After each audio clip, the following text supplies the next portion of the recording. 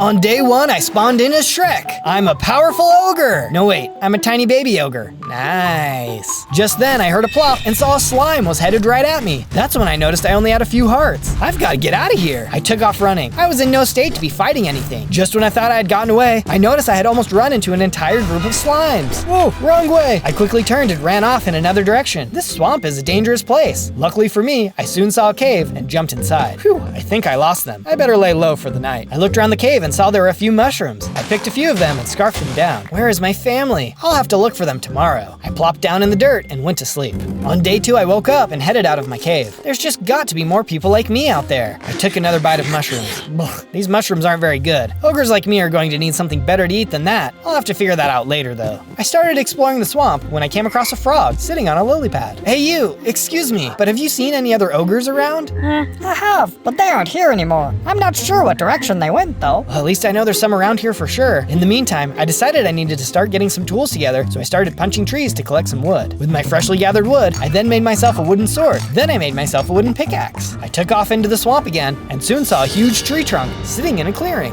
Whoa, this must have been a huge tree. I think this could make for a perfect place to live. I dug into the side of it and found that it was hollow. I got right to work and started turning the inside into a home. I only had some basic materials, so I wasn't able to do anything super fancy, but it was going to work great for a starter base. Soon, the hut was complete. This will be much better than sleeping in a cave. On day 3, I stepped out of my hut and set off to look for the ogres the frog had seen. To my surprise, I soon stumbled across an entire village of ogres. I can't believe it! I found my ogre family! I walked up to one of them. Hi, you must be my dad. Your dad? Do I look like a man to you? I'm your mom, silly. Whoops, that's what I meant. What are you guys doing hiding so deep in the swamp? You haven't heard? All the king's horses and all the king's men are out here capturing us. The king hates ogres. Oh no, why would he do such a thing? What happens to the ogres he captures? He takes them and forces them to live in his dungeon. We don't really know what happens after that. We talked a while longer, then my mom decided to show me around the village. It was so nice to finally have a family. But suddenly, the village was attacked by a bunch of knights. Zozo, run! We'll try to hold them off. I ran and hid while the knights in my ogre family started to fight. They did their best to fight them all off, but it wasn't enough. They took my parents captive and destroyed anyone else who fought back. No, how could they? From my hiding place, I could hear one of my ogre brothers were stuck. Just then, a door opened and I heard a knight run up to him. A block broke as they dropped him through the floor. Am I next? That's when I started to hear explosions as the knights started placing TNT around the village and setting things on fire. Suddenly, I heard some TNT light right by me and an explosion sent me flying. A while later, I emerged from the swamp I had fallen into and saw the village was in ruins, but deserted. Except for a swamp pig, that is. Oi, ogre! Was it another attack by the king's men? Yeah, it was. I think I'm the only one left. They took my entire family.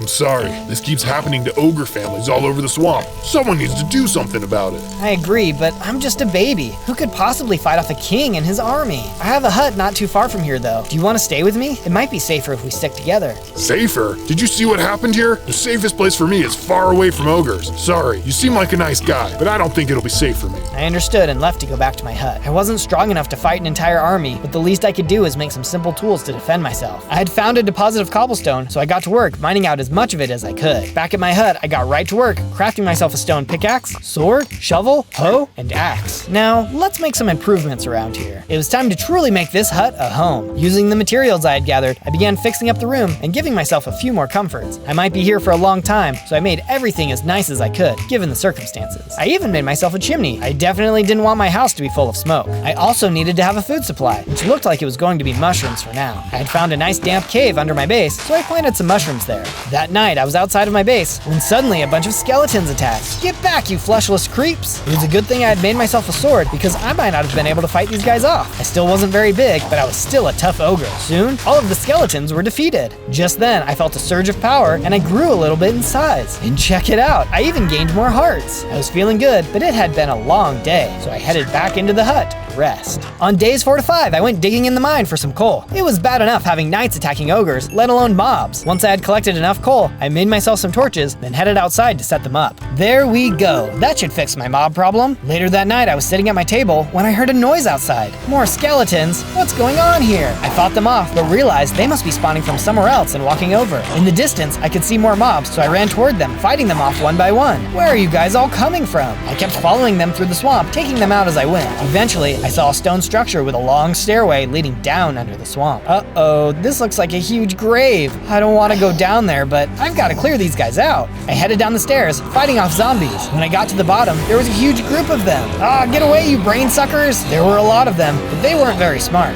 I got them to all get in a line and started to quickly knock them out, one by one. Eventually, I managed to take the last one out. Phew, I'm glad I got rid of them, but where are they coming from? That's when I had a scary realization. What's inside of the tomb? I nervously cleared the top of the grave and saw there was a spawner inside. Oh, that's the issue. I quickly knocked it out. No more zombie problems for me. Just then, I realized I was really hungry, but I was still a long way away from my base. What was I going to do? I did pick up a bunch of rotten flesh from these guys. I guess it's my only option. I ate a bunch of it and started to feel funny. Although, it wasn't a bad funny, just a funny. Suddenly, I let out a big burp, releasing a bunch of toxic gas. I let out a little fart too. I hadn't even noticed a zombie had snuck up behind me, but the gas attack made him run away. Oh, nice! I think I just discovered a powerful ability. I ran back out of the grave. As I came to the top, I saw a donkey come wandering out of the trees. Oh my word, it's an ogre! Run! Whoa, hang on a second! The donkey took off running into the trees. He was running so fast, he ran straight into some mud and started sinking. Oh no, it's the end for me. It's over. I can already see the light. I ran over closer to him. Here, catch this. I threw a rope out to him, which he grabbed onto. Using that, I managed to pull him out of the mud. Oh my word, you saved me. You're my hero. What are you doing all the way out here in my swamp? Well, I was out here with my family, but they fell into mud, just like this. There weren't any ogres around to save them, though. Oh no, that's horrible. The swamp can be a dangerous place. Why don't you come stay at my hut? It's not far. Oh, you mean it? That would make my year right there. We started heading back to the hut. By the way, what's your name? Donkey, just like my father before me. You may be surprised to know it's actually a pretty common name. We soon arrived back at the hut, which was surrounded by slimes. Hang on, I'll take them out. Donkey charged in without warning. He was a feisty little guy, but got hurt almost right away. I had to jump in too. Luckily, slimes weren't very strong, but there were a lot of them. Working together, we managed to clear them all out after a bit of work. That leg doesn't look too good. Come on, you can stay inside. Donkey ran inside and immediately jumped on my bed. This is gonna be fun. We can stay up late, swapping manly stories, and in the morning, I'm making waffles.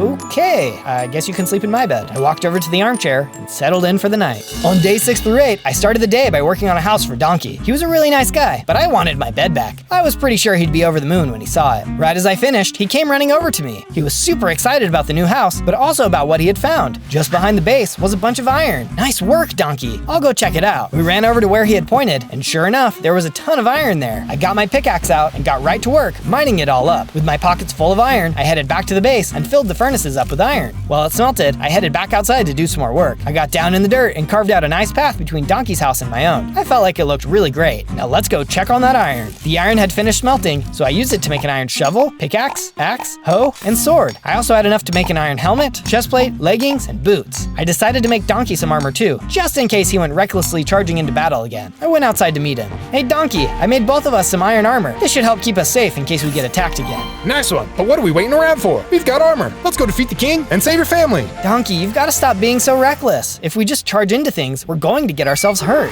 Just then, a giant warped toad came hopping up behind us. Right on cue, Donkey went rushing in and attacked. We're gonna have to work on that. I rushed in as well and we started to fight off the toad. He wasn't super strong, but he sure was big. Together with our new gear though, Donkey and I managed to take him out. See, we make a great team. We can take the king on. But don't you see how dangerous that was? We can't just rush into things. We'll need to prepare ourselves if we're going to be taking on an army. Donkey understood, but mentioned he was getting hungry. I tossed over a bunch of mushrooms, which he tossed right back. Ugh, mushrooms are nasty. Here, I have some carrots from a farm I used to work on. How about we start our own farm with these? I thought that was a great idea, so I picked them all up and got right to work tilling the ground. Once the farm was ready, I planted all of the carrots. There we go. Now Donkey can have a feast. On days 9 to 10, I started my day adding some upgrades to the base, including an outhouse. I had been eating a lot of rotten flesh, so it was better to be safe than sorry. I also had this strange dream where I had met a talking gingerbread man, so I thought it'd be fun to make a giant statue of him. I had started to make the first part out of mud, but once I finished, it didn't look quite right, so I went to have a chat with Donkey. Donkey, you said you used to work at a farm near here, right? Was there wool there? Oh yeah, tons of wool. Enough wool you can make yourself a million winter coats. But don't you know it's hot out here? Why are you making so many coats? No, not for coats, for a statue. Oh, well why didn't you say so? Donkey told me where to go, but warned me that the farmer there isn't very nice, so I'd have to be careful. Later on, I could see the farm in the distance. As I got closer, I snuck up to the farm, but didn't see the farmer anywhere. Psst, hey, do you mind if I grab some of your wool? You can have as much wool as you want if you can bust us out of here. This farmer is a jerk.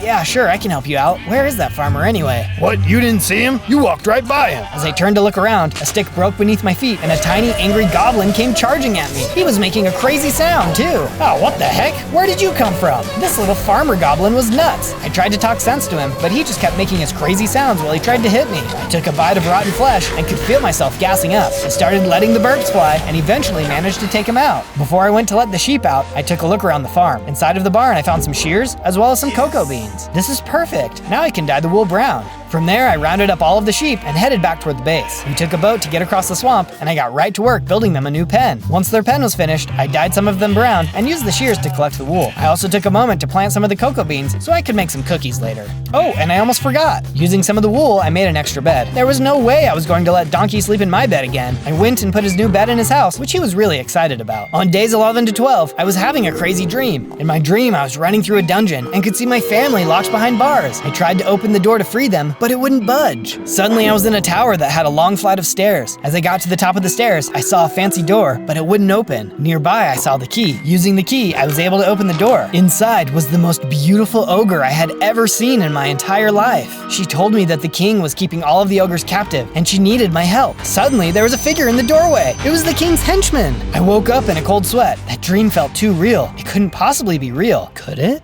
On days 13 to 15, I ran over to Donkey to have a chat with him about my dream. He had a lot to say about it. A beautiful ogre? What do you mean a beautiful ogre? Can you smell yourself right now? You're telling me there's a beautiful you out there? I get it. But come on, you've been to the castle before, right? Surely you must have seen something. Well, I've been to the farms and the dungeons. Sounds like you definitely saw the dungeons. Never been to the castle though, so I can't say if there's a beautiful ogre inside or not. Well, what about the henchman? Have you seen someone like that before? Oh, the henchman. Talk about a real creepy creep. That guy never says a word. I don't know, you're making him sound kind of nice. That guy will just stare at you, and they say he's never lost a fight. If you think you're gonna go beat him up, you better think again. Well, maybe we won't go get in a fight, but I think we need to go and just see what's going on there. If my family is really there, I've got to help rescue them. Since I was still pretty small, Donkey let me ride on his back. He kept chatting my ear off until we came to a bridge. It's so foggy here. Let's cross this by foot. Donkey and I started crossing the bridge when we soon came across a troll. Answer my question on the first try, or get it wrong and prepare to die. A question? Sure, go ahead. What is your name? My name? It's Zozo. What? But you're the green ogre from that movie. That's not your name. Donkey, what is he talking about? Don't look at me. I have no idea. Oh, whatever. On guard. The troll attacked us. We couldn't waste any more time with this guy. Did he really think I didn't know my own name? Donkey managed to get him lined up against the railing and headbutted him over the edge. I'll be back. I guess he thinks he'll survive the fall. Come on, Donkey, let's go. Donkey and I continued across the bridge, coming across the other side. On day 16 to 19, we were continuing toward the castle when we saw a village in the distance. Greetings, humans! The villagers immediately started to scream and run away. Donkey did say it smelled bad, but I didn't think it was that bad. Since everyone had run away, I figured I may as well help myself to some of their crops. I managed to get myself plenty of wheat and a nice stack of seeds. But at least now I can start a wheat farm of my own. As I went to grab some more crops, there was a noise in the trees and a huge wildkin came out of the forest. Whoa, no wonder those humans were all running away. They must have been scared of you. Donkey, stay back! I tried to fight him, but he was too strong. I started running away when suddenly a tiny cat came out of nowhere, taking out the wildkin. Whoa, you're super strong. We could use someone like you on our team. I am flattered, senor, but please, I have my own mission to complete. It's okay, I understand. We'll see you around then. You will not see me, but I may see you.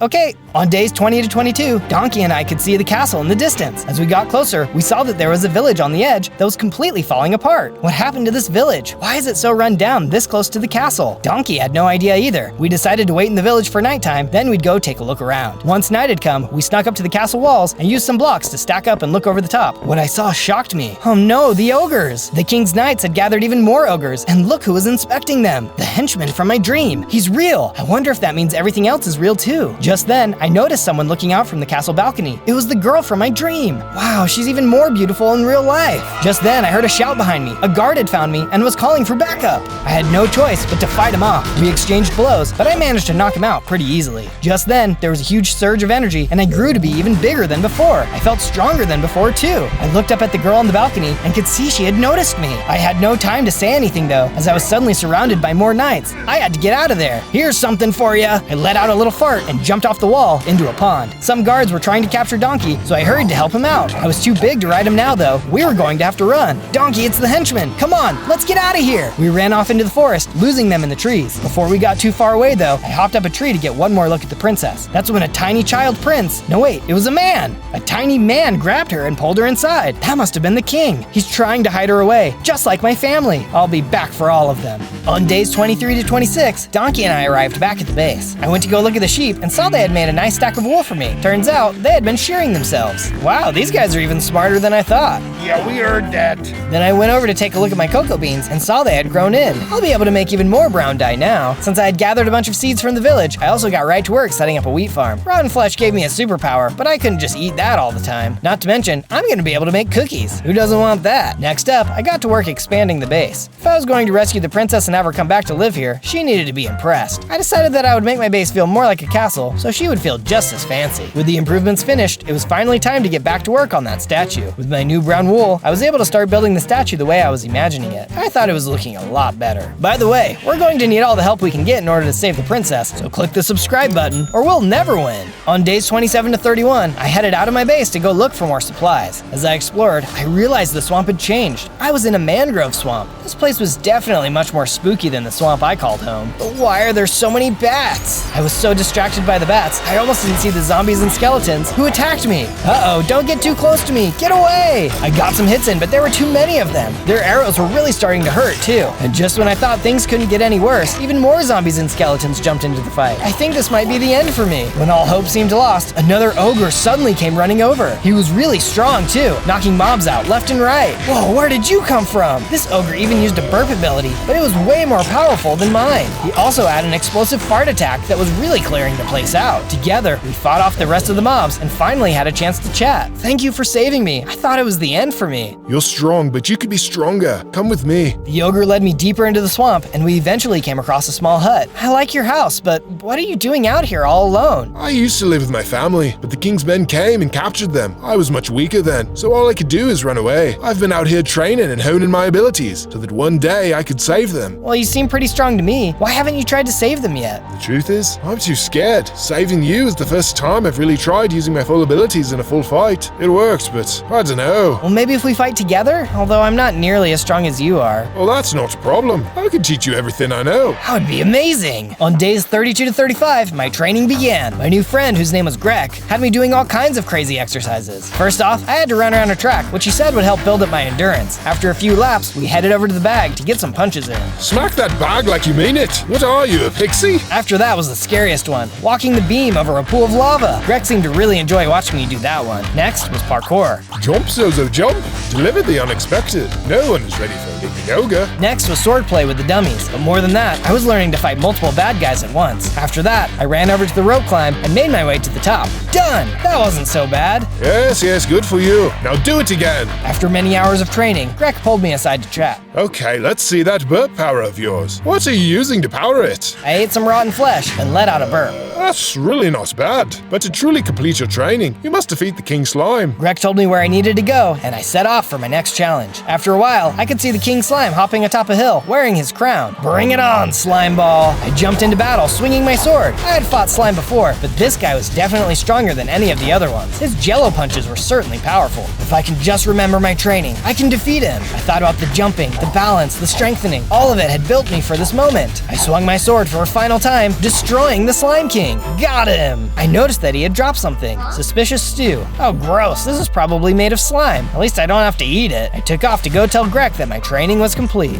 On days 36 to 39, I had arrived back at GRINCH's house. Well, I've done it. I defeated the Slime King. Very nicely done, but your training is not complete. What do you mean? I thought I just had to beat the Slime King. There's still one more thing to be done. That suspicious stew? Eat it. Oh man, you can't be serious. I took out the stew and drank it down. My stomach started to rumble. This didn't feel right. Suddenly, I let out a huge fart, blowing a hole in the wall. Whoops, I didn't mean to do that. But now you can mean to do that. Your fart ability is now yours to control. We got right to work fixing up his shack. I was really excited about my new power. Once the shack was fixed, I invited GRINCH to come live at my base with me. me. Thanks for the offer, but I think I'll stay out here and continue my training. But here, take these enchantments. They will help you be faster in water and do more damage to the undead. I stepped over to Grek's anvil and added the enchantments to my sword. I was already feeling better about my chances. I soon left Grek's house and started journeying back to my base. Along the way, I ran into some more zombies and skeletons like before.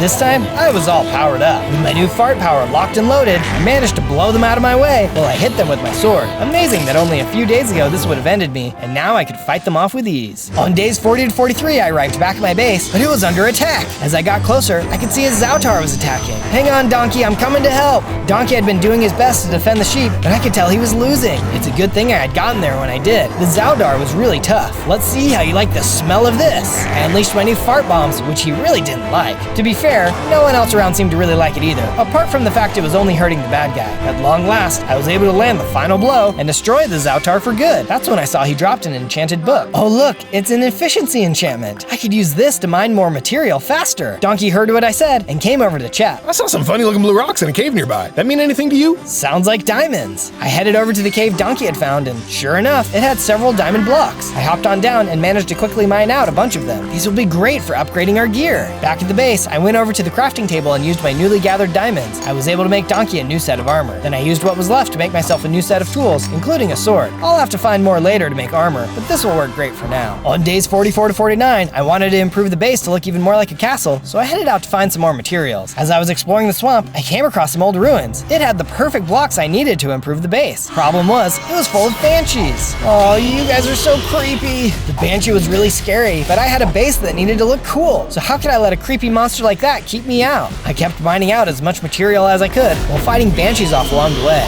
And look at these chests. They have lots of emeralds inside. I'll have to find something good to do with these. Soon enough, I had gathered all of the material I needed and got out of there. On days 50 to 53, I returned to my base and started using the materials I had gathered. I never thought I would be someone who lived in a castle, but the look was really starting to grow on me. Once I had finished with my improvements for the day, I did a little bit more work on the statue. The sheep had given me a fresh stack of wool, so it was the right time to get going on the next part of the build. As I was building, I thought about how funny it would be to meet a talking gingerbread man. That would just be crazy. As I was finishing up the statue, I heard a croak nearby and saw a group of frogs. Hey, we've been watching you and seeing what you're building out here. It's mad impressive. Thanks, guys. Glad you think so. We do. We were also hoping we could live here, too. We've just been thinking, if the king is capturing green things like you, what's gonna stop him from capturing green things like us? We'd feel much safer living here. It's hard to argue with that logic. Let me get you guys set up. With the frogs ready to move in, I had to hurry and build them their own place. It wasn't anything super fancy, but I'm pretty sure it was fancy enough for a frog. Soon, it was complete, and the frogs were able to all move in. On days 54 to 57, I went to go see Donkey, but he was gone. I looked around and saw a note had been left behind. Looks like he decided to go find me some diamonds. Very recklessly, I must add. I better go find him. He could easily get into trouble. The frogs were awake, so I went over to them to ask if they had seen where Donkey had gone. They said they had seen him wandering off and pointed me in the direction I needed to go. I wandered off really far from the base, but still couldn't find him. Just then, I could hear him crying out in the distance. I ran toward the noise, but stopped before I got too close. Donkey was under attack by a group of knights, led by the henchmen. I watched from a distance as they demanded to know where my base was. Lucky for me, and for the first time in his life, Donkey didn't say a word. They started taking him away. Hang on, buddy, I'm coming to rescue you. But before I could charge in,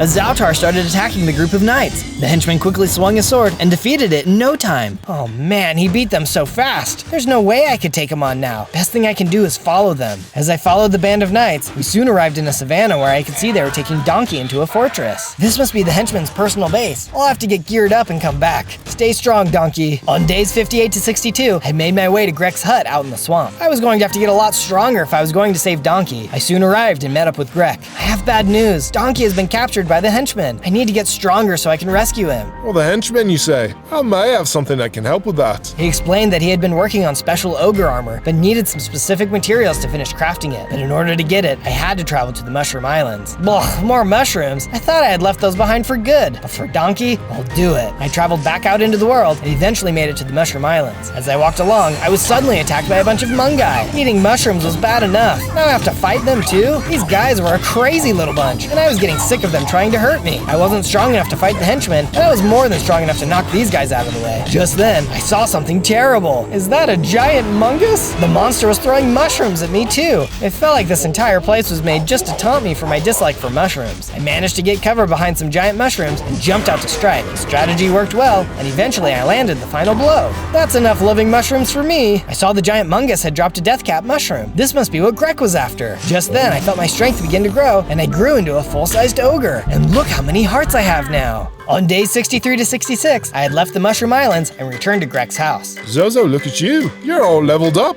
You look great. And I even got the mushroom you were looking for. GREK was so excited, and he quickly got to work. After a few moments, the new armor was ready, which he gave to me. This new armor fits great, and is so strong. I can't believe mushrooms could be used for something I'd actually like. I asked GREK if he was sure he wanted to stay here, and this time, he agreed to move to my base with me. He said after I had left, he was feeling a new kind of loneliness, and decided he would be happier with me and everyone else. Back at the base, I got right to work, constructing him his own place to live. I was glad he had decided to move in with everyone. No one should have to live such a lonely life. Soon, I had finished building his place. Thanks for this, Zozo. I'm glad you were so weak I had to save you. Aha, very funny. But I'm glad you're here too. How do you feel about going on a second rescue mission? I feel like I'm ready to save Donkey. I'm sorry. I wish I could, but I don't think I can. I'm just too scared. There's something about that henchman that makes it too hard for me to face him. I'm sorry. That's okay. I know that with all of your training, I'll be able to do it. He smiled as we both looked off in the distance. I had subscribed to his methods and was rewarded. Now you just need to subscribe so we can keep adventuring together. After a long day, I headed back to my house. That's when I realized I could no longer fit through the front door. Oh man, this is no good. Well, just one way to fix it. I backed up and charged at the doorway, breaking the block with my head. Now I was able to enter my house and close the door. Ah, perfect. On days 67 to 70, I had arrived back at the henchman's fort. It was time to save Donkey. I feel like with my strength and armor, nothing can stop me, even the henchmen. I ran up to the fort, knocking guards out of my way. I used every attack I had, doing my best to take as little damage as possible. The new armor was pretty amazing though, and I felt very protected. There were a lot of knights here, but I wasn't afraid. Don't worry, Donkey, here I come. I kept pushing and knocking knights out of my way. As I fought, I had also picked up a crossbow. I figured that might come in handy at some point. Eventually, I had made it outside the henchman's room. It was time. On day 71 to 74, I stepped into the henchman's room. I could see him sitting on a throne. Donkey was nearby too, trapped in his cage. He was pretty happy to see me. Zozo, you're here! Let my friend go, or prepare to be destroyed. The henchman didn't say anything.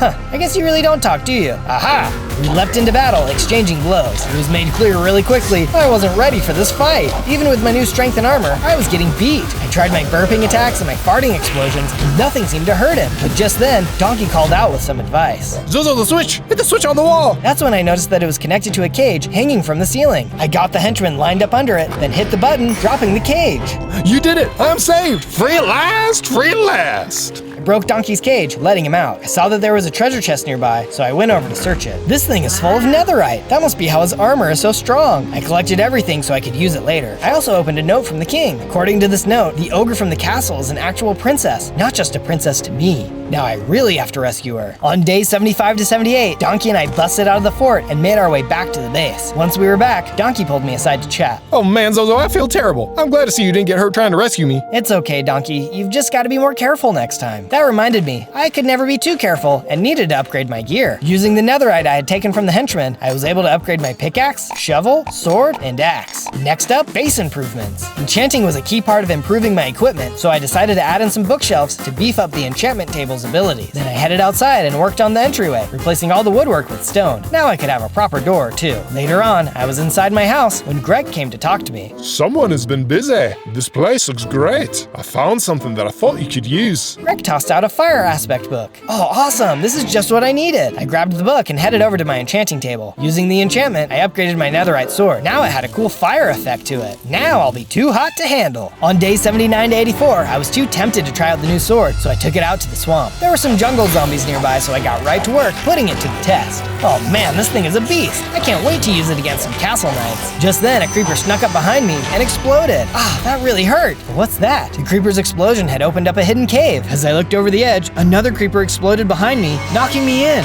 As I went into the cave, I saw it was filled with monsters. Oh, why couldn't it have been full of jewels? Or even better, cookies? I kept fighting my way through, taking some good hits, though my new equipment was next level, and I was able to cut through many rounds of baddies. As I continued fighting, I soon saw the cave open into a bigger room with a big mushroom in the middle. What's the deal with all the mushrooms everywhere? Suddenly, the mushroom exploded, revealing a monster. Wow, why is this here? What was going on? It's like my entire life was mocking my distaste for mushrooms by by making all the mushrooms I came across attack me. This just wasn't cool. Back off, you evil demon mushroom. Trust me, I don't want to eat you. This guy was super freaky, but I would rather eat a mushroom than be destroyed by one. I swung my fire sword and finally took it out. As he disappeared, I saw it dropped a giant mushroom. I picked it up, but saw its inscription said that I should eat it only in times of need. Who knows? Maybe it could come in handy. On days 85 to 89, I had made it back to the base and went to talk to GRINCH. I told him all about how well the sword had worked and even about my battle with the mushrooms. I don't think he believed me, but he said he did. I finally feel like I'm ready to try and rescue my family. It was then that I remembered how the ogre princess will need somewhere to live once we broke her out, and this place was far from being nice enough for royalty. So with that in mind, I got to work, adding even more upgrades to the base. Hopefully no one else would want to attack us, but if they did, we'd need to build a decent wall. It was going to be a simple addition, but I think it made a big difference. Speaking of builds, I decided it was time to finish the statue. I was really liking how the gingerbread man was looking. It was almost like he could start talking at any moment.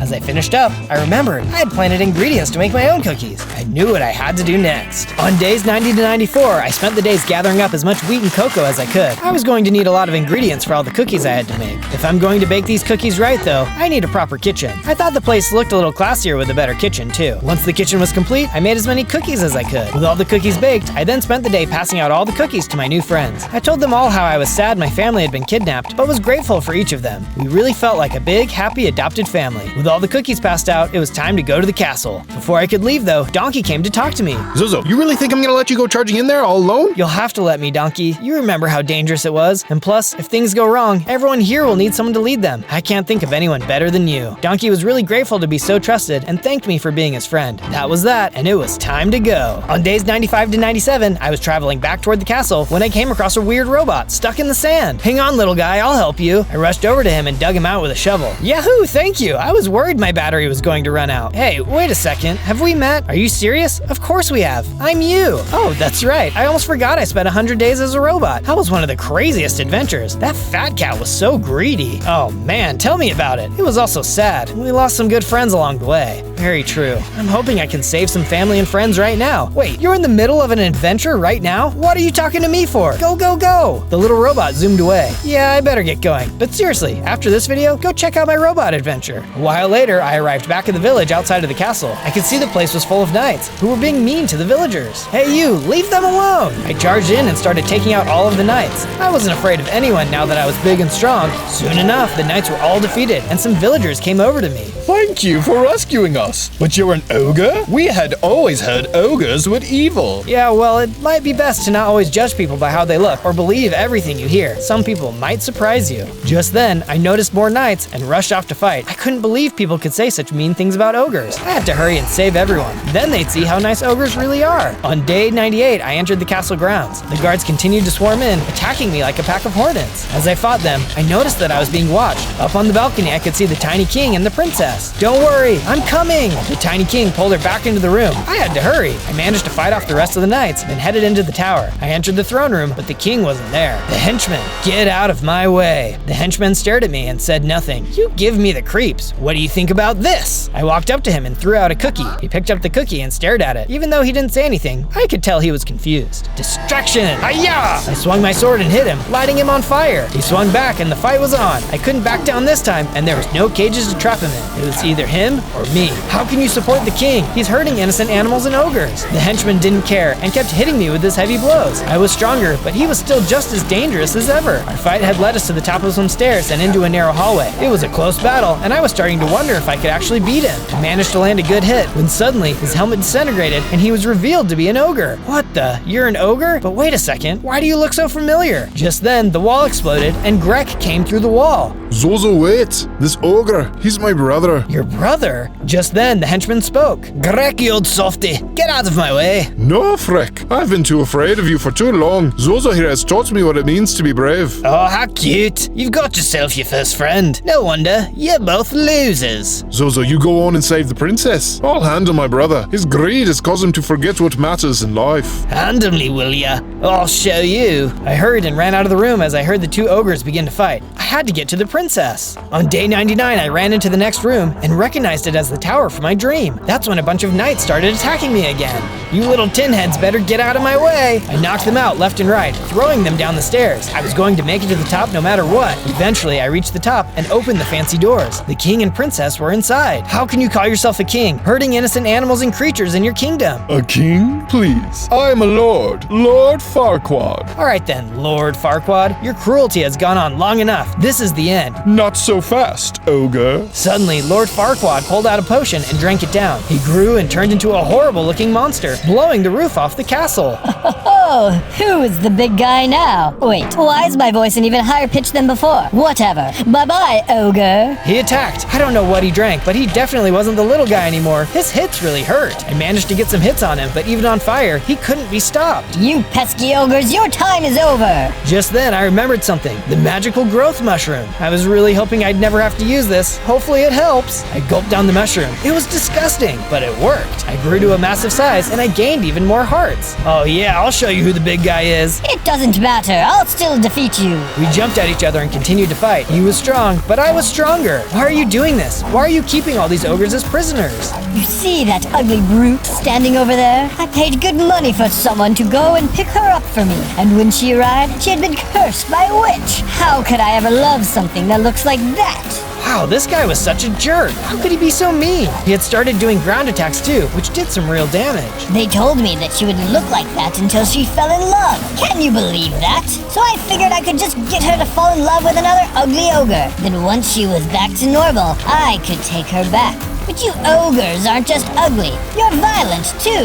Clearly you don't understand how love works, and you definitely don't understand ogres. It was time to end this. I focused as hard as I could and landed the final blow. The fire then finished him off. He was defeated. Princess, are you okay? Yeah, I'm fine. Thank you for getting rid of him. By the way, my name is Fiona. Fiona, it's great to finally meet you. I'm Zozo. I'm sorry to hear you've been cursed. Is there anything we can do to help that? No, unfortunately, curse rules are curse rules. Only way to break it is if I fall in love. But you know what? I actually really like being an ogre. Every ogre I've talked to has been so nice. And besides, love takes time to blossom. It's not something that can happen overnight. That's true. Hopefully you find the right person someday. But in the meantime, could you help me? I have to rescue my family. I know where the ogres are being held. Follow me. On day 100, I followed Fiona down and into the dungeons. My family was all here. Guys, it's me, Zozo. I'm here to rescue you. Fiona and I broke all the cages, letting everyone free. They couldn't believe I had made it all the way here to rescue them. It was a great reunion. Before I left, though, I met back up with GRINCH. He was looking over the balcony and was sad. GRINCH, what happened with your brother? We had an epic fight, and I managed to corner him on this balcony. It was clear I was going to beat him, and he jumped over to the edge and escaped. Before he left, though, he said he was going to find himself out in the swamp.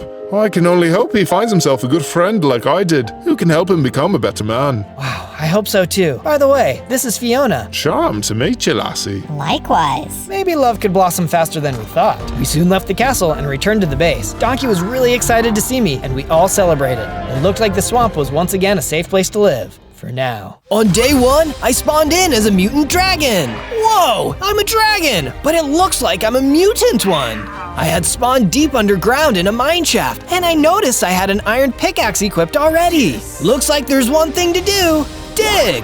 I figured every good dragon needed a treasure hoard, and since I was a mutant dragon, I needed to find some uranium to fill my lair. Most dragons would prefer gold or silver, but uranium is perfect for me. As I was digging, I stumbled on some ore, but a bar guest showed up and attacked me.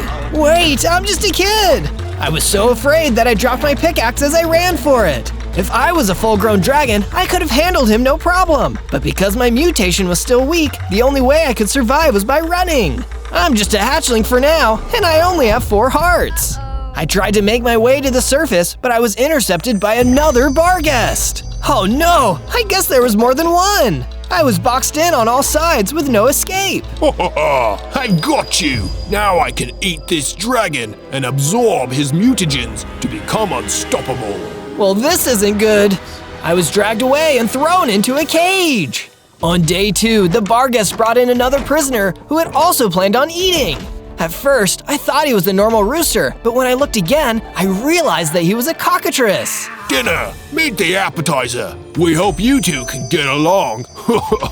When the bar guests left us alone together inside of the prison, the cockatrice ran around the cage in fear. Ah, don't eat me! It's alright, I might be a little mutated, but I'm a dragon just like you. That means I'm a friend. Call me Zozo. Oh, thank goodness, another dragon. I thought I was gonna become a chicken dinner. My name's Rusty. Nice to meet you. I bet if we work together, we could break out of this place. Well, I do have the ability to chew through stone. All cockatrices do. Perfect, let's do that. Rusty ate through the stone floor of the prison, and we were able to make our escape. But we were soon interrupted by a huge pit with lava at the bottom. Oh no, we can't go any further. Don't worry, Rusty. I've got abilities too. I had Rusty get on top of my back, and together we jumped out into the pit. I used my mutant wings to glide slowly towards the opposite side.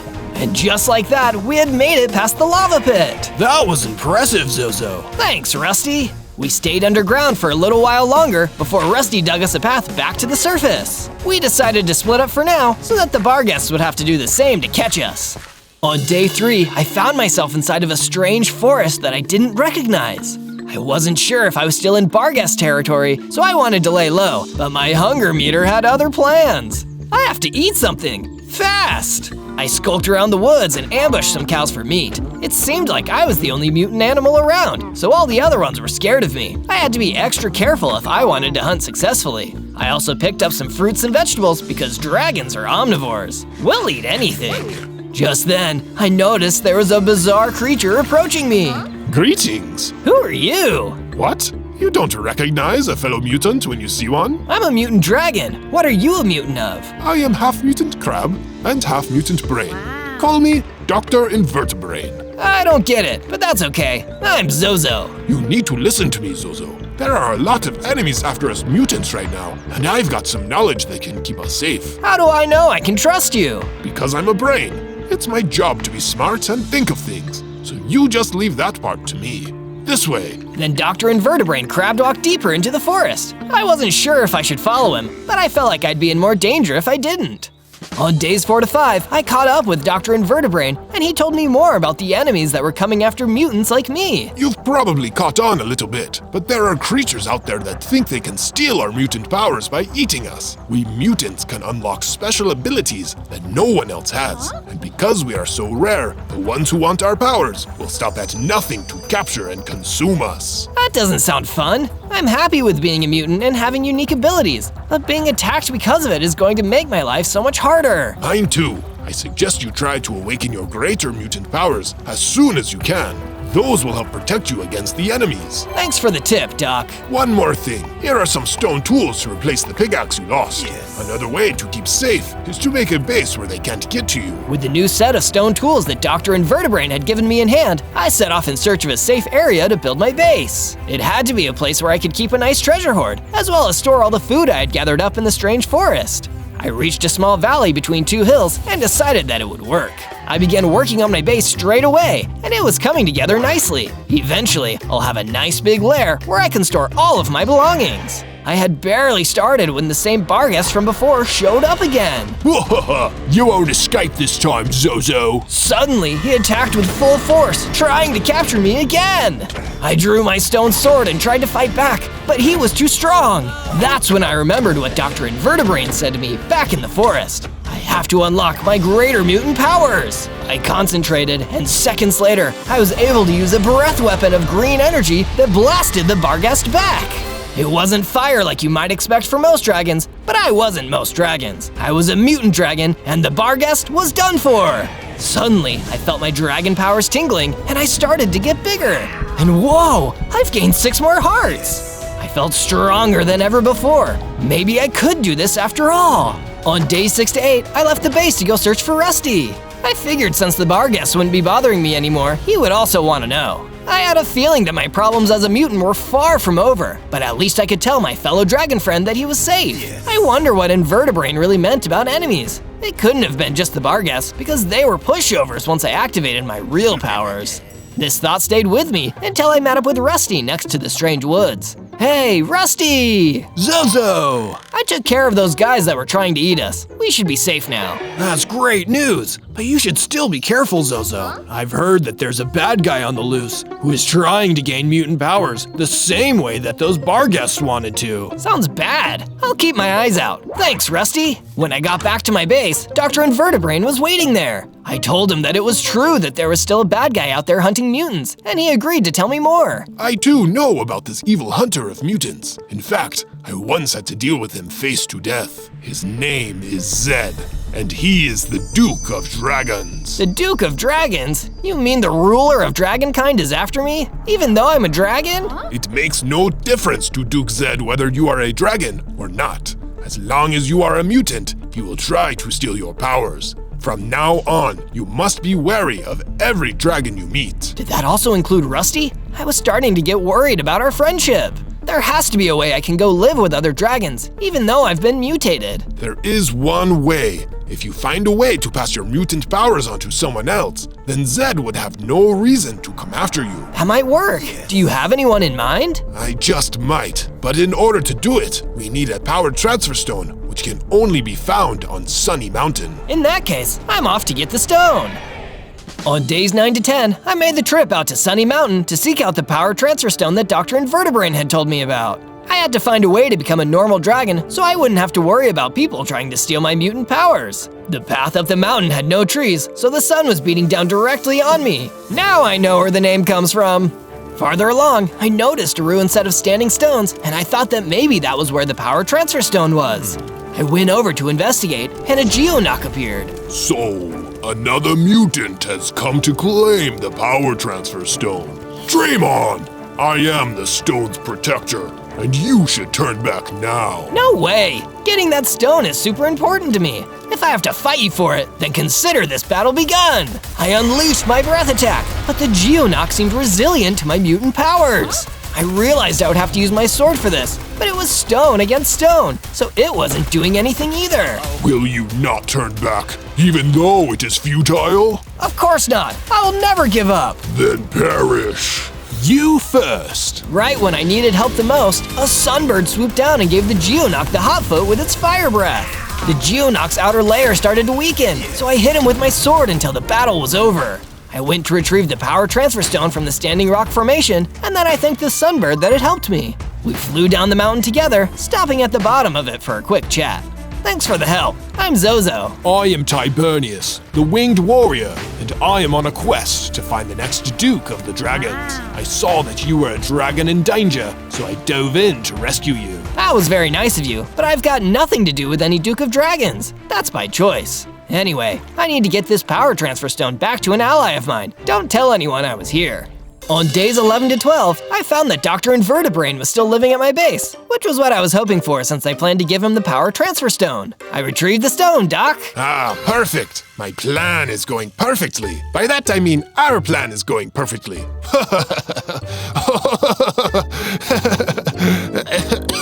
I didn't think it was that funny. But anyway, what else do I need to do in order to transfer my powers away? Eager to get to the next phase, are we? Well then, pay attention, because this is where things are really going to get challenging. I'm listening. You must place the power transfer stone within the mouth of a magic idol that sits on a nearby island. I'll show you how to get there. Excellent! I can't wait to be free of my powers. I can't wait either. I still didn't know what Dr. Invertebrain was laughing about, but I figured he was just remembering an inside joke. On my way to Idle Island, I stopped by an open cave to dig for iron ore. A strong suit of armor should protect me in case anyone working for Duke Zed tries to capture me. Unfortunately, the cave was full of hyenas, so I needed to do multiple sweeps with my green energy breath weapon to clear them out. Once I had cleared the cave of the hyenas, I collected the iron ore. Then I went back outside and flew off towards Idle Island. On days 13 to 15, I came ashore on the island and saw the idol waiting for me to place the power transfer stone in its mouth. There were signs all over the place with messages that said, "Here, Zozo," and "Transfer your power here." I want to feel welcome, but I'm starting to just feel creeped out instead. Was Dr. Invertebrain not telling me something about the idol? Maybe he had been planning to do something with the power transfer stone for longer than I thought. But then again, he'd still have to have known my name, and we didn't meet that long ago. This was getting too weird. So instead of placing the stone inside the idol, I jumped back into the air and flew back towards my base. I needed answers about all of this, and I was convinced that only the good doctor could give them to me. On days 16 to 19, I was surprised to run into Dr. Invertebrain in the field while I was still on my way to the base. He noticed that I still had the power transfer stone in my possession. Why didn't you put the stone in the idol's mouth like I asked? I'm sorry, I didn't mean to not listen to you, but that place was really weird, and I have some questions about what has been going on. Questions for me. Well, I am a brain, so I should be smart enough to give some good answers. First, why hasn't Zed sent any minions after me? You said he would, but I haven't seen any signs of it. Second, why did it seem like you had been to that island and knew my name before you met me? You should ask better questions, Zozo. Those will get us nowhere. Just leave the rest of the thinking to me, will you? Alright, but I'm still confused. When I made it back to the base, I was startled to see Tibernius the Sunbird there waiting for me. It is you! You're the one I've been looking for. We need your help quickly. The Duchy of Dragons is under attack. The Duchy of Dragons? Isn't that the place ruled by Duke Zed of the Dragons? Wait, did you say I was… There's no time. You're the only one who can stop that madman, Dr. Invertebrain. What? It couldn't be true. I followed Tibernius, and the two of us hurried to the Duchy of Dragons. Once we got there, I saw that it was being attacked by Dr. Invertebrain. He was using mutant powers to destroy the buildings. Invertebrain, stop this! What are you doing? I tried to do this the nice way, but you chose to defy me. Now, because of you, your people will suffer. I don't understand. You said the dragons wanted my powers. No, you fool! I want your powers so I can become the most powerful mutant who ever lived, and I would have had them too if you had just placed the stone in the idol. I'm not doing that. I'm not listening to you anymore. You're going down. I charged in and prepared to use my powers, but he hit me with a mutant energy attack before I could. Due to the power of it, I was knocked out cold. On days 20 to 22, I woke up and saw that the Duchy of Dragons had been completely destroyed. There was no sign of Dr. Invertebrain anywhere. What was even worse was that the power transfer stone was gone from my inventory. He must have stolen it from me after I was knocked out. You're awake. I guess Invertebrain still needs you alive. Tibernius, I'm so sorry. I was too weak to stop him. Don't worry, Zozo. I've gathered the remaining dragons and told them that you could make it up to them by giving them a new home in your base. You did? Well, how can I say no? It seems like everyone got in a whole bunch of trouble because of me. Nothing of the sort. There is still hope because of you. The faces of many dragons looked at me, and they didn't seem upset. It was like they saw me as one of their own, and not a mutant. I promise, I'll do everything I can to keep you safe at my base, or my name isn't Zozo, the mutant dragon. I spent the rest of the days gathering materials and expanding the base outward so it looked like the new Duchy of Dragons. I added a bunch of houses for the dragons and a bridge to connect them all. I wanted to make it feel like the home they lost and provide a safe space for them.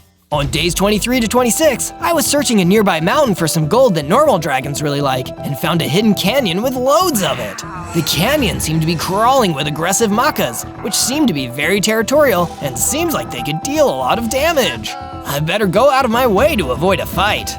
I went deeper into the canyon undetected, but it turned out that some of the others weren't so lucky. I saw a zombie getting attacked by the macas. He looked like a mutant too, just like me, and was punching them with his green fists. Hey, fellow mutant, we should work together. I can help you. No way. You're just gonna try and steal my powers, aren't you? Just like Invertebrain. I promise I won't. He tried to do that to me too. It sounds like we've got a common enemy then.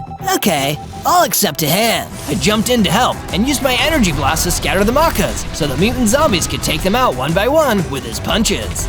Together, we defeated all of them with ease. Thanks for the assist. I had almost given up on my fellow mutant. Here's a tip about unlocking your powers as a reward. The mutant zombie showed me how to focus my energy into my limbs like he did. Thanks to his demonstration, I could jump super high with an energy-powered wing boost. Thank you. I'll make sure to put this power to good use. If you see Dr. Invertebrain, give him the old one too for me. On days 27 to 31, I found some sheep wandering through a burnt plain. Meh. So hungry. What happened to all the grass here, guys? There was some kind of evil energy blast, and all the grass got burned up. We used to graze here all the time, but now it's gone. Don't worry, the grass is always greener on the other side of the valley. And by that I mean, my base has some grass you could eat. Bah, thank you. The sheep and I returned to my base. I then built them an enclosure around a grassy field where they could live and eat peacefully. After that, I went to see Tibernius and noticed he had created a training area where everyone could practice sword skills. We need to be ready in case of another attack, especially because Duke Zed and his noble guard have gone missing. That's right, I almost forgot. There are still some dragons that fled the city during Dr. Invertebrain's attack. We've got to make sure to find them. I'm sure they'll turn up, but for now, we should prepare for Invertebrain's next move. Meanwhile, unknown to myself and Tibernius, the evil doctor had been growing more powerful. He had captured that mutant zombie I had met in the hidden canyon and was using the power transfer stone and the island idol to drain the zombie's powers and add them to his own. You'll never get away with this, Invertebrain. Oh, but I already have, and I'll keep transferring the powers of every other mutant to myself until I'm all powerful! On days 32 to 35, I was mining for more materials when I encountered a group of fire dragons. Are you refugees from the duchy? It's one of them mutants that destroyed the duchy. Get him! Uh-oh, they must think I'm working with Invertebrain.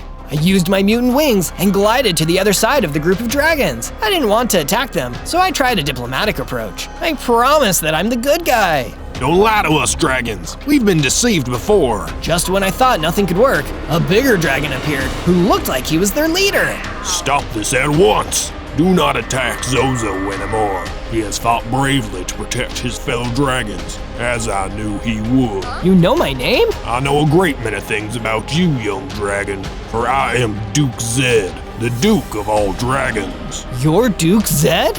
I was told you would try to steal my powers, but I'm guessing that was another one of Dr. Invertebrain's lies. Indeed it was. He tried to turn us against each other, but the truth is that we share a strong bond. A strong bond? What did he mean by that? I had never met this dragon before in my life, but somehow, what he was saying felt like it was true in my heart. I had to know more. Duke Zed, please return to my base and tell me everything. I need to know about Invertebrain and why I've always had these mutant powers. No, I cannot. It is too risky for myself and the rest of these dragons to be out in the open, but if you need my help, you can find me in the underground. Well, that's good enough for me. For now, I'm going to let Tibernius know that you're okay, but I'll be back soon to hear more of the truth. I will be looking forward to it, young dragon.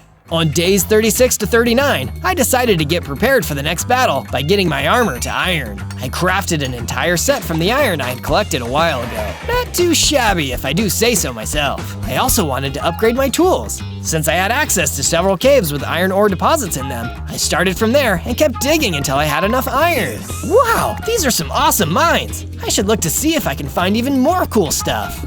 Further down in the cave, I found a treasure chest, and inside was a unique weapon, an enchanted crossbow that could fire endurophage rockets at enemies. These rockets are made of parts that you can only get in the end. The explosions caused by these rockets could be useful later down the line.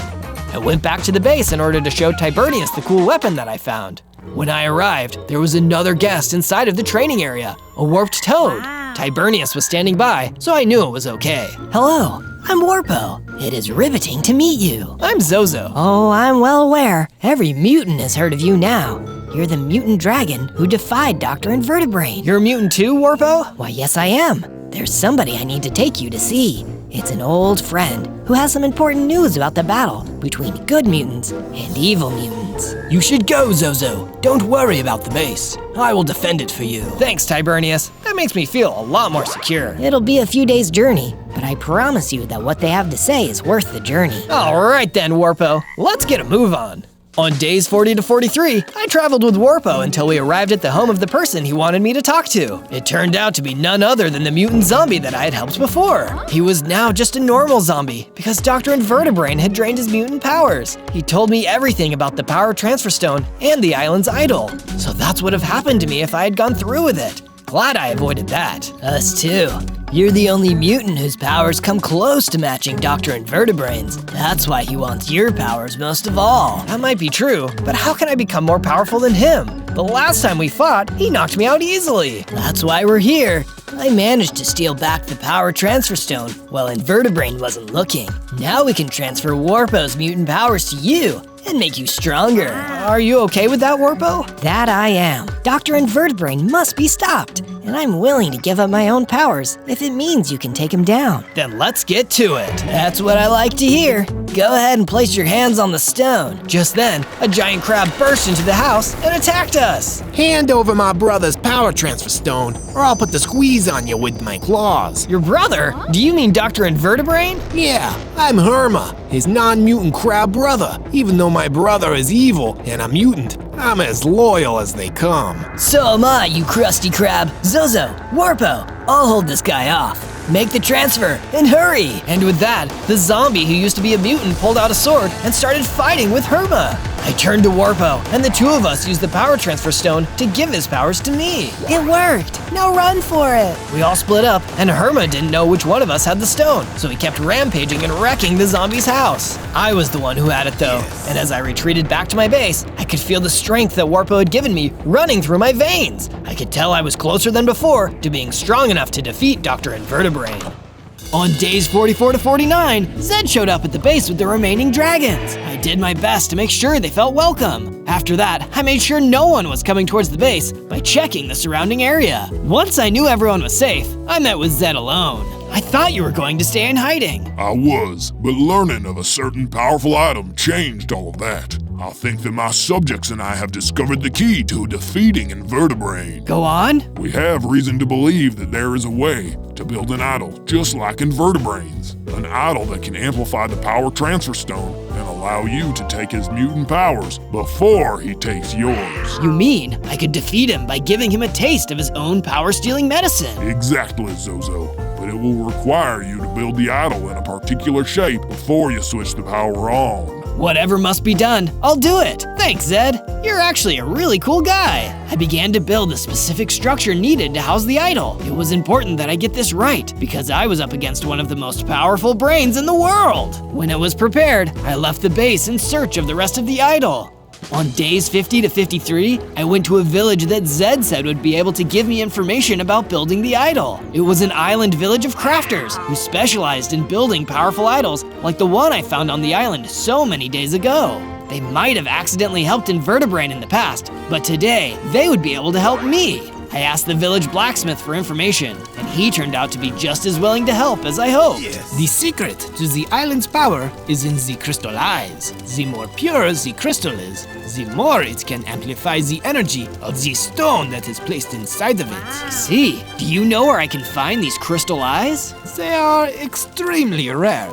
Almost as rare in this world as, well, mutants are. I can't tell you anything more concrete than that. Sorry. That's okay. Thank you anyway. I left the idol crafter's village and decided to return to base. I was going back the way I came when I saw a mutant spider pig being attacked by a Pterodon, a fellow mutant. Hey, do you need help? Before I even managed to get close, the spider pig used a blast of mutant green energy to take down the Pterodon. Oh wow, it looks like you handled it just fine. Your powers are really strong. Do you want to lend them to me? The spider pig just shook its head and left. It didn't seem interested in sharing its power. So that's how it is. Every mutant for himself, I suppose. On days 54 to 57, I was still on my way home when Herma ambushed me out of the blue. You thought you could escape, Zozo? Give me the power transfer stone. Never, Herma. You'll just give it to your brother, Dr. Invertebrain, and he'll use it to take my powers away. That is the plan. His pincer attack hit me in the side, and it really hurt. I had taken a lot of damage, but fortunately, I was regenerating a lot faster than normal. This must be the power I got from Warpo, mutant regeneration. So what if you can survive more of my attacks? I'll still cut you down to size. Herma was a tough opponent, and even my mutant green energy blast wasn't able to scratch his powerful crab shell. My brother used to practice his mutant powers on me all the time, so I've become resistant to it. You're nowhere near as strong as he is. I only had one weapon left, and I needed to use it as a distraction. I blasted him with an endurophage rocket. It didn't beat him, but it hurt him enough that I had time to escape. Meanwhile, Dr. Invertebrain was fighting a bunch of Geonox in a place that I had never been before. It turned out there was more than one power transfer stone in the world, and he was going to get the other one. I should have done this a long time ago. Once I acquired the second power transfer stone, I'll outfit my idol with even greater crystal eyes, so I can transfer power from anywhere. On days 58 to 62, I returned to find out that my base now looked almost exactly like the old Duchy of Dragons. The fire dragons in Tibernius had been rebuilding it into a brand new capital city for the dragons, since the previous one was destroyed. I decided to join in and build a statue that would make this new home even more special for all the dragons living here. It would surely be the talk of the base when it was complete. For now, it didn't look much like it would turn out to be. I also decided to place a bunch of fire pits to keep the base well lit, even when it was dark outside. That way, no one could get lost in the dark. I went to the training area and saw that it needed more weapons, so I built a bunch of iron swords for everyone to use and handed them over to Tibernius. These are some exceptional swords, Zozo. I will make sure that they are in the hands of exceptional warriors. Back to training, everyone. After all that crafting, I was running low on iron, so I returned to the mines and went searching for some more. While I was at it, I also mined for diamonds. The diamond ore was less common than the iron ore, but with enough effort, I was able to find some. At the end of the day, I had enough diamonds to craft a diamond helmet and diamond chestplate. On days 63 to 66, the blacksmith from the Idolmaker's village showed up at my base. Welcome to the new dragon base, blacksmith. I hope you have some good news to share with me. I don't just have good news, I have great news. The village has located another source of crystal eyes, and these might be the purest form that we have ever found. No way, that's incredible! If we can get those, then I'll be able to transfer Dr. Invertebrain's evil mutant powers to me and use them for good. That's why I told you first. You were so nice when you came to visit the village. I thought we would lend you a hand in your quest. Thank you so much. Will you lead me to where I can find the crystal eyes? Of course, Zozo. Follow me. We traveled away from the base for a couple days until we found the entrance to the crystal mine. The crystal eyes that we needed for the idol would be inside there, but it looked like it was guarded by some really big geonocs. Oh man, these guys guard everything cool. And if I remember right, they don't take much damage from mutant energy attacks. Well, at least you know where it is now. We can come back when you are ready to take them on. You're right. For now, we should be grateful that Dr. Invertebrain doesn't know where this is. On days 67 to 70, an old dragon friend came to see me at the base. It was Rusty. After all this time, he hadn't forgotten how we worked together to escape from those evil bar guests. Zozo, it looks like you've gotten even more powerful since the last time I saw you. You're looking very well too, Rusty. I came by because another enemy is giving me trouble. I was hoping you could stand up to the mob so I could be safe. You know, like the last time we worked together. Sure, Rusty. Anything for a friend. I followed Rusty back home to his farm, where a tremor elemental was destroying the fields. That's the guy, Zozo. Go get him. All right, Rusty, you wait inside. I'll handle this. I approached the tremor and tried a diplomatic approach to hopefully resolve the situation. But the tremor didn't listen. It just started attacking me instead. Have it your way then. I shot a blast of green energy at the tremor, stunning him in place. It seemed like my powers were growing even stronger. The tremor was helpless, so instead of defeating him, I spared him. You're not going to cause my friend Rusty any more trouble, but I do have a job for you, since you are an Earth Elemental. If you can talk to the big Geonocs and have them let me into the Crystal Eye Mines, I'll treat you like a friend from now on. The tremor agreed, and because of that, I had a way into the Crystal Eye Mines when the time came, and that time would be arriving sooner than expected. On days 71 to 74, Herma had made his way to the base and was smashing down the dragon's houses. It was like the destruction of the duchy all over again. I can't let this happen to my dragon friends. Herma, you've gone too far. Ooh, I'm shaking. Actually, no, I'm dancing. I'm dancing with joy because it's so much fun to stomp on you dragons. My mutant powers wouldn't be that effective, so I focused on hitting it with my sword attacks and dodging his pincers using my wing boost. I had my regeneration, but even that wouldn't let me stay in the fight for long. Nice try, Zozo, but you're not even half of the mutant my brother is. If I wanted to, I could end this right here, but instead, I'll just take your little power transfer stone. With that, he hit me again and took the power transfer stone right out of my inventory. Give that back, Herma! Oh, what are you gonna do about it? See you later, Zozo. My brother sends his regards. Herma Crab walked out of the base and was gone. The feeling of defeat almost broke my heart, but I decided not to give up hope. I built back the parts of the base Herma destroyed and equipped the walls with cannons in case he returned. The time would soon arrive when the dragons would have to face not just Herma, but our real enemy, the evil mutant Dr. Invertebrain. Speaking of that dastardly villain, he had found the village of the Idolcrafters and was using his greater mutant powers to threaten them into revealing the location of the pure crystal eyes. By now, my brother has successfully taken the first of the power transfer stones from Zozo. Once I get the purest crystal eyes, my idol will be able to take the power not only from Zozo, but from every mutant in the world. I will become the ultimate mutant just as I had planned to! On days 75 to 78, Duke Zed announced that he and the Fire Dragon would be leaving to go back into hiding. I tried to persuade him to stay at the base where it was safe. Why do you have to leave, Zed? This base could be a new home for all dragonkind. Everyone worked so hard on it. There is no point in staying here when Dr. Invertebrain could show up and destroy it, just like he did to our original home. Now that his brother Herma has the other power transfer stone, it is only a matter of time before he steals your power and becomes too powerful to stop. What if I could take the stone back from Herma before he gives it to the doctor? I know that I failed before, but I refuse to give up when everybody needs me. Very well, young dragon. I had always had high hopes for you and your courage has inspired me. Take this dragon orb. It will enhance your powers enough that you might be able to take the power transfer stone back. Duke handed me a dragon orb, and I could feel the magic giving me a new level of power. But it didn't feel the same as my mutant powers. When you said powers, did you mean my mutant powers? I mean your dragon powers. You were born to be the next Duke of Dragons. Hibernius saw that potential in you, and I am choosing to believe in it again. Go now and fight to save dragonkind. I will, Duke Zed. Thank you for giving me the strength to fight. I left the base with the dragon orb and followed the tracks that Herma left behind. On days 79 to 84, I found Herma's base. It looked like a coliseum, and from the looks of things, Dr. Invertebrain hadn't shown up here yet, so there was still a chance that I could take back the power transfer stone. Herma, I'm here to fight you and take back the power transfer stone. Haven't you learned your lesson? Like I said before, you're not half the mutant my brother is. That may be true, but I'm more of a dragon than either of you, and Duke Zed gave me the dragon orb so I could win.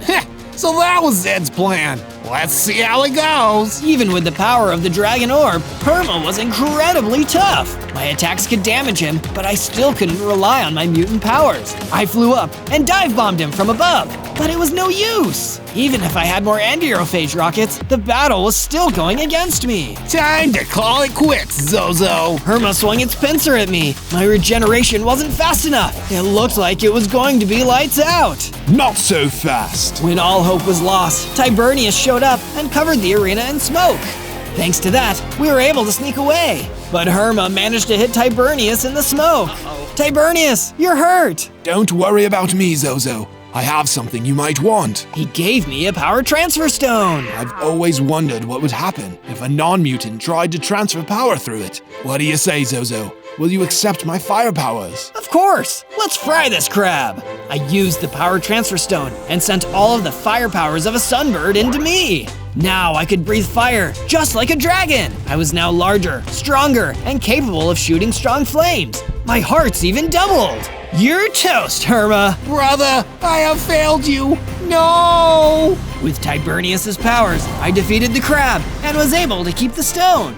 On days 85 to 89, I collected more materials on the way back to the base. I could use these to complete the statue that I was planning to build for the dragons. I made it home and immediately put the finishing touches on it. It was a statue of a mighty fire dragon, a sign of strength, and a show of respect for all of the fire dragons that had moved on from this world so far. Of course, there was still the matter of defeating Invertebrain. With the help of the Tremor Elemental, I was able to talk my way past the giant Geonox and enter the mine with the crystal eyes. I went deep into the mine shaft where the villagers told me the purest crystal eye could be found. This mine was deeper and shinier than any I had ever been in, but because the crystal eyes were inside, I bravely made my way further in. When I made it to the chamber of the crystal eyes, I found a chest guarded by a giant lurker. The powerful enemy ran at me on sight and tried to bite me, but I was in my most powerful form now. I defeated it with a single blast from my fire breath and claimed the crystal eyes for myself. As I grabbed it though, I was temporarily poisoned due to the chest being trapped.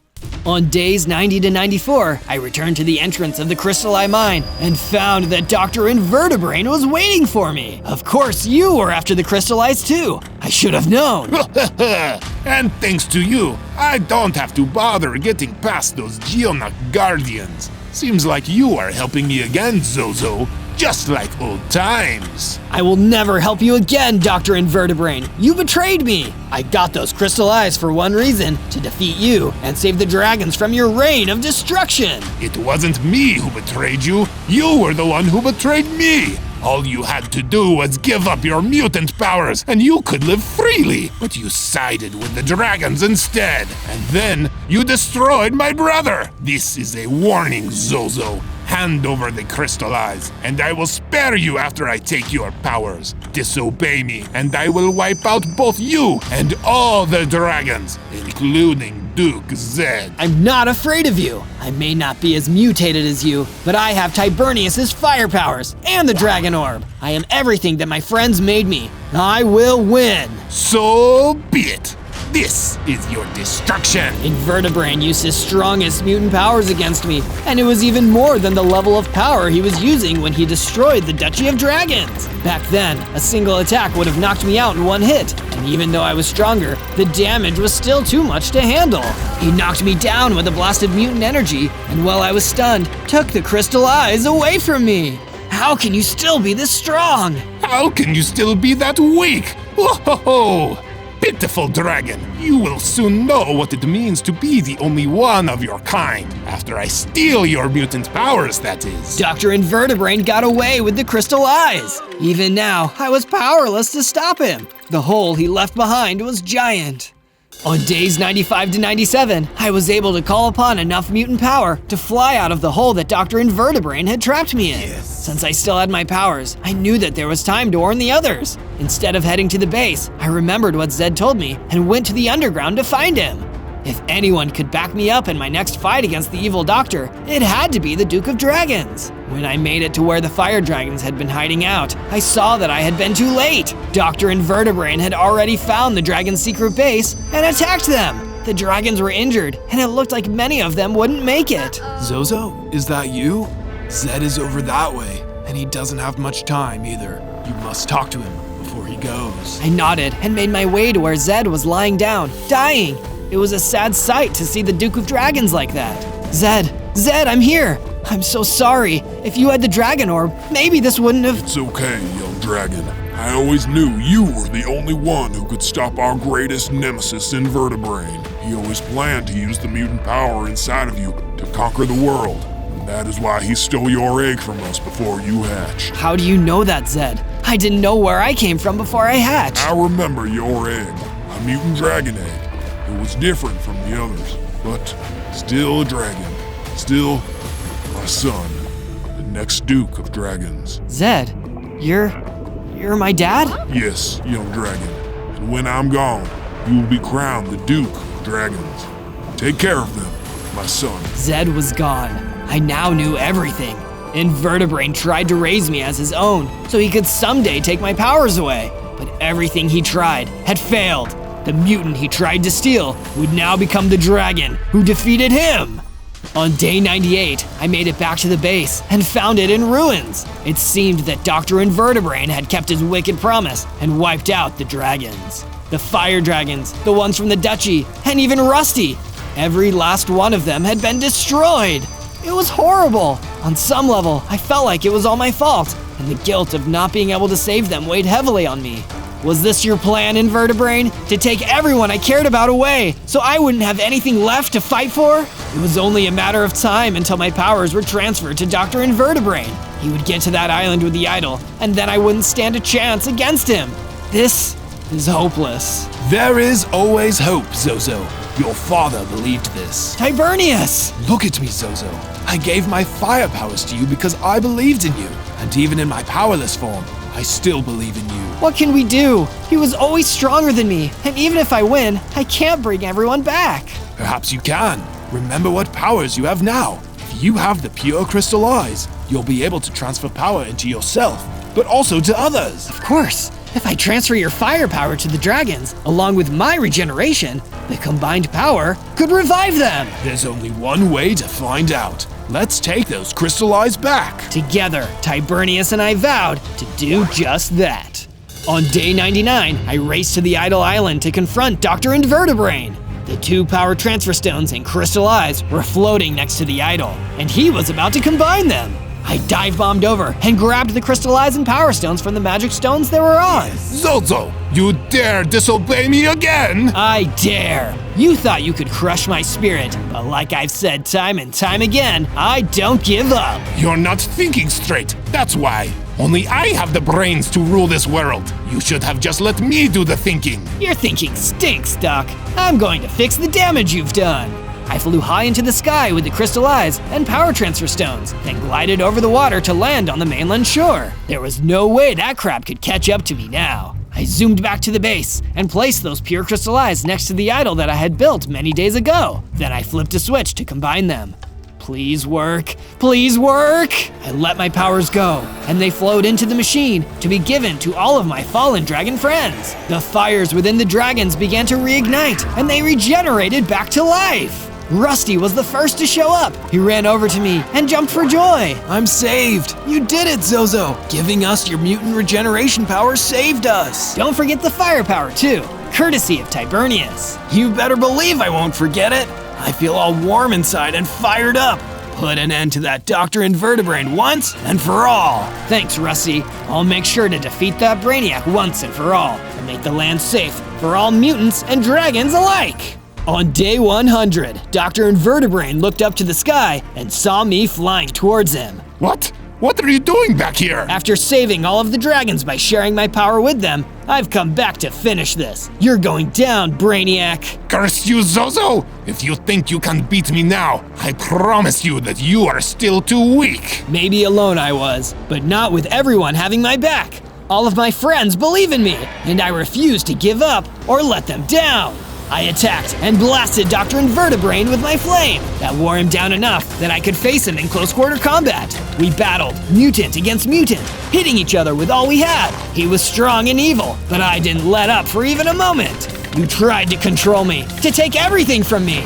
But now, I will defy you again, and it'll be the last time you order me around. Zozo, think about what you are doing. I fired up one final blast of my remaining fire mutant energy and destroyed him.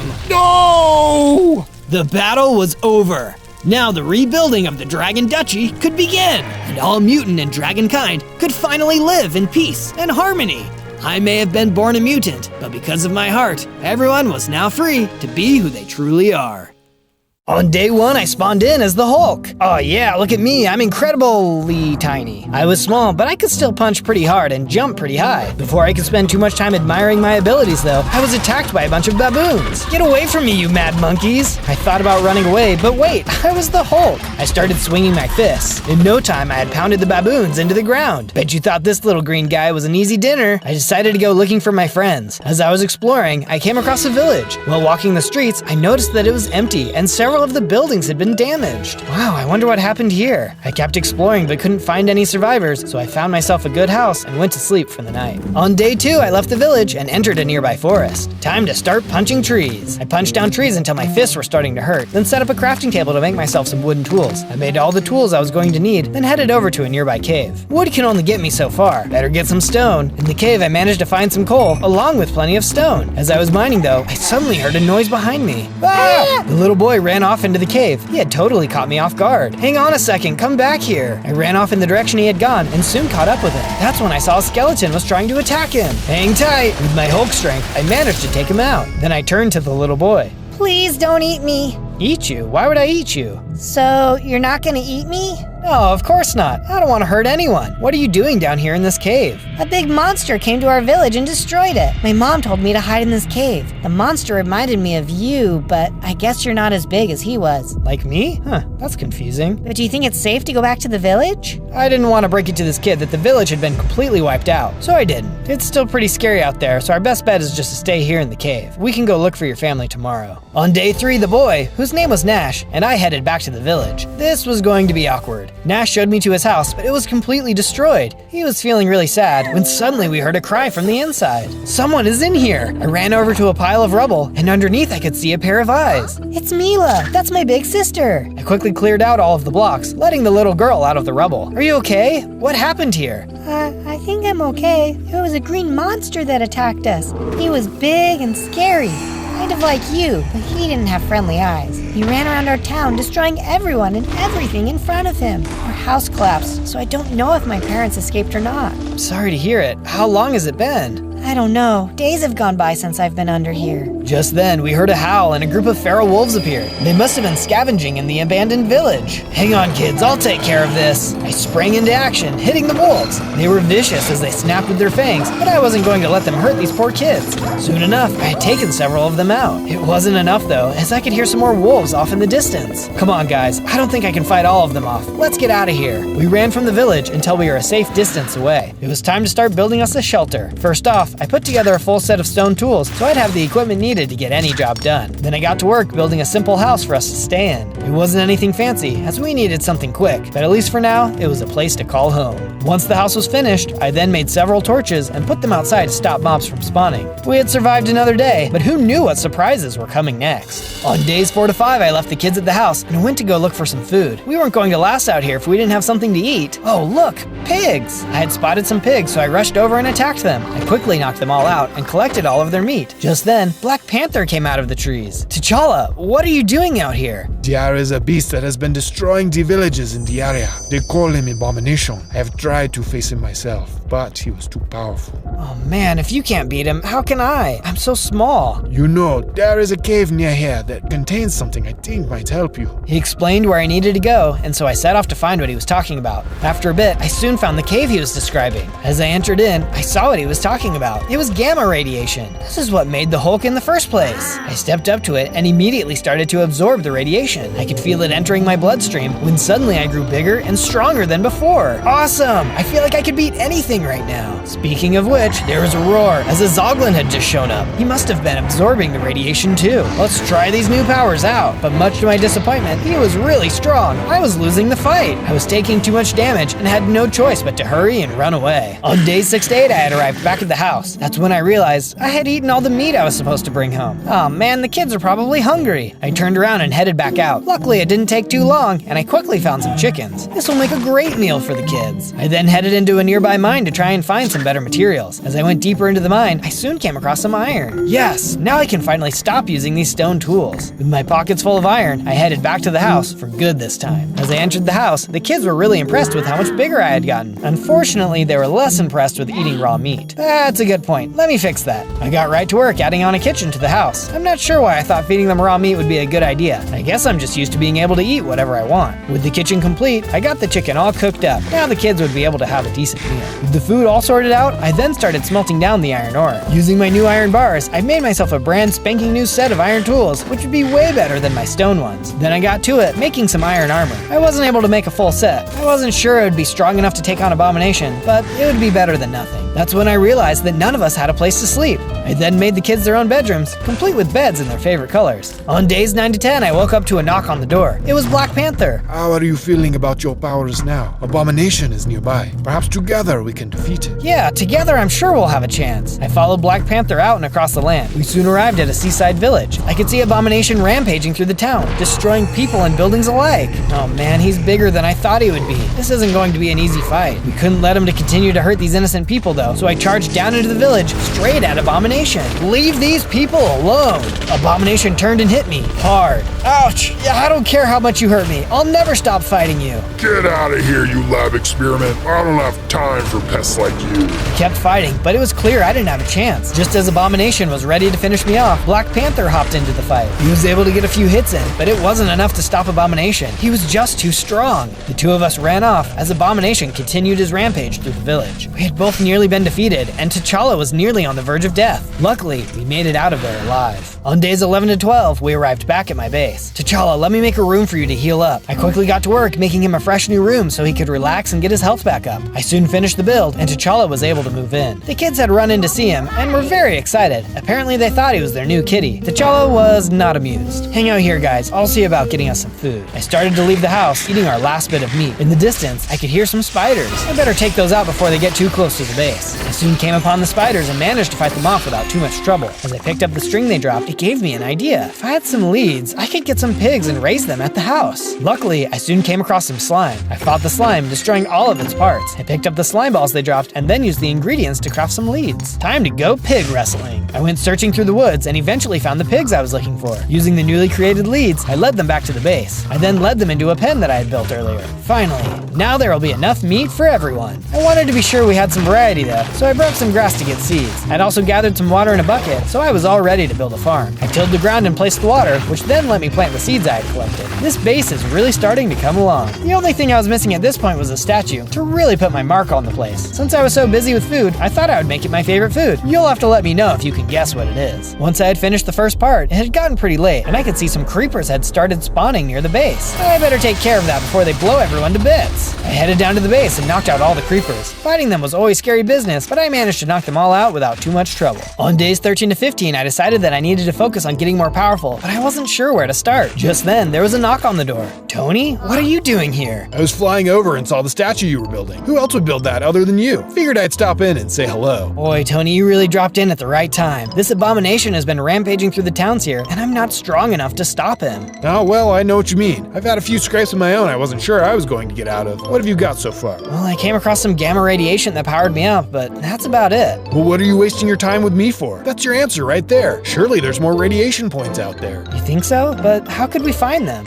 Bring me some dirt from the cave. With that, I can build you a detector that will lead you to new deposits. Piece of cake. I agreed to the plan, but there was just one problem. That Zoglin would still be there. I decided to head back to the caves in order to get some more iron. With the new iron I collected, I brought it back up and smelted it down. Using the iron ingots, I completed the rest of my armor. Alright, let's give this thing a go. I soon reached the cave from before. I think my best bet is going to be trying to sneak. I tiptoed into the cave and saw the perfect block for a dirt sample. I quickly mined it up without any movement by the Zoglin. Looks like I might just make it out of here alive. Just then, I noticed there were some diamonds nearby. It was too good to pass up. I headed over to the diamond and mined it out, but unfortunately, it woke up the Zoglin. Oh boy, here we go. The Zoglin let out a roar and attacked. I was the same level of strength as last time, but I didn't have this much armor back then. The Zoglin was still incredibly powerful, and it was a tough fight. And thanks to my new gear, I was able to take him out and win. On days 16 to 19, I managed to make it back to the base with a sample. Tony needed a lab to work out of, and had gotten to work putting it all together. There was some pretty cool stuff going on in there, and after a while, it was all done. Wow, this lab is looking awesome. With the lab complete, Tony could start working on that radiation detector. I could tell he was going to be here for a while though, so I got to work building him a house of his own. It probably wasn't the mansion he was used to, but he would just have to get used to it. As I was finishing the house, Tony came running over to me. He had finished the radiation detector. Oh, Tony, this is gonna help so much. Thank you. It was time to get out there and become even more powerful. On days 20 to 22, I had the detector in my hand and started running off through the woods. As I ran, I almost ran straight into a woodland mansion.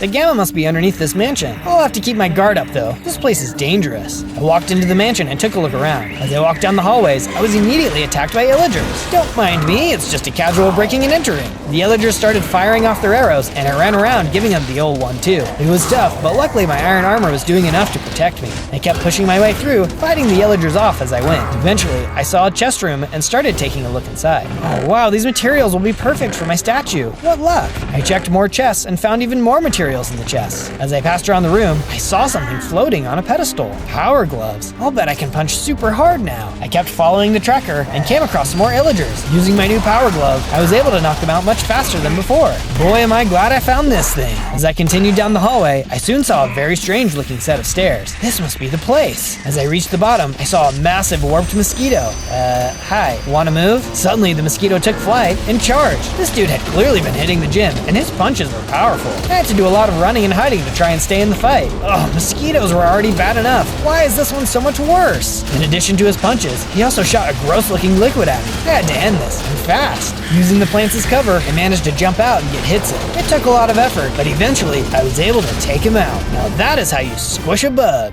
With the mosquito gone, I headed into the doorway and could see the gamma inside. I stood in place as I absorbed its energy. Suddenly, I got a little bigger and gained more hearts. Yes, this will never get old. As I was getting ready to leave the mansion, I caught the scent of a nearby farm, but it was inside. I went down the hallway and saw a room full of carrots. Well, the Illagers aren't going to be needing this anymore. I gathered up as many carrots as I could. Now we'd have a more reliable food source. Time to get back to the base. On days 23 to 26, I got right to work planting all the crops I had gotten from the Illagers. As I was finishing, I heard Black Panther calling to me. Well, we don't have more radiation for you. Perhaps we can train you to get you stronger. Well, I'm sure every little bit will help. I'm in. I headed out behind the house and got to work building a new training course according to T'Challa's instructions. It was looking like it would be a fun course, but certainly challenging. Once the course was complete, T'Challa ran through it to show me how it's done. He made it look really easy. All right, I'll give it a go. I did my best to run through, but definitely made some mistakes. This was going to take some practice to get better. After giving it a few tries, T'Challa suggested that we try fighting. I hope you've got your armor on tight. I'm gonna smash you. Good luck.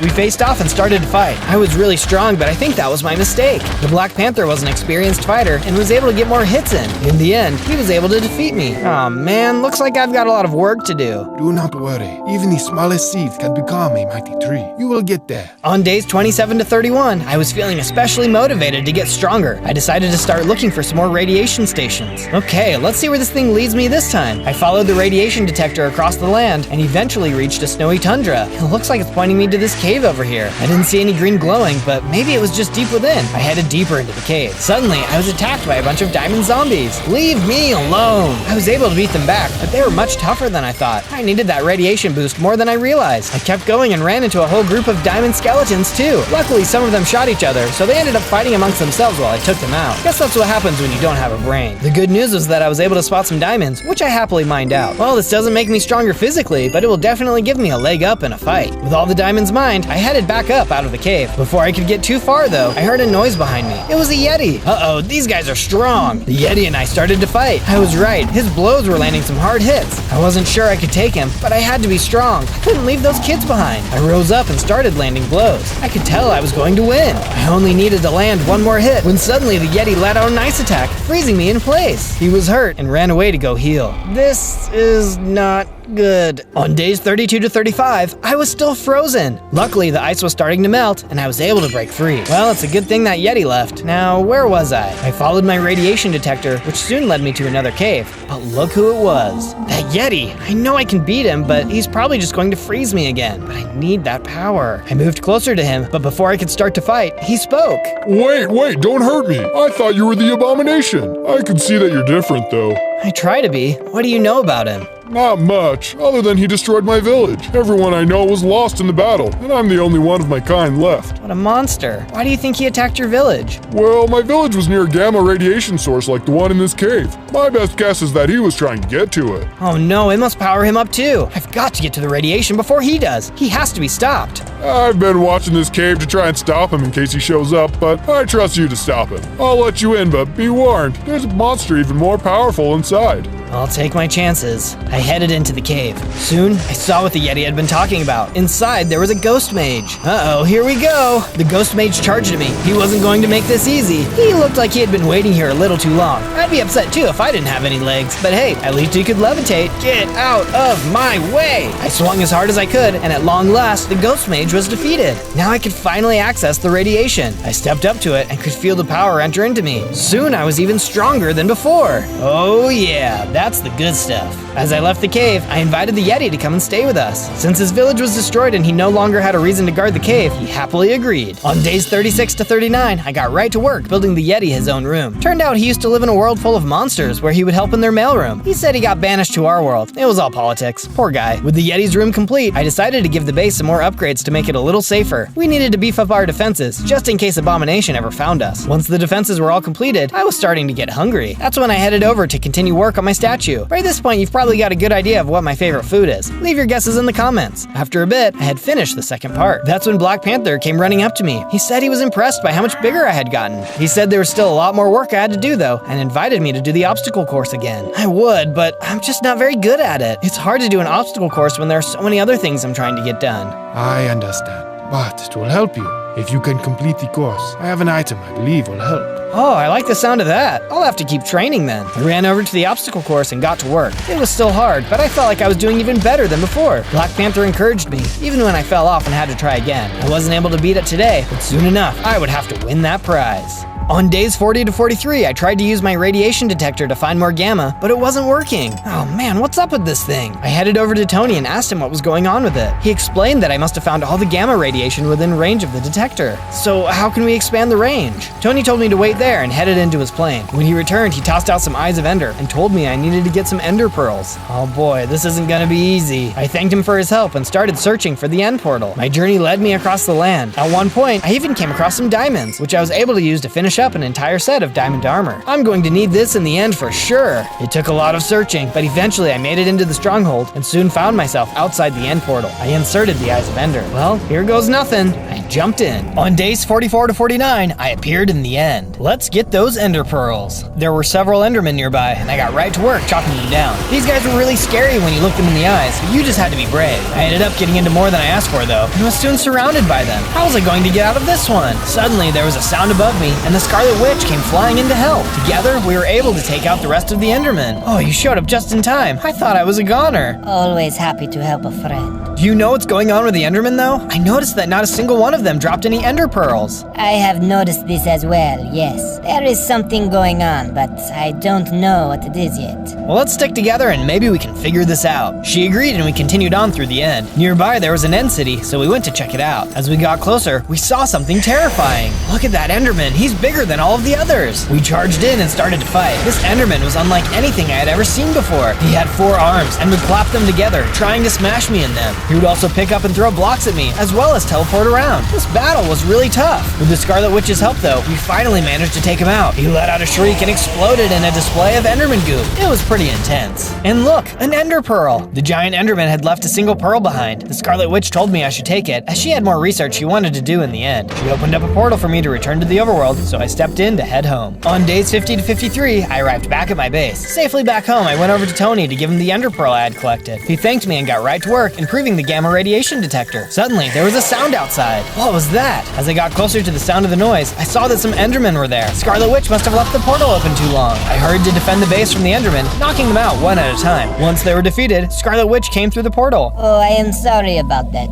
I have been in the end for so long, I forgot to close my portal. That's okay. Good luck with your research. She thanked me and headed back into the end. On days 54 to 57, I decided to go find Black Panther to do some training. What I found instead, though, was a note. Meet me in the woods north. Huh, I wonder what he's up to this time. I went north and soon found Black Panther, as well as a giant circle of stones. What's this all about? Pay attention. This circle will summon a mystical monster. Defeat it, and you will receive a special item. I stepped into the ring, and soon a magma monster appeared. He didn't seem like he was too tough, and that's because he wasn't. I jumped around and managed to take him out pretty easily. Is that all you wanted me to do? That was easy. Turn around. I turned around and saw a much bigger magma monster. Uh-oh. This guy was way stronger than the other one, and I was taking a beating. Why didn't T'Challa just have me fight this guy the first time? I felt like my training was paying off though, and soon I was winning. I got into position and managed to land the final blow, taking him out completely. Got him. Alright, now where's that special reward? Or is there another monster behind me? Black Panther chuckled, and suddenly a ring of fire appeared in the arena. I stepped into it and picked up an enchanted pair of diamond boots. Wow, these have feather falling 4 on them. Now I can survive huge falls. I thanked T'Challa for his help, then left to go back to the base. On days 58 to 62, I was arriving back at the base when I saw someone standing on top of it. Who is that? As I got closer, I could see it was the Red Hulk. Hey, what do you think you're doing here? The Abomination knows what you're doing. There's only enough room for one big green guy in this world, and that's not you. We'll see about that. We charged into the base, but were suddenly attacked by a group of red crabs. What the? Where did all of these guys come from? The crabs weren't very strong, but there were a lot of them.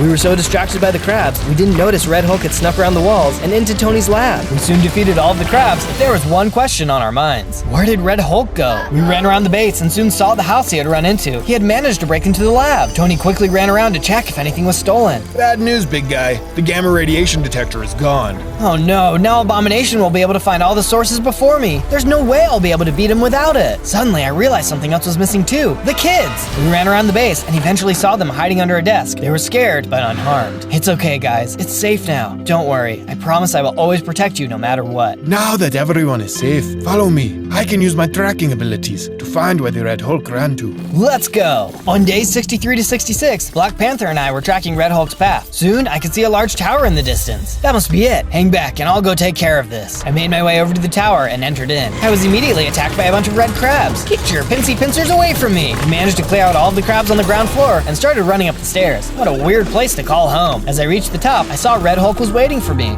I guess I should have gotten rid of that little cat man. But no matter, you'll never defeat me. Bring it on! Red Hulk and I charged at each other, exchanging blows. It was a different fight entirely to be punching someone who was just as strong as me. You should be helping us. You are a Hulk after all. Big deal. I'm here for the strongest, and that's never going to be you. His hits were getting harder, and I was almost out of health. Suddenly, there was a flash of light, and Scarlet Witch appeared. Someone needs to be taught a lesson. Scarlet Witch started firing energy at Red Hulk, which had totally caught him off guard. We were winning! We may have been too confident though, because even though Scarlet Witch could fly, she got a little too close. Gotcha!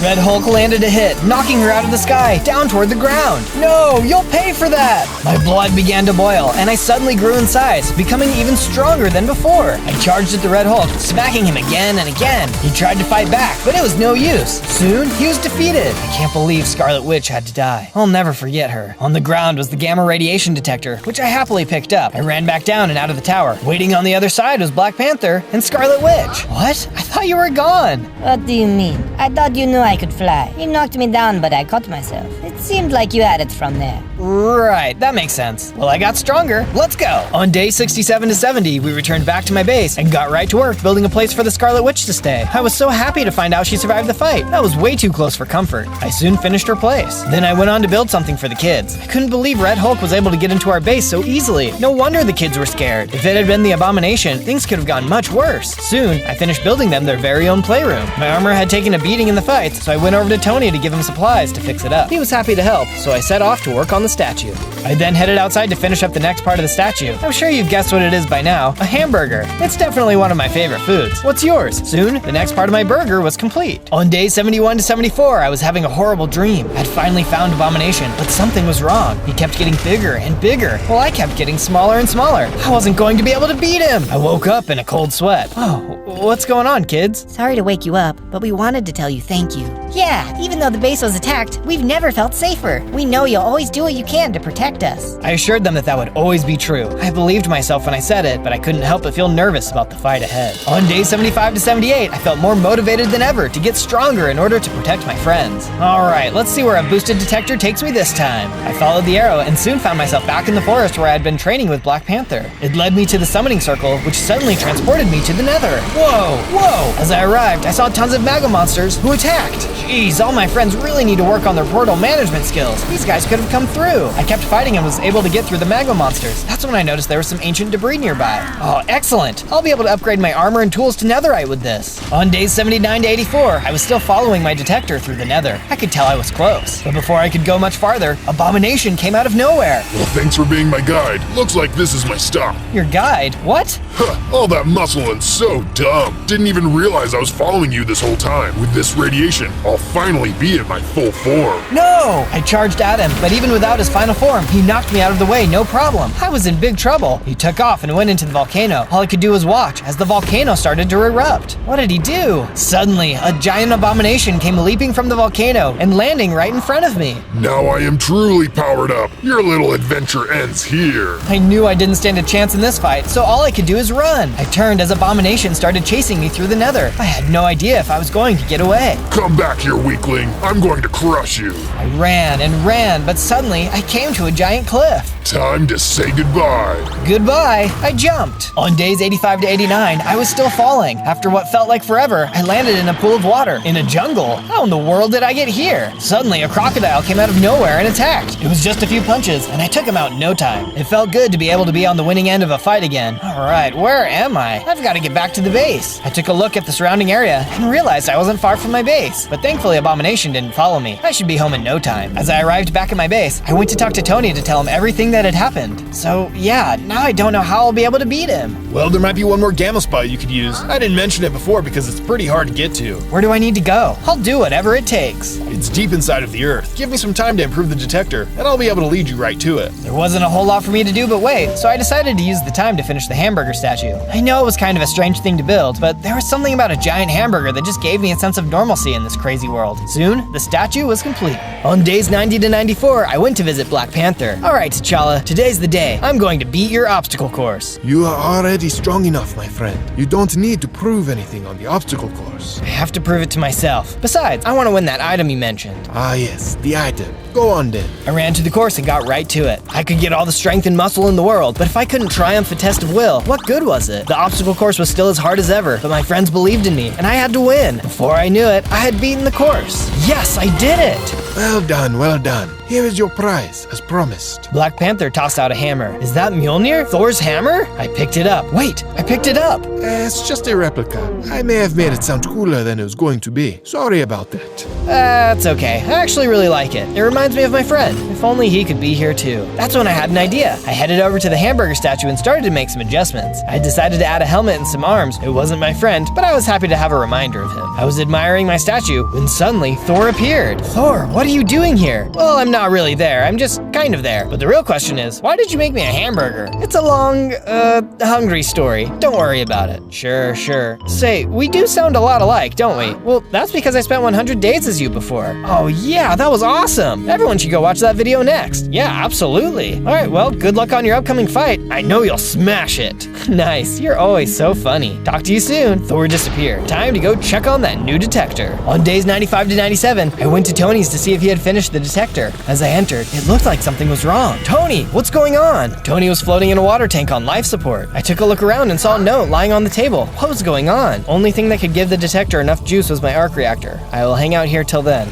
He's risking his life for me to find this. I can't let him down. Before I could leave though, I had to go say goodbye to the kids. They thanked me for giving them a safe place to live and wished me luck in my battle against the Abomination. As a final gesture, they gave me a piece of jewelry to remember them by. Now there's just one thing left to do. Using all of the ancient debris I had collected in the nether, I managed to make some netherite scraps. Then I used that to make some netherite ingots. Finally, I was able to upgrade all of my equipment to netherite. On day 98, I had reached the Badlands. The detector had been steady so far, so I knew I had to be getting close. Okay, it looks like this is the spot. Man, how deep do I need to go? Just then, there was a giant, scary bug, and he looked hungry. Buzz off, bug boy. The bug was a vicious little, well, big fighter. I had never met something so determined to end me. The only way a bug could be this big has to be because of the radiation. I kept swinging my fist and was eventually able to knock him out. All right, let's level up for the last time. I stepped up to the radiation and nothing happened. What's going on? I'm not absorbing the radiation. That's when I realized I never was absorbing radiation to get bigger. Every time I had gotten bigger, it was because I was angry about a friend being in danger. I took a look at the locket the kids had given me. Inside of the locket was a picture of the kids with their now missing parents. The Abomination has taken so much away from everyone I care about. I have to be stronger. I was so angry about it that I started to feel the power flowing into me, and I was about to grow bigger than ever before.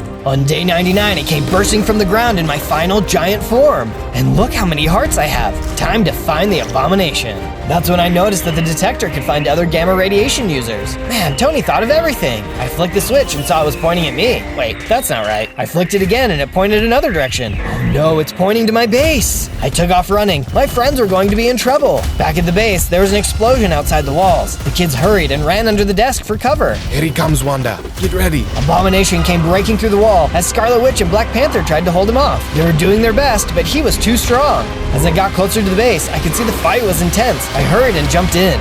Nice of you to join us. Couldn't let you guys have all the fun. How about you two shut it and let me pound you into the ground? We'll see about that. We continued to fight as the Abomination exploded more and more of the base. We had to win, but he was too strong. He kept knocking us back. Suddenly, there was an explosion, and the side of the children's room exploded. Help!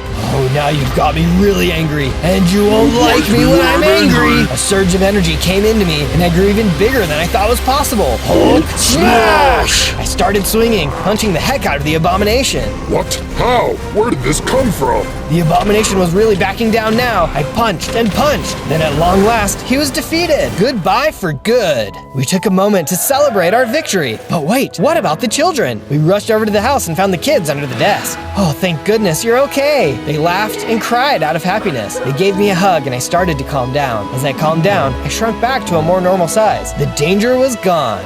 On day 100, we took time to rebuild the base. The danger was gone, but who knows when it would strike again. But when it did, we would be waiting, and we would be ready. On day 1, I spawned in as the Grinch.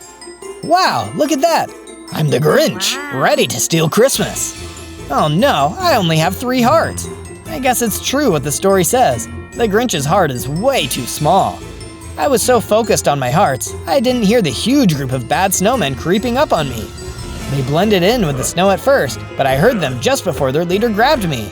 Hey, what's the big idea? I know I'm the Grinch, but that's no reason to be so mean. Come with us, and no one gets hurt. Forget that. I've got to steal Christmas. I don't have time to deal with you. I pulled away from the leader and started to run away. Luckily, I was faster than the bad snowmen and was able to run past them. Hey, get back here! No way! As I ran away from the bad snowmen, I started thinking about what I knew about the Grinch. If I was going to be him, I wanted to get it right. I knew he was a mean one who couldn't stand the Who's or their Christmas celebrations, who wanted to take all the presents and food for himself.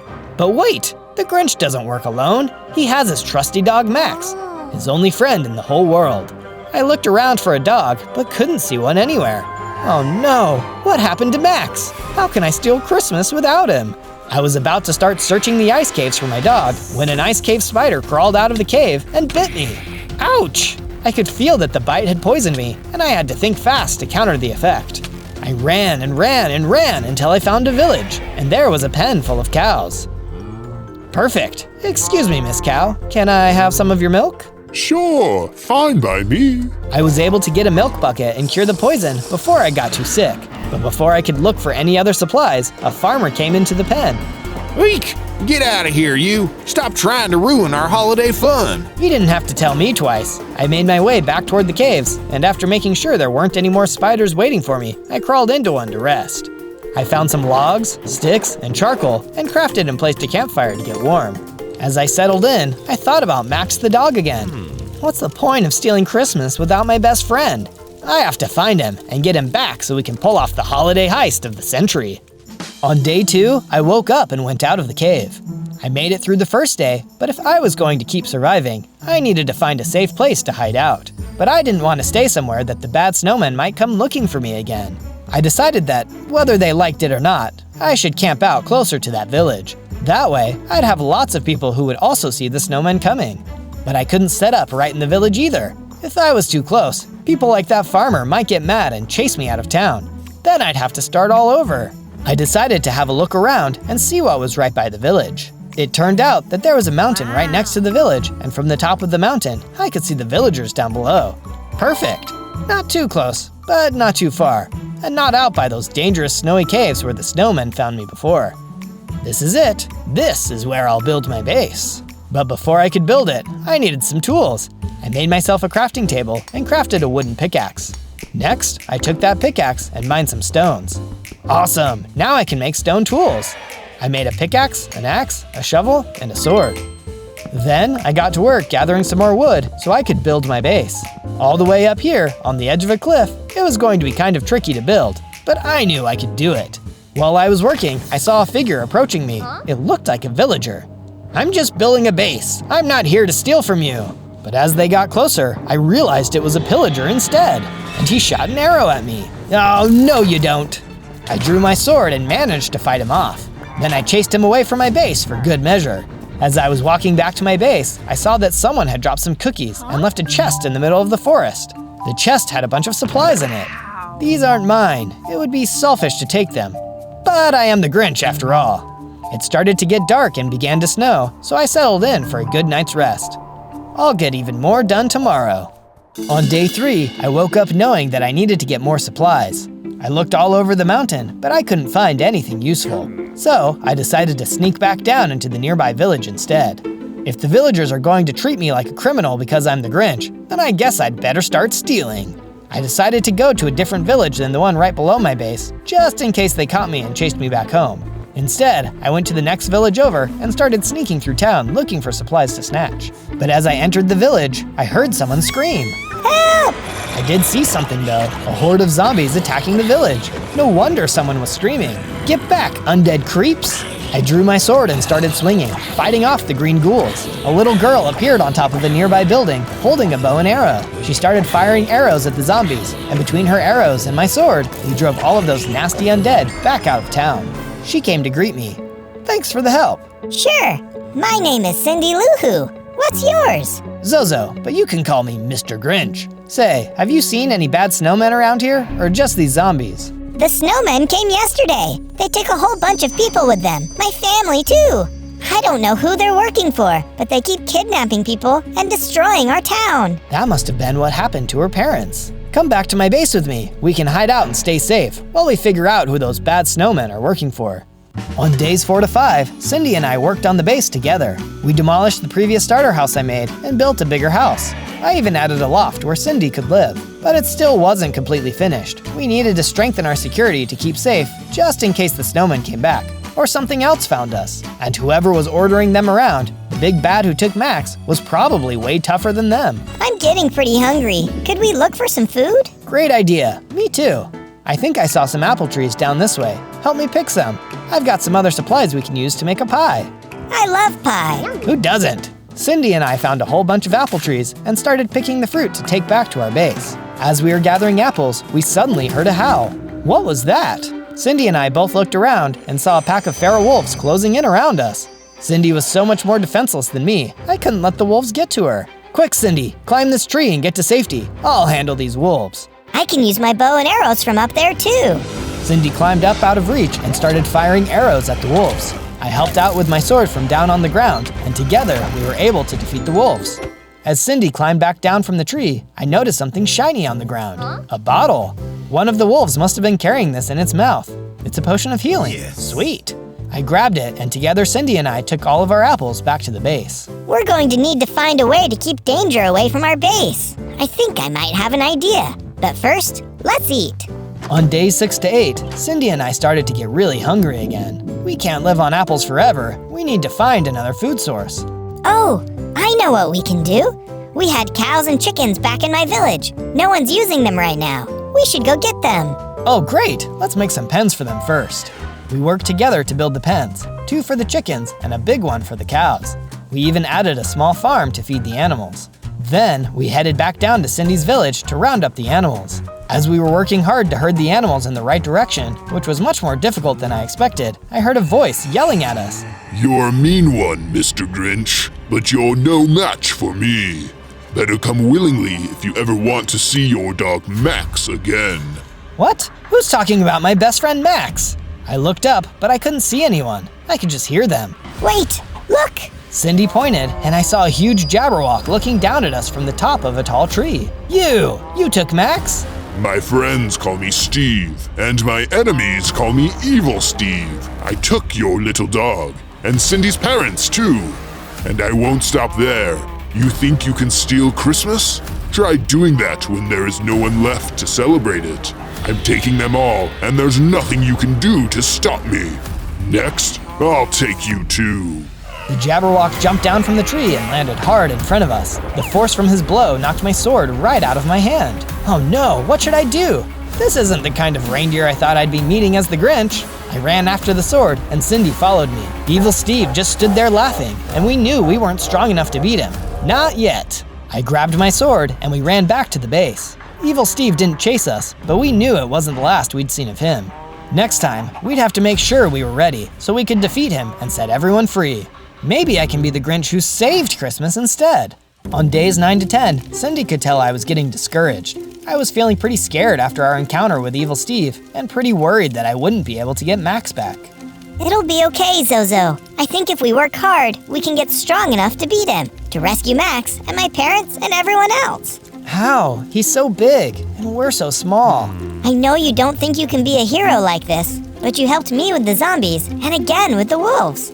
Together, we can do anything. Tell me more about Max. You'd do anything to get him back, right? Well, he's the most loyal dog in the world. No matter what, he sticks by my side and helps me with whatever I want to do. He was even willing to be a reindeer and pull my sleigh to steal Christmas, even though he's so small and the sleigh would be so big. I just wish I'd told him thank you more before he was missing. I have an idea I think might help cheer you up. Let's build a statue of Max together to show him how much you appreciate him and to welcome him to the base. We talked it out near a forest and decided to clear out an area to make room for the statue. After that was done, we started construction on the Max statue. We worked all day, and by the time we were finished, we had the bed Max would sit on, only much bigger. We're off to a great start. We are, but it's starting to get dark. I think we should build some torches to keep any enemies from coming up to the base while we're sleeping. That was my idea from before. I almost forgot in all of the excitement. Great idea. I don't know what I'd do without you, Cindy. I proceeded to quickly craft some torches and place them around the base. On the night of day 11, I had the strangest dream. I saw a very little reindeer grazing by a stream with a herd of other reindeer. As he ate the grass, an evil wizard approached the herd of reindeer. Hello, little reindeer. Nice stream you've got here. It's a shame it's in the way of where I'm going to put my castle. You all need to leave, or perish. But this is our home. Too bad. Get out of here, or I'll make you go. The reindeer were terrified and confused. They didn't want to leave. Please, put your castle somewhere else. It's Christmas. Where are we supposed to go? No, and I don't care. I need my castle here for my grand Christmas party, and none of you are invited. For your insolence, I will turn you all into frogs.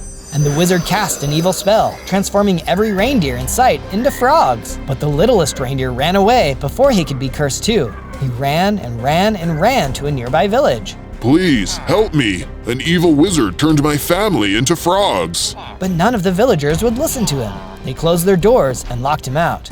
He cried and wandered into the forest, looking for a way to become strong enough to go back and defeat the evil wizard. He came across a deep dark cave and found a podium. A sign next to it said, "Drink this to become stronger than your enemies." There was a bottle of dark purple potion. The little reindeer drank the entire bottle. Then he transformed into a great, big Jabberwock. He ran back to the evil wizard, who had now built his castle in the reindeer's old home. Remember me? He defeated the evil wizard and made him run out of the castle, taking it for himself. But I'm still not happy. I can never forgive the villagers for leaving me alone to face this evil force. I will never forgive them. Somehow, I will find a way to get my revenge. And then I woke up. I couldn't explain why, but somehow I knew that what I had seen was real. I told Cindy all about it, and she agreed. On days 13 to 15, I went back to Cindy's village to get some more animals and herd them back to our base. The chickens Cindy got seemed pretty lonely, and we were both getting really hungry. So I herded some chickens and cows back to the base. Then I went back to the village again for some sheep and pigs. Here, piggies. Here, sheep. But the animals started running away, like they were scared of something. I looked up, and there were those zombies again. There were even more of them than before, and this time, I didn't have Cindy and her bow and arrow to help me out. But I stood my ground instead of running away. I pulled out my sword to face them. Come and get it, zombies! As they approached, I took them down one by one. I don't have time for this. I have to help my friend, get back her parents, and rescue my dog. Get out of this village, now! As I defeated the zombies, I felt a surge of bravery and strength coursing through my veins, and I felt my heart grow in size. I'd gained 2 hearts too. As I looked down at my GRINCH fingers, I noticed that they had gotten long, pointier, and claw-like. This made my attacks even faster. I'll be able to defeat Evil Steve in no time. I can't wait to show Cindy. On days 16 to 19, I brought the sheep and pigs back to the base, and I showed Cindy my new fighting skill. That's amazing! Now I just need to find some materials to upgrade our weapons. Then we can really make some progress. I'll get the animals settled, and you can start mining. With our plans sorted out, I started digging into a cave system and mining for materials. I found some iron. Nice! Now I can make iron tools. As I was gathering the iron, I spotted a little bunny. Aw, hi bunny. But as I got closer, I realized that this was no ordinary bunny. It had red eyes and was coming at me fast. It was a killer bunny. Oh geez, not now. Well, I guess it's time to test out my new abilities. The killer bunny leapt at me and attacked, but I was ready for it. I was here to steal Christmas, but I guess I can take on Easter too. I fought back, blocking the bunny and sending it flying back a few steps. It came at me again, but I swung my new long fingers and knocked it away.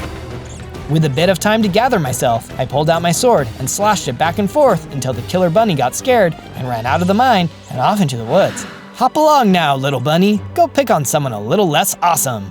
Now, let me grab this iron.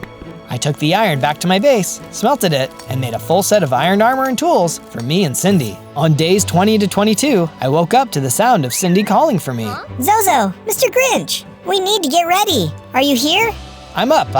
What's going on? I ran outside to see Cindy standing with an old man I hadn't seen before. Mr. Zozo Grinch, Evil Steve is on his way here right now. How do you know that? Because I just managed to escape from his castle, and I wanted to get back and find my granddaughter. I'm afraid I must have led him right to you. Wait, are you Cindy's grandfather? I am, but we don't have time for proper introductions. You need to get ready. I will do my best to help you fight him off, but I'm not a very strong fighter. If he's headed this way, then I'll meet him before he gets to the base. There's no time to waste. I grabbed my new iron sword and pulled on my brand new armor. I ran ahead, following the sound of Evil Steve's big, booming footsteps. There you are. I'm stronger than I was before. I'm not scared of you. You should be. You think a little more training and a simple iron sword will be enough? You're a fool. You're a bad banana with a greasy peel. Taking innocent dogs and villagers won't make up for what that wizard did to your family. Can't you find someone to turn them back into reindeer and just leave everyone else alone? It's too late for that. There will be no stopping me. I'm going to take all of the villagers from every village around here, throw them in my dungeon, then go through their homes and take all of their food and holiday presents for myself. None of them deserve to celebrate. So, you're trying to steal Christmas? That's my thing. Before I could say anything else, he was swiping at me with those big Jabberwock claws. But my armor protected me, and I fought back with my new sword. He dodged, but I got a few good hits in too. This is a waste of time. You haven't seen the last of me. And he disappeared back into the trees. Sure, I didn't defeat him, and I didn't have Max back yet, but I could tell he was a little bit scared this time. He may have been big and bad, but with some more time and training, I could be even badder. On days 23 to 26, Cindy and I returned to our abandoned village to look for materials that might help us defeat Evil Steve. Anything he could have left behind, or any extra supplies that might help us upgrade our weapons, our armor, or our base. While we were searching an empty house, I found a crossbow. Wow, this will really come in handy if I need to do some ranged attacks. And look, here are some fireworks to use as ammunition. That's some real firepower. What's this over here? Cindy was standing by a bookshelf where one of the books had fallen onto the ground. I picked it up and read it. If you are liking the video so far, please like and subscribe, and leave a comment on what adventure you think we should go on next. Weird, must be some kind of secret code or something. Let's keep looking. On days 27 to 31, Cindy and I went back to the base, and I started doing more work on the statue of Max. After that fight with Evil Steve and the exhausting search for more supplies, I needed something to get my spirits up. This looks pretty good so far, but I think it's missing something. What do you think? Yeah, I think you're right. We need some oak planks to make this really perfect. There's some down by the beach. Great, you keep working here, and I'll go to the beach.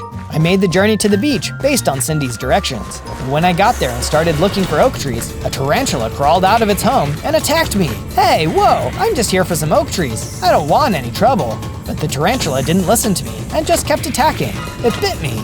Ow, stop it, that hurts. Let me get the oak logs and I'll be out of your way. It bit me again and I started getting pretty mad.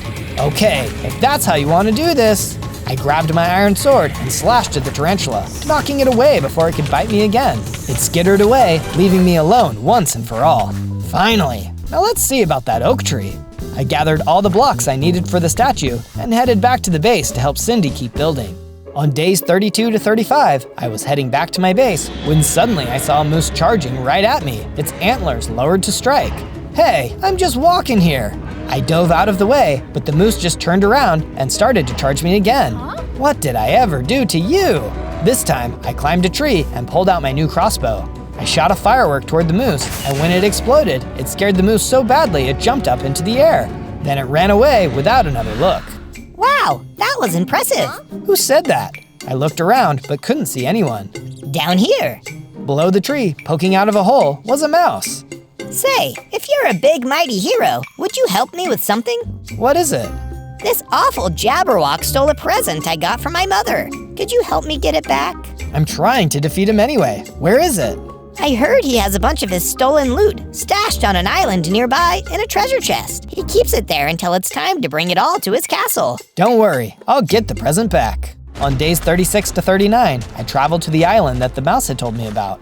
I used a raft to get across the water, and thankfully nothing attacked me on the way. When I finally made it to the island, I could see the treasure chest, but I could also see something else. There were soul vultures above the treasure chest, guarding it from anyone looking to take it. Oh no, what should I do about them? There's no way I can get the present back if they're up there waiting for me. What can I do? Should I try to use my crossbow to fight them off? Or should I try to sneak onto the island and use my long Grinch fingers to grab the treasure chest without them noticing? There are a lot of them. I think I'd rather do the second one if I can. But I'll bring my weapons, just in case. On days 40 to 43, I hopped off my raft and got up onto the island without the soul vultures seeing me. I tiptoed onto the sand as carefully and quietly as I could and crawled along the ground toward the treasure chest. I stretched my fingers and grabbed the items from the treasure chest. Success! The soul vultures were still above me and hadn't seen a thing. Psst, excuse me. I turned and saw a mouse in a little cage behind me. The key to this cage was in that treasure chest. Could you help me out? Yes, but we will have to move fast. I pulled the key out, then unlocked the cage and released the mouse. No, thank you so much. Quick, let's get out of here. I went back to the raft and the mouse followed me as well. The soul vultures finally realized what had happened, but we were long gone and paddling back across the water. And for some reason, the crabs started dancing as if they were happy for the soul vulture's misfortune. I brought the contents of the treasure chest back to the first mouse I met. Amazing, thank you. Now I can give my mother her hat. Oh, and you can keep all the pies I made in exchange for saving me. Yum, thank you. I know the Grinch is supposed to be mean, but sometimes being nice can be pretty sweet. On days 44 to 49, I made it back to the base. I finally gave Cindy the oak logs, and she helped me add it to the next part of the statue. It's really starting to look like Max. I think this will be a great present. Next, we built some guard towers for the base. Now that Evil Steve knew where to find us, we had to be sure to be extra careful. With these new towers, if he tries to come back and mess with us, he won't know what hit him. On days 50 to 53, Evil Steve struck again when we were least expecting it. We meet again, Zozo. Aren't you happy to see me? I see that you've been accepting guests lately. Got any room for me and my friends, the stone monsters? Oh no, it looks like he really does have an army of stone monsters. My crossbow bolts will probably bounce right off of them. Cindy Lou, take your grandpa and hide in the base. It's too dangerous for you to be out here.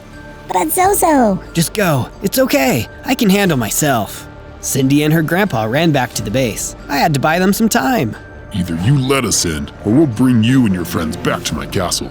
We have plenty of room for our new guests. We're staying exactly where we are, Evil Steve. You really think you're better at stealing than the Grinch?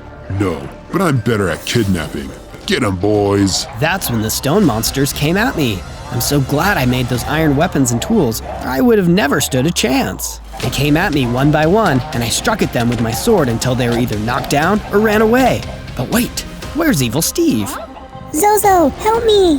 Cindy Lou, I'm on my way. I ran inside and found Cindy Lou crying. She seemed really upset. Zozo, Evil Steve came in here. He took my grandpa. I don't know what to do. It's okay, Cindy. We'll get him back, no matter what. I went outside of the base, and that's when the last few stone monsters attacked. They'd just been a distraction, while Evil Steve kidnapped Cindy Lou's grandpa. I defeated the last few stone monsters with my sword, and I got another upgrade. I worked my way up to 7 hearts and got a new skill, Grinch Sneak. Because the Grinch is so good at sneaking around, I'll be able to sneak into places without being found. You'll never see me coming, Evil Steve. On days 54 to 57, I decided our base needed better security. We don't want any repeats of last time. And it made sense. After all, the Grinch doesn't like visitors. For my security system, I decided to go classic, a massive fence. But it's not like Evil Steve would be afraid of a little fence. I needed to get serious. That's why I added more guard towers. Now that's a Grinchy security system. After that, I decided I needed a little more information about what Evil Steve was planning. If I was going to steal back Cindy Lou's grandpa, I couldn't go in unprepared. That's why I went back to the plains to talk to the mouse I helped out earlier. Hey, Mr. Mouse, Evil Steve kidnapped my friend's grandpa and my dog Max. I want to help get them back, along with all other kidnapped people.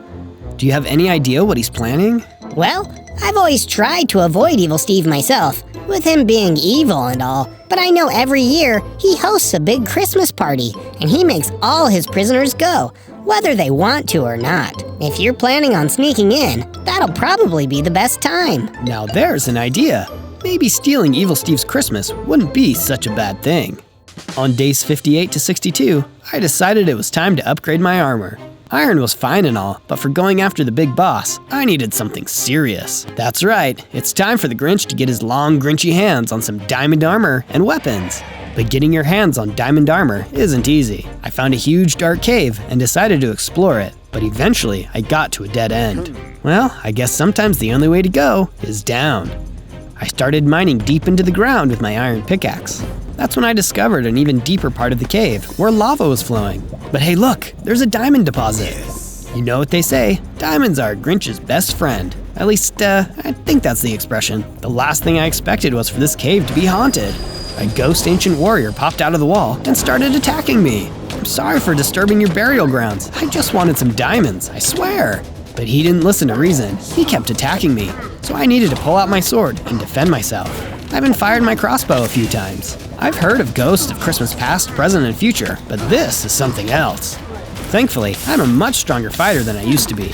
I kept fighting back until the ancient warrior ghost disappeared. But he didn't just disappear, he dropped a potion too. Potion of Swiftness. That'll come in handy later. Don't mind if I do. I mined my diamonds and headed back to my base. That's where I made what I'd set out to make. A full set of diamond armor and a sword to match. Merry Christmas to me!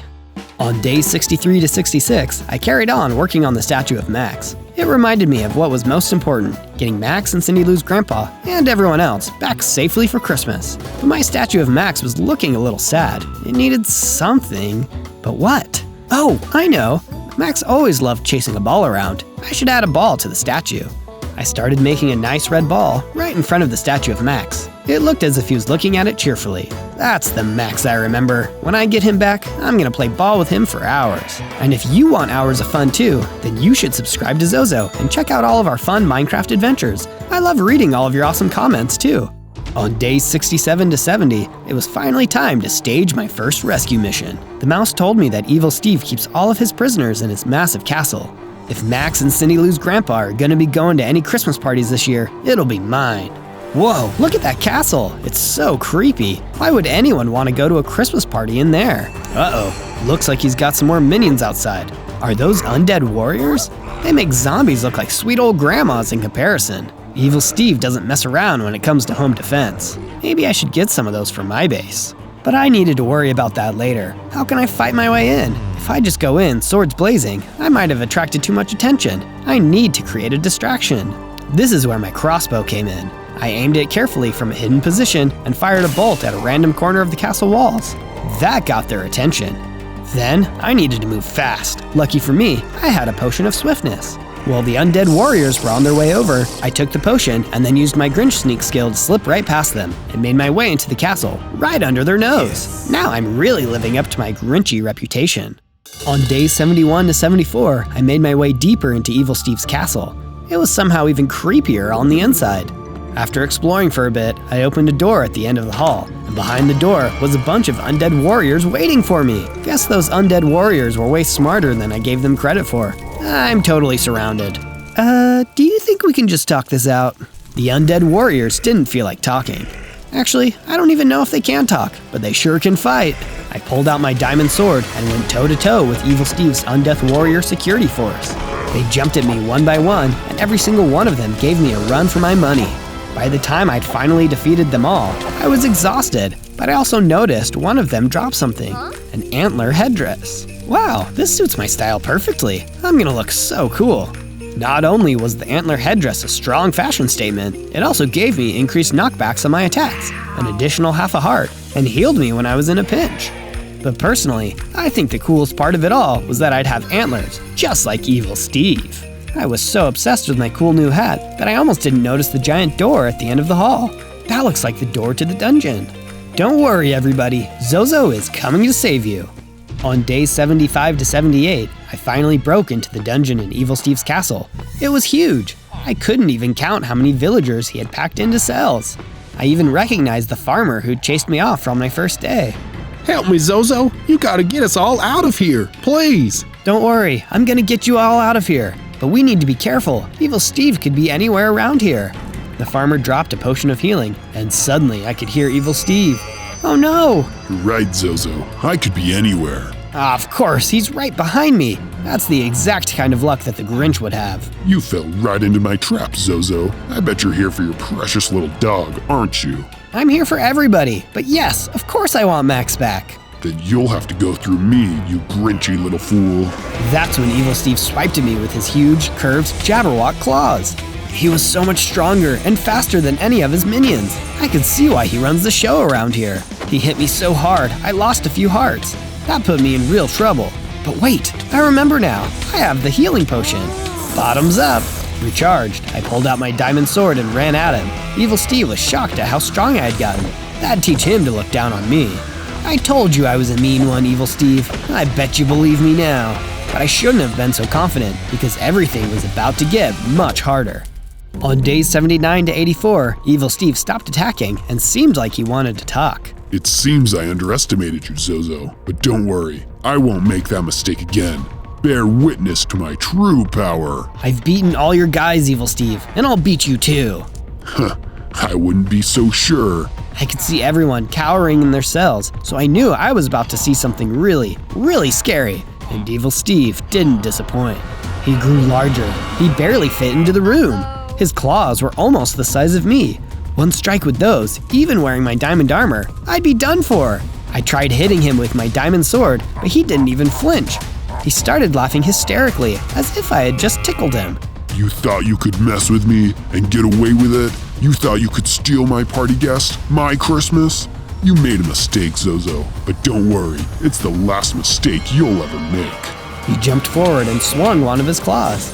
The might of his claws almost knocked me out. There was no way I could save anyone from him in this state. I'm so sorry, guys, but I've got to go. He's too powerful. I promise I'll come back for you soon. And as I ran away, all of the villagers were looking at me while Evil Steve laughed. I felt terrible. It was like I had let everyone down. On days 85 to 89, I went back to my base. A failure. I didn't know if I'd ever be strong enough to face Evil Steve. Forget stealing Christmas. There's not even gonna be a Christmas. All thanks to Evil Steve. But that's when Cindy Lou approached me, and she was carrying a book.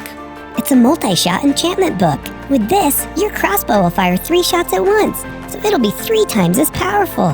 But Cindy Lou, don't you get it? I'm not strong enough to beat Evil Steve. It's over. I failed, no matter how cool my crossbow is.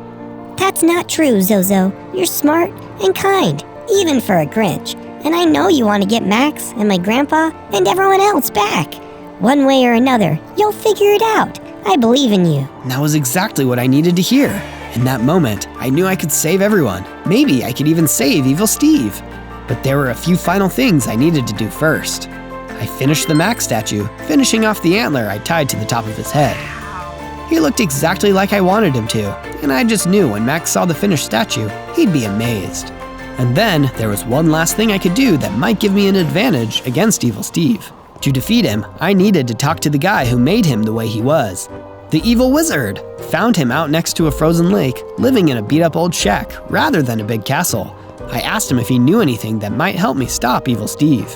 Well, if you want to change his tune, your best bet will be returning him to his original reindeer form. But how would I do that?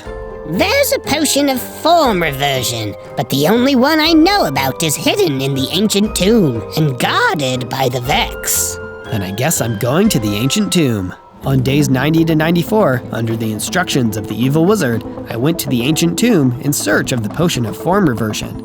It's so spooky in here, and I wonder what that Vex thing the evil wizard mentioned is. And that's when I found out. The Vex flew straight towards me, carrying a spectral sword. He was as fast as he was scary, but thanks to Cindy Lou, I had my special crossbow. A few well-placed shots, and he was down. I guess you weren't so tough after all, Vex. I found the potion of form reversion on a stand at the back of the ancient tomb. Looks like I finally had the secret ingredient to change everything. Hope you're ready for a Christmas you'll never forget, Evil Steve. On days 95 to 97, Cindy Lou helped me make a few final adjustments. We applied the sharpness enchantment to my diamond sword just so it'd pack that extra punch. We also prepared a few extra potions, including the potion of healing and the potion of strength.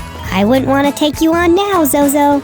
On day 98, it was almost time to finally go and take down Evil Steve for good. But first, I had one more important thing to do. Eat a balanced breakfast. After all, to fight a final battle, you need energy, and you get energy by eating right.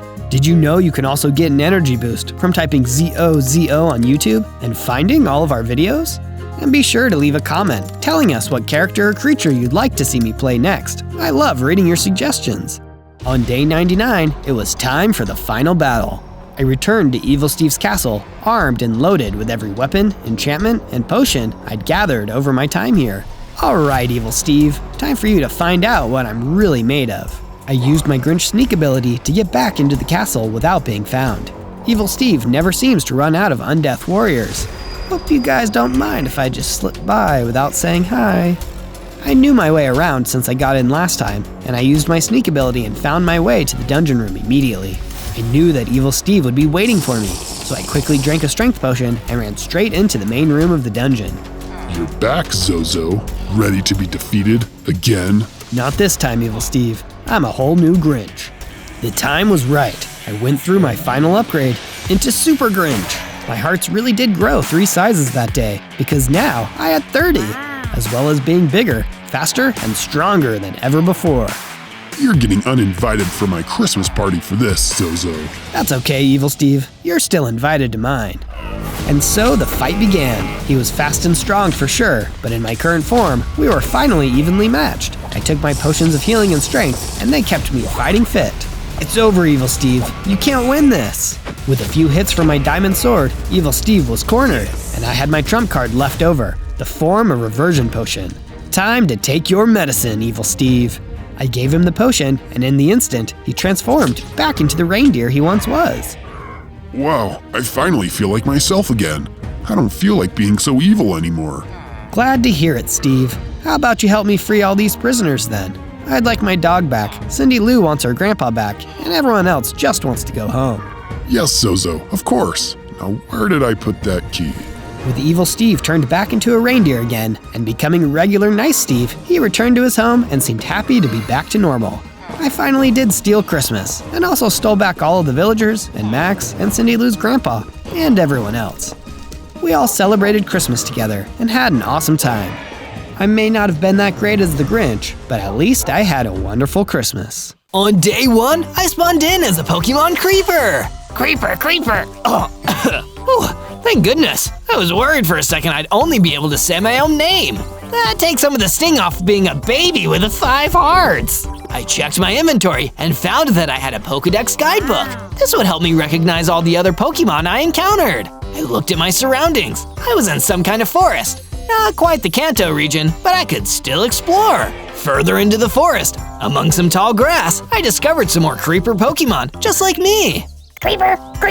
Oh, I guess you guys aren't so talkative. That's fine. I'm sure I can find a trainer who will talk to me. But instead of a friendly Pokemon trainer, instead, a really scary bug-type Pokemon called a Deathworm popped out of the ground. Let's get out of here, guys! Creeper. We scattered off into the forest to avoid the Deathworm. I hid out behind some trees for the rest of the night. On day 2, I ventured out of my hiding spot, convinced that the Deathworm was gone. I hope I don't run into one of those again. Guess it isn't easy being a creeper Pokemon, but at least I wasn't alone in being a creeper Pokemon. While I was wandering around the Forgotten Forest, I found an evolved creeper Pokemon. Oh wow, is that what I'm gonna look like when I evolve? I couldn't be more excited. Creeper. Well, even if I'm a baby creeper Pokemon, at least I can talk. But I couldn't stand around for long. A deadly fire-type Pokemon, the cockatrice, came out of the trees and attacked. It breathed a jet of fire onto my new evolved creeper friend, destroying him in an instant. And if it could do that to an evolved creeper, I'd be in real trouble. I ran away as fast as I could. Later, I arrived in the lush red desert, far, far away from the cockatrice and the Deathworm. Here, I could maybe build myself a home. let's get building. I found some trees and knocked them down, collecting enough wood to make myself a wooden pickaxe and a wooden sword. These are pretty useless, but I guess everyone has got to start somewhere. With my extra wood, I started building my own wooden base to give me shelter from the elements. It felt nice to finally sleep indoors for once. On day 3, I went out to the meadows, wondering if I could beat some more Pokemon who wanted to come stay at my base. Instead, I found something even cooler, a Pokemon trainer. I ran over to him, so excited to finally have someone I could talk to. Hey, I'm Zozo. I'm a creeper Pokemon. It's so cool to meet you. Oh wow, a Pokemon that can talk. You don't see that every day. I haven't seen a Pokemon trainer here yet either. Maybe we should team up. I'd love to, but I think I might need to become a more experienced Pokemon trainer before we can truly team up. But when I get there, I'll know where to find you. It wasn't exactly what I wanted, but it was a start. I started to head back to my base and used my wooden pickaxe to dig up a bunch of stone, which I used to improve my base and build myself a stone sword and a stone pickaxe. Before the day was out, a Pokemon called a Zoglin attacked me, and I was able to easily defeat it with my stone sword. After I defeated it, it dropped some rare candy on the floor, and I quickly collected it. This candy will come in handy later. From day 4 to day 5, I woke up and felt ready to eat that delicious rare candy I'd collected from the Zoglin the previous night. It's been a long week. I think I've earned a little treat. The second I ate the rare candy, I felt myself evolving and getting stronger. I got bigger. I now had 30 hearts and a brand new attack to use on enemy Pokemon, Fire Breath. Whoa, it looks like I'm a fire-type Pokemon too! I spent the rest of the day in the Mojave Desert, which was even hotter than the one around my base. It was sandy everywhere, so I collected some sand blocks to use later. Then, I ran into a sandwich. Hey there, little creeper Pokemon. I actually saw a few more of your kind not far from here. You should go see them. So I did. I searched around until I found a little group of creeper Pokemon just like me. I was so happy. Creeper. Yeah, creeper. How about you guys come and stay at my base? Us creeper Pokemon should stick together for safety. We returned to my base in the lush red desert and found that a wither was waiting outside. This wasn't good. Stand back, guys. I'll deal with this. I ran in and used my new flame breath to destroy the wither. Being a fire-type Pokemon was a lot of fun. From day 6 to day 8, I met up with the Pokemon trainer again, and we went exploring together, searching for some food. And not long after finding some, we went into a nearby underground cavern to do a little bit of mining. It's super dark in here. Don't worry, trainer, I can light the way. I breathed a jet of fire and lit up our way, seeing some iron ore in the blocks beneath us. I grabbed my stone pickaxe and started mining until I collected some ore. We built a furnace in the underground cavern and used the ore to create an iron sword and an iron pickaxe. Now I'm stronger than I've ever been. With our new equipment in hand, we went to the oasis to relax and spent some time in the sun next to the nice cool water. But not everything was so peachy in the oasis. We were suddenly attacked by a giant monster known as the Hydra. Even with all my new equipment and my fire-breathing power, I couldn't hurt him at all. Get out of here, Zozo. I'll take care of him. You need to get to safety. So I did, because it was all I could do. My Pokemon trainer and the Hydra fought until, in the end, neither of them remained. No! I started heading back alone. I felt so terrible. I'd lost everything. But on the way back, I ran into a friendly Myrmex queen. Hello, little creeper Pokemon. Hey, sorry if I seem a little down right now. I just lost a friend of mine. Goodness, you can talk? That's incredible. I didn't know creeper Pokemon could talk. Me neither. I might be the only one. Well, if you lost your friend, perhaps I'll come stay with you. You shouldn't be alone on a night like this. I would love that, Myrmex Queen. The Myrmex Queen and I returned to my base, and I created a new room for her to stay in. It was nice to finally have someone to stay with me who could actually talk. From day 9 to day 10, I woke up to find someone waiting outside my base. It was a huge, scary-looking Dread Knight, and he was here for me. Who are you? I'm your worst nightmare. I'm the strongest Pokemon gym leader in the overworld, and that Hydra you and your friend destroyed, that was one of my prized Pokemon. It destroyed my friend, and it attacked us first, too. How could you blame us for what happened? Don't pity yourself. Not yet. When I'm done with you, you're gonna have something to really pity. Mark my words, you sad little creeper Pokemon. I'm going to get you. And then he was gone, leaving me confused and afraid, not knowing what would happen next. From day 11 to day 12, I was woken up by the Myrmex Queen. She seemed incredibly excited to see me. Zozo, I know that losing your friend was very hard for you, so I made you something that might help you process what happened. Come and see. I came out and saw what the Myrmex Queen had created, a memorial for the fallen Pokemon trainer, so we'd always be able to remember him. This is amazing, Myrmex Queen. Thank you. Let's go traveling together. We went out to the orchard, where I hoped I might be able to find some food that would make me stronger.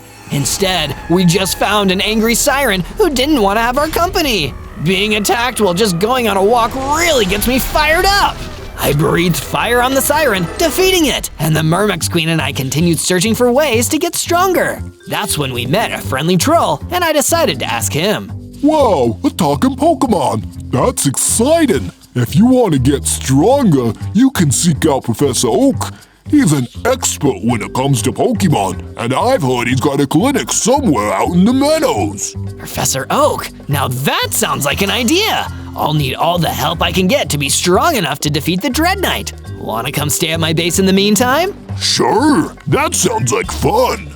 We went back to my base with the troll, and I built a new room for him to stay in. I wasn't so lonely now. From day 13 to day 15, I went off into the meadows to seek out Professor Oak.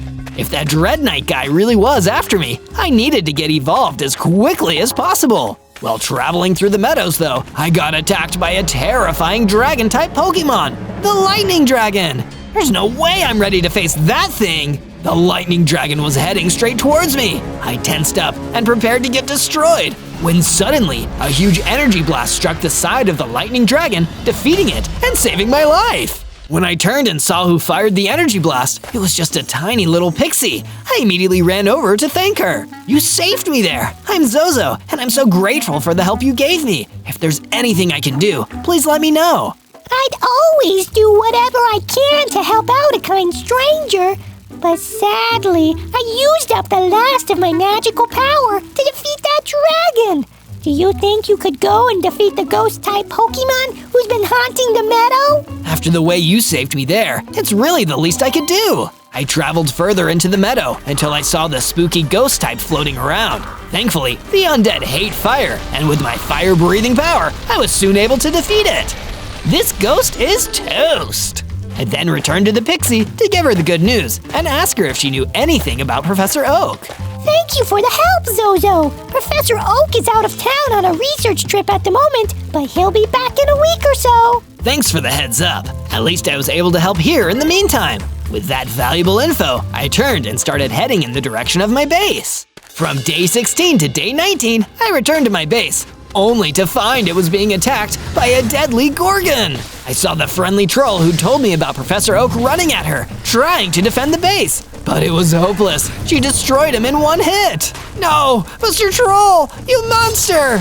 I ran in to battle the Gorgon for what she'd done. I tried to hit her with my sword and my flame breath, but neither seemed to have an effect. She just laughed at me. You sad little creeper Pokemon. Is that all you've got? Wow, the Dread Knight is wasting his time even sending me to destroy you. I've got better things to do. Later, loser. With that, the Gorgon left, leaving me in the ruins of my base with another friend gone.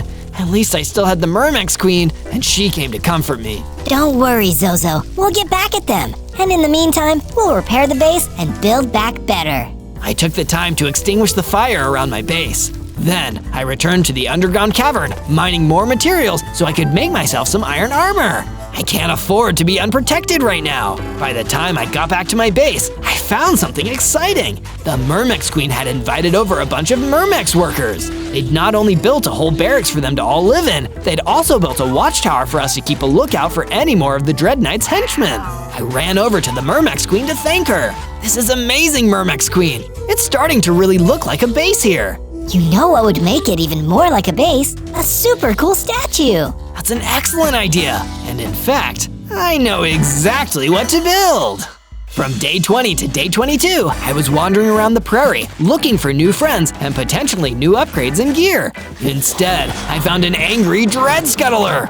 I really don't want to deal with this today. I defeated the dread scuttler with my iron sword and proceeded to collect a bunch of blocks that I could use to start building the statue. You'll never guess what it is. On my way back through the lush red desert to my base, I found a few sheep wandering around and decided to herd them back to my base. I built a paddock to house them all. This will be perfect for gathering wool for making banners. That's when the Myrmex Queen came over to me with some good news. Hey Zozo, I got started on your statue, and I think it's coming along nicely. But it's gonna need those new materials you gathered next. I'll add them right away. I ran in and continued work on the statue, getting it just a little further along with the new materials I'd collected. Can you guess what it is yet? Let me know down in the comments. From day 23 to day 26, I returned to the meadow, hoping that this time I'd get a chance to speak with Professor Oak. He's gotta be back from his research trip by now. Just then, from out of the grass came an Enderman, a really dangerous Dark-type Pokemon. It swiped for me with its long arms, but I dodged and drew my sword. Prepare for battle! I used my Fire Breath attack to weaken the Enderman and finished it off with an Iron Sword strike. Before I could celebrate, 2 more Endermen jumped out and tried to pick up where the first one left off. I defeated them both with some difficulty. Not much later, I found a rare Ghost-type Pokemon known as a Ghast. Ghost types are weak against Dark types, so it must have been hiding from all the Endermen out here. Hey, Ghast, it would be safer if you came to live at my base. There are lots of friendly Bug-type Pokemon there now. No thanks, Creeper Pokemon. Let's ghost hunt alone. Then the Ghast vanished into thin air. I guess he was serious about being alone. I went back to searching, and soon I found a man in a lab coat standing in the meadow. Are you Professor Oak? Why, yes, I am the famous Professor Oak, world-renowned Pokemon expert. And who might you be? I'm a creeper Pokemon, but I can talk. My friends call me Zozo. Well, I've certainly met talking Pokemon before, but it's always an ultra-rare occurrence. Where's your trainer anyway? That's the problem. I don't have one right now. I was hoping since you're a Pokemon expert, you could train me so I could become stronger. I don't see why not. I've been meaning to do more research on creeper Pokemon regardless. Let's get started. On day 27 to day 31, I trained with Professor Oak in order to increase the power of my moves in battle. I could definitely feel that my base stats were becoming stronger. You're not just an expert professor, you're an expert trainer. My work is almost done here, Zozo. You'll be a fighting machine after you complete the last challenge of your hyper training. If it means being strong enough to face the Dread Knight, I'll do whatever it takes. Very good answer. Now I will present you with your challenge. You must defeat a Wild Ravager. It is a fighting-type Pokemon known for its merciless attacks. It will be a formidable foe, but if you're ready and you believe in your training, you should be able to win. I won't let you down, Professor.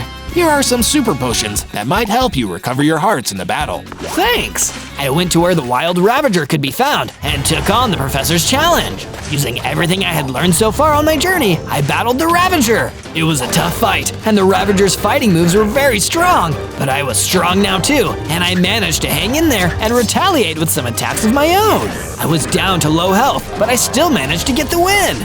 Good thing I had those super potions. From day 32 to day 35, I told Professor Oak that I had defeated the Ravager. He seemed very impressed with my progress. Very good, Zozo. You are one powerful creeper Pokemon now. Thanks, Professor. You really believed in me. And you believed in yourself too. That's half the battle. What's the other half, Professor? Battle. Now take this league badge to prove that you've got what it takes to be a champ in the making. All right! I decided to return home to base to tell the others the good news about my training. I had made it all the way back to the Mojave Desert when I saw the Ghast from earlier, and they were in trouble. Help! Help! An evil gym leader is trying to capture me! Evil gym leader? That sounds like… Oh no, it is! The Dread Knight was here! I didn't expect that I'd run into him so soon. Stop running away, Ghast! I'm trying to add you to my Pokemon team! A spooky ghost type would make an excellent addition! The Dread Knight didn't see me yet. I could sneak up on him and attack. But what if I lost? I might have earned a league badge, but he was still a gym leader. For now, I have to retreat. Sorry, Ghast. If only you'd listened to me before. A little later, I was at the Oasis, still trying to find my way home, when I ran into a giant pig Pokemon, the Piglin Brute. No problem, pigs are usually normal type, so this should be a cinch. But it wasn't as easy as I expected. The piglin brute had so many hit points, and its attacks felt like critical hits. Oh no, am I too weak to fight this Pokemon too? I ran away from the battle and continued on for home where I thought I'd be safer. I couldn't believe that I was still so weak after all the training I did. From day 36 to day 39, I arrived home safe and sound, except the base wasn't safe or sound. It was being attacked by the Gorgon again.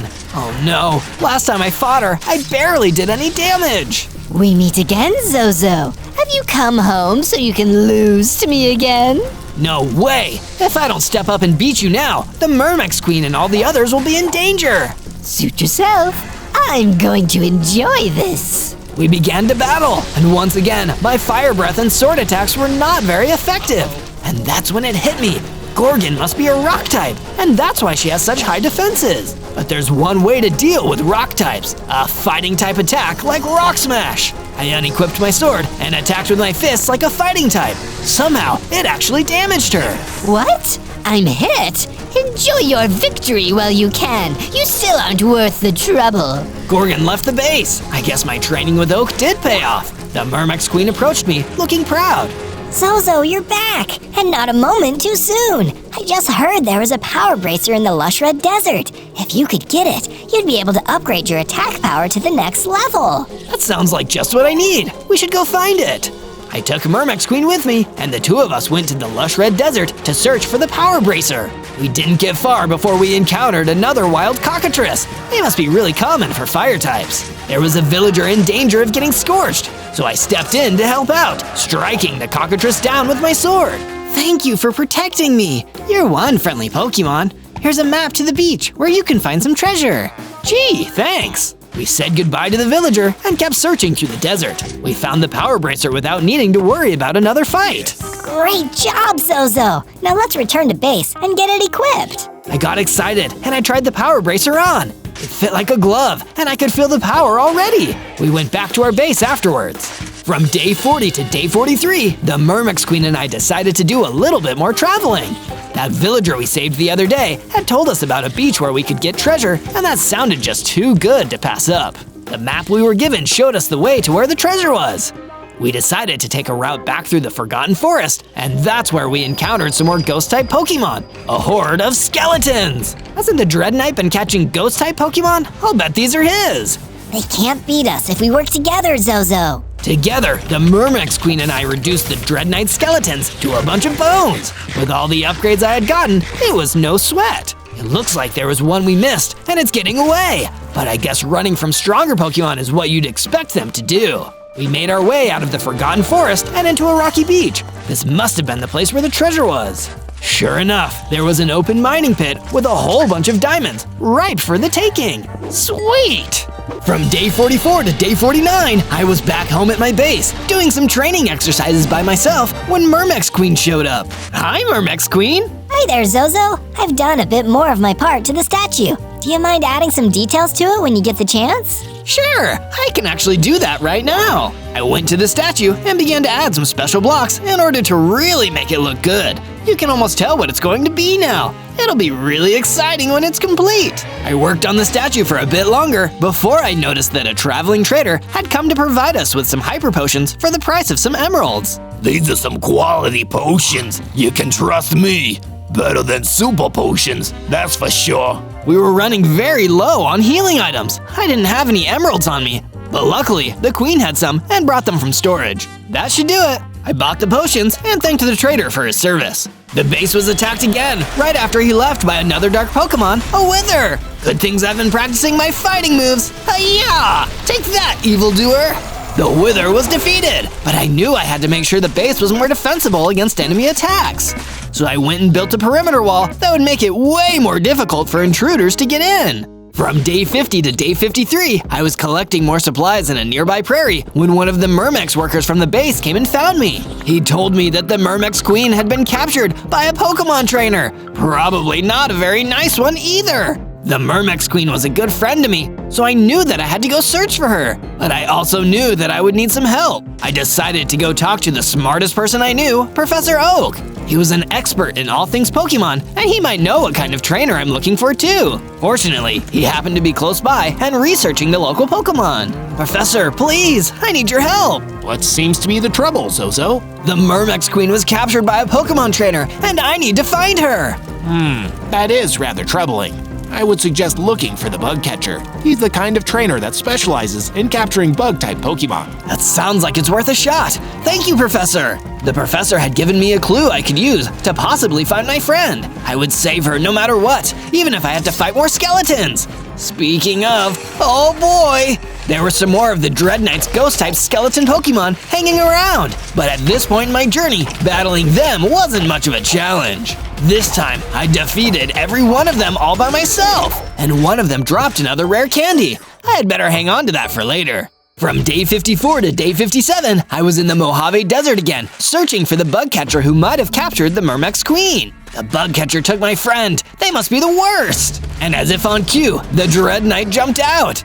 I wouldn't say that. After all, they can't be worse than me. I'm the worst of the worst. Dread Knight, what are you doing here? I like tormenting you. Everyone knows that it is always best to capture a Pokemon when it's weak. Not as weak as I used to be, and now I'll show you! I gave the Dread Knight a few good hits with my sword. He didn't seem to be that hurt by it, but I could tell I was doing a bit of damage. You do have some fight. I guess I'll have to weaken you a bit more before I capture you. He countered with a strong attack that took off half of my hearts. I wasn't going to defeat him at this rate, but at least I had put a scratch on him. Time to run away! I escaped from the Dread Knight and definitely didn't want to have another fight so soon. Fortunately, I found the same friendly villager who told me about the treasure. Have you seen a bug catcher anywhere?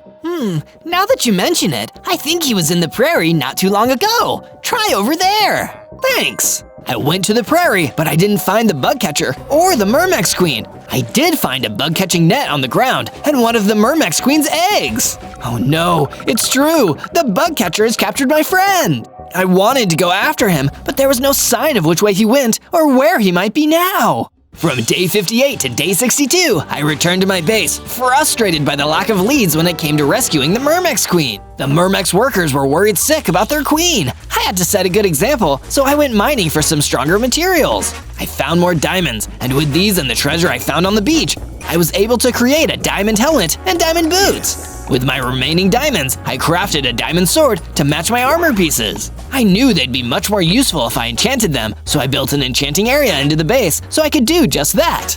These diamond armor pieces will really boost my defense stats. I went back out searching for materials because items are just as important in Pokemon battles as abilities are. The underground cavern I was exploring was dark and full of rock and ground-type Pokemon. It also had a hidden treasure in the form of a battle axe. I gave the axe a few swings, and I could already tell how strong it was. I could do some really damaging moves with this thing. The battle axe worked really well on the rock types in the area, so I know it would prove effective on Gorgon too. I returned above ground to base and found that the Ghast was waiting for me. I have escaped the Dread Knight, and I have some news for you. What kind of news? I've heard that the bug catcher is trying to become stronger so he can fight the Dread Knight. He's trying on the coast right now. That actually helps. You're welcome to haunt the base. I'll be back later to help you settle in. For now, I'm gonna go save the queen. From day 63 to day 66, I gathered my strongest equipment and items and prepared to leave. While I was still there, Professor Oak showed up. Hello, Zozo.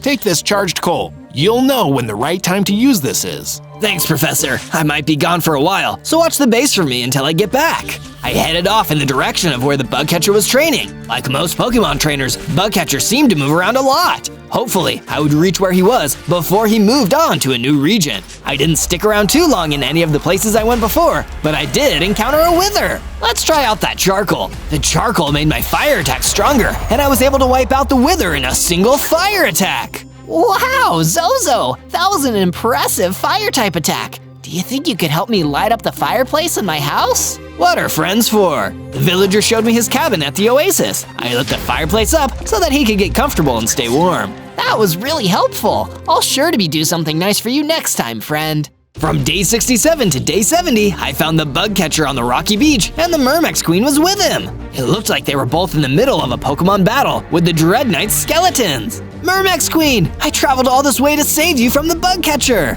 Zozo, a friendly face! Give me a hand dealing with these skeletons! I swung my diamond sword over and over at the skeletons, destroying them one by one. I am the Creeper Pokemon! Fear me! While Myrmex Queen and I battled, some of the skeletons snuck up behind the bug catcher and took him out. Well, so much for that trainer. Didn't he capture you? No, I went with him to try and trained to fight Dread Knight on my own. You were training, like me?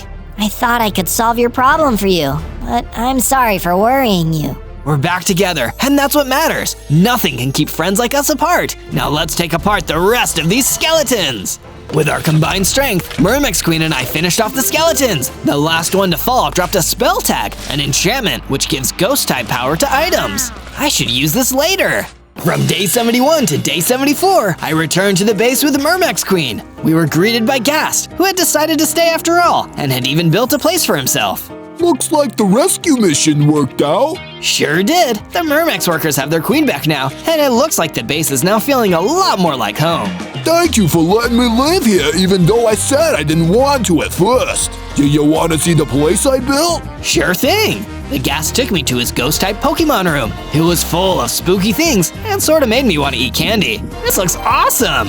Professor Oak has also decided to move his research lab into the base. You should go see. Sure enough, Professor Oak had created a place for himself inside the base. I'm going to get so much work done here. Your base is very advanced, Zozo. Wow, everyone has really stepped up their crafting game. I'd better do the same. I went mining for some more diamonds to complete my set of diamond armor and tools. I used the spell tag that the skeletons dropped to enchant my diamond sword with ghost-type energy called Lifesteal. When it was finished, I went to the outside of the base where the villager was waiting for me. Hey, Zozo, I decided I'd come over and say hello. Hi, villager. From day 75 to day 78, I followed the villager back to his cabin at the oasis. I had a feeling he was going to repay me for that time I helped him. Here, Zozo, I have a gift for you because you've been so nice to me. I knew it! I mean, thanks! It's a moonstone. Try holding it and see how your power evolves. Oh, super awesome!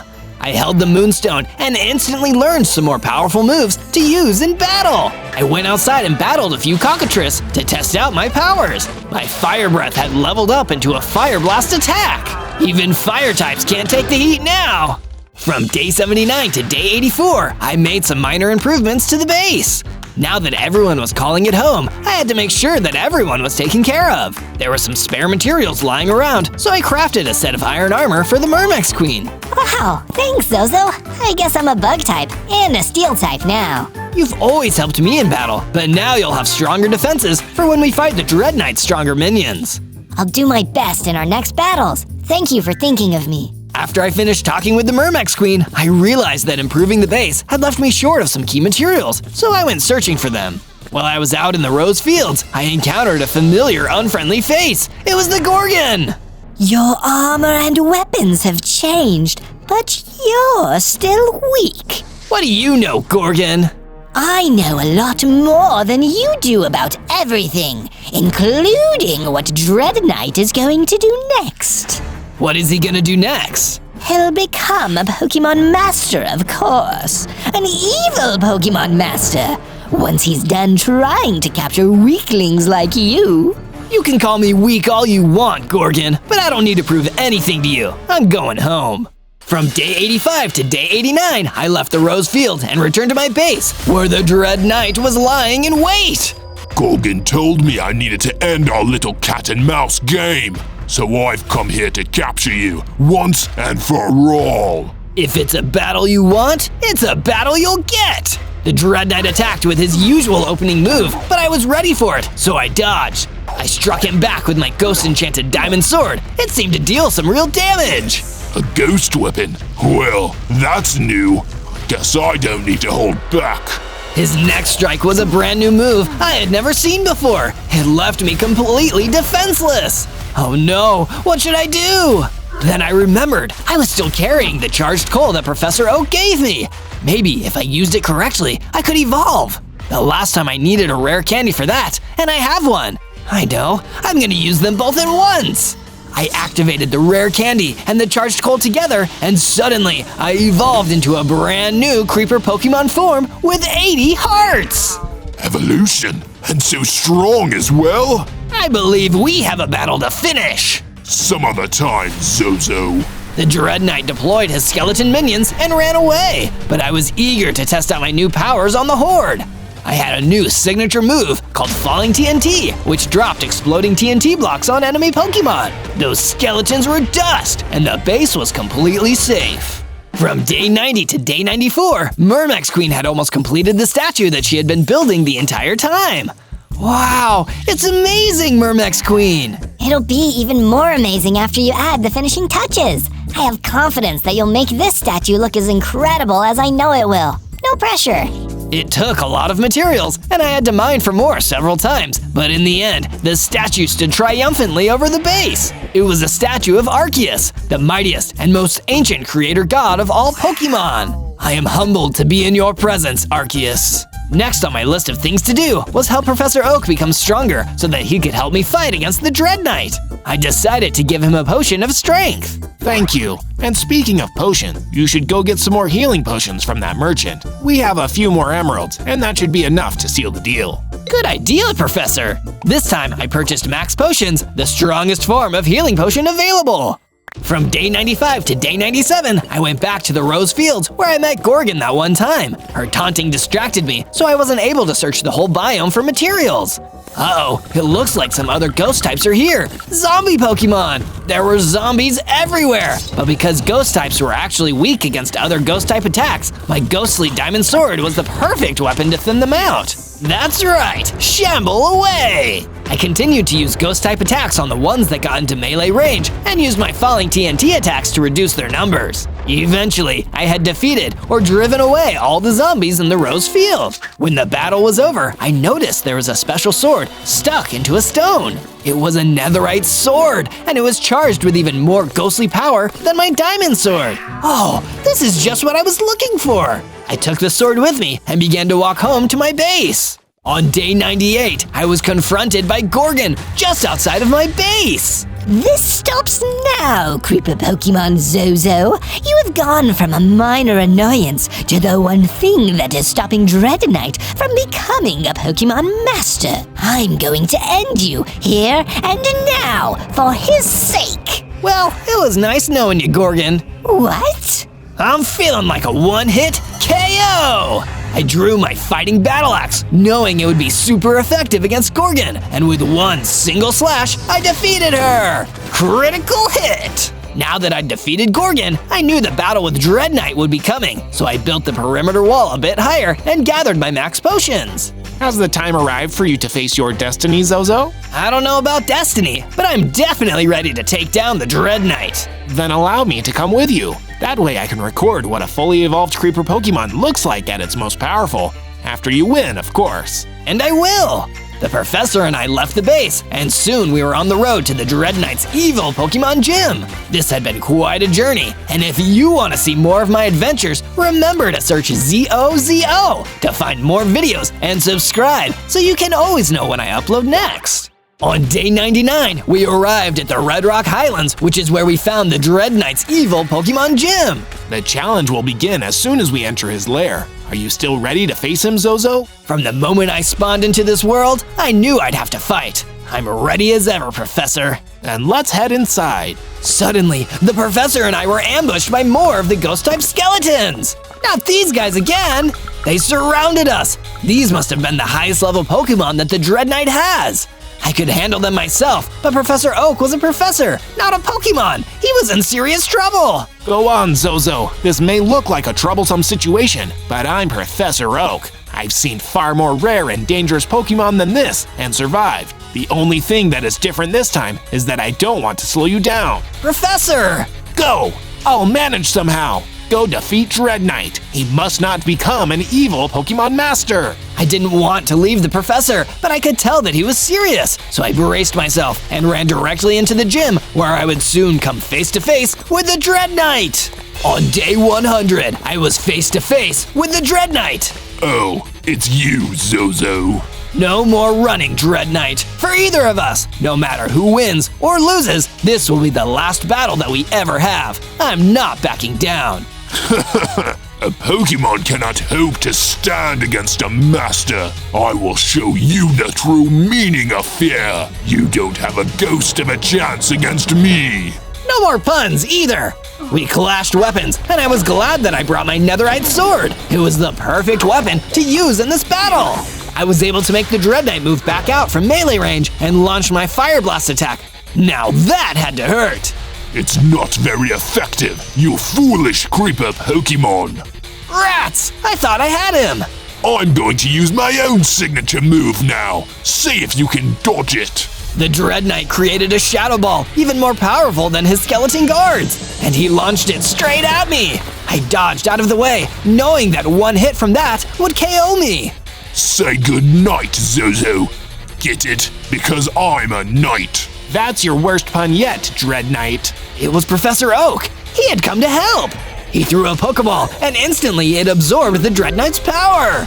Now's your chance, Zozo. He could only use that move by becoming a ghost type himself. Strike him down. Right, take this, Dread Knight. I delivered the final blow with my netherite sword. With the battle finally over, I was a free Pokemon. Oh, I guess Professor Oak would be able to come up with quite the Pokedex entry for this creeper Pokemon.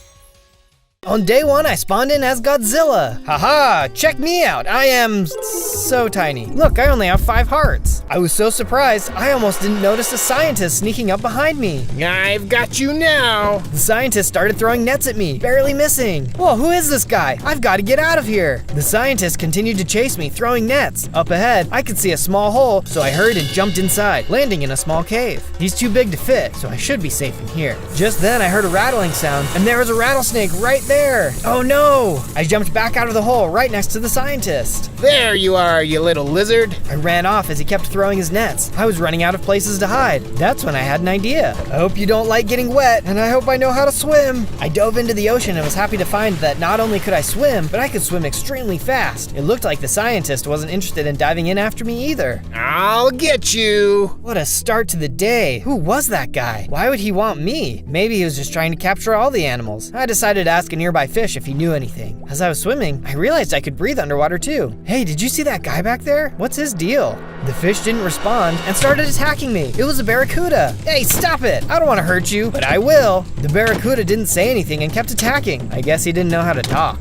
Well, let's see what these claws can do. I swiped him with my claws and saw that I packed a punch. It only took a few hits to take him down. I was strong enough to get out of that fight, but he was just a little fish. I don't know if my claws will help me out of something much bigger. I was feeling tired after such an eventful day, so I made my way back to the shore to look for a place to rest. Hopefully I wouldn't run into that scientist again, but just in case, I needed to start getting prepared to fight. On day 2, I woke up and crawled out from under the tree. Today's the day I get set to fight back. If I was going to survive, I needed a safe place to live. I didn't know where that scientist was operating from, so I didn't feel safe building a base on land. I decided my best bet was in the water. Before I can get to building, I need the tools to do it. I immediately got punching some trees so that I could get some wood. With the wood, I made a crafting table and fashioned a pickaxe. Then I mined out some stone and used the stone to make a set of stone tools: a pickaxe, axe, shovel, and sword. With my new tools, I started gathering the materials I would need. Building a base out in the water was going to be an interesting challenge, but I think the final build is going to look really cool. While I was gathering some supplies in the forest, I saw a boar off in the distance. I don't think that barracuda could talk, but maybe this boar could help me out. I made my way over to him. Hey buddy, have you seen a scientist roaming around?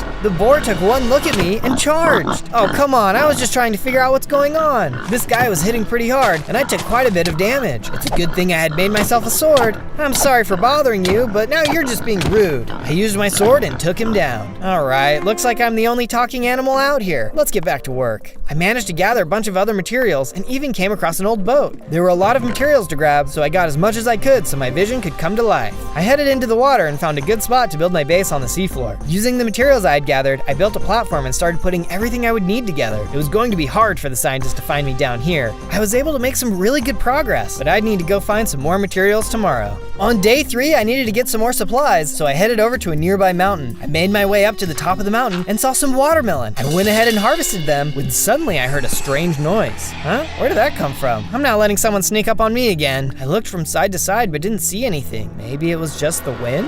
What's that? I looked around just in time to see a giant bird swoop down and pick me up. Hey, let me go! What's the big idea? She didn't seem like she was trying to hurt me, but where could she be taking me? After a moment, I could see something huge in the distance. It was a giant nest. Uh-oh, I must be food for her babies. Moments later, the bird dropped me into the nest, and luckily the babies hadn't hatched yet, but I could hear something moving inside of the eggs. I had to get out of here. Hey, you! Who was that? I turned and saw a little squirrel standing there. Hey, you could talk. I was starting to think I was the only animal here that could. Yeah, I can talk, but you hear that? These eggs are starting to crack, and we gotta get out of here. You're a squirrel. Can't you just climb out of here? The nest is made of mud. I can't get a good grip. If you can dig us out with your claws, though, I have a good way to get us to the ground. The eggs started making even more cracking sounds. We had to hurry. I started swinging my claws and managed to break through the walls of the nest. Oh man, that is a long way down. I hope you know what you're doing. The squirrel tossed me an umbrella. Suddenly, there was a big crack, and we heard some baby birds starting to tweet. Jump!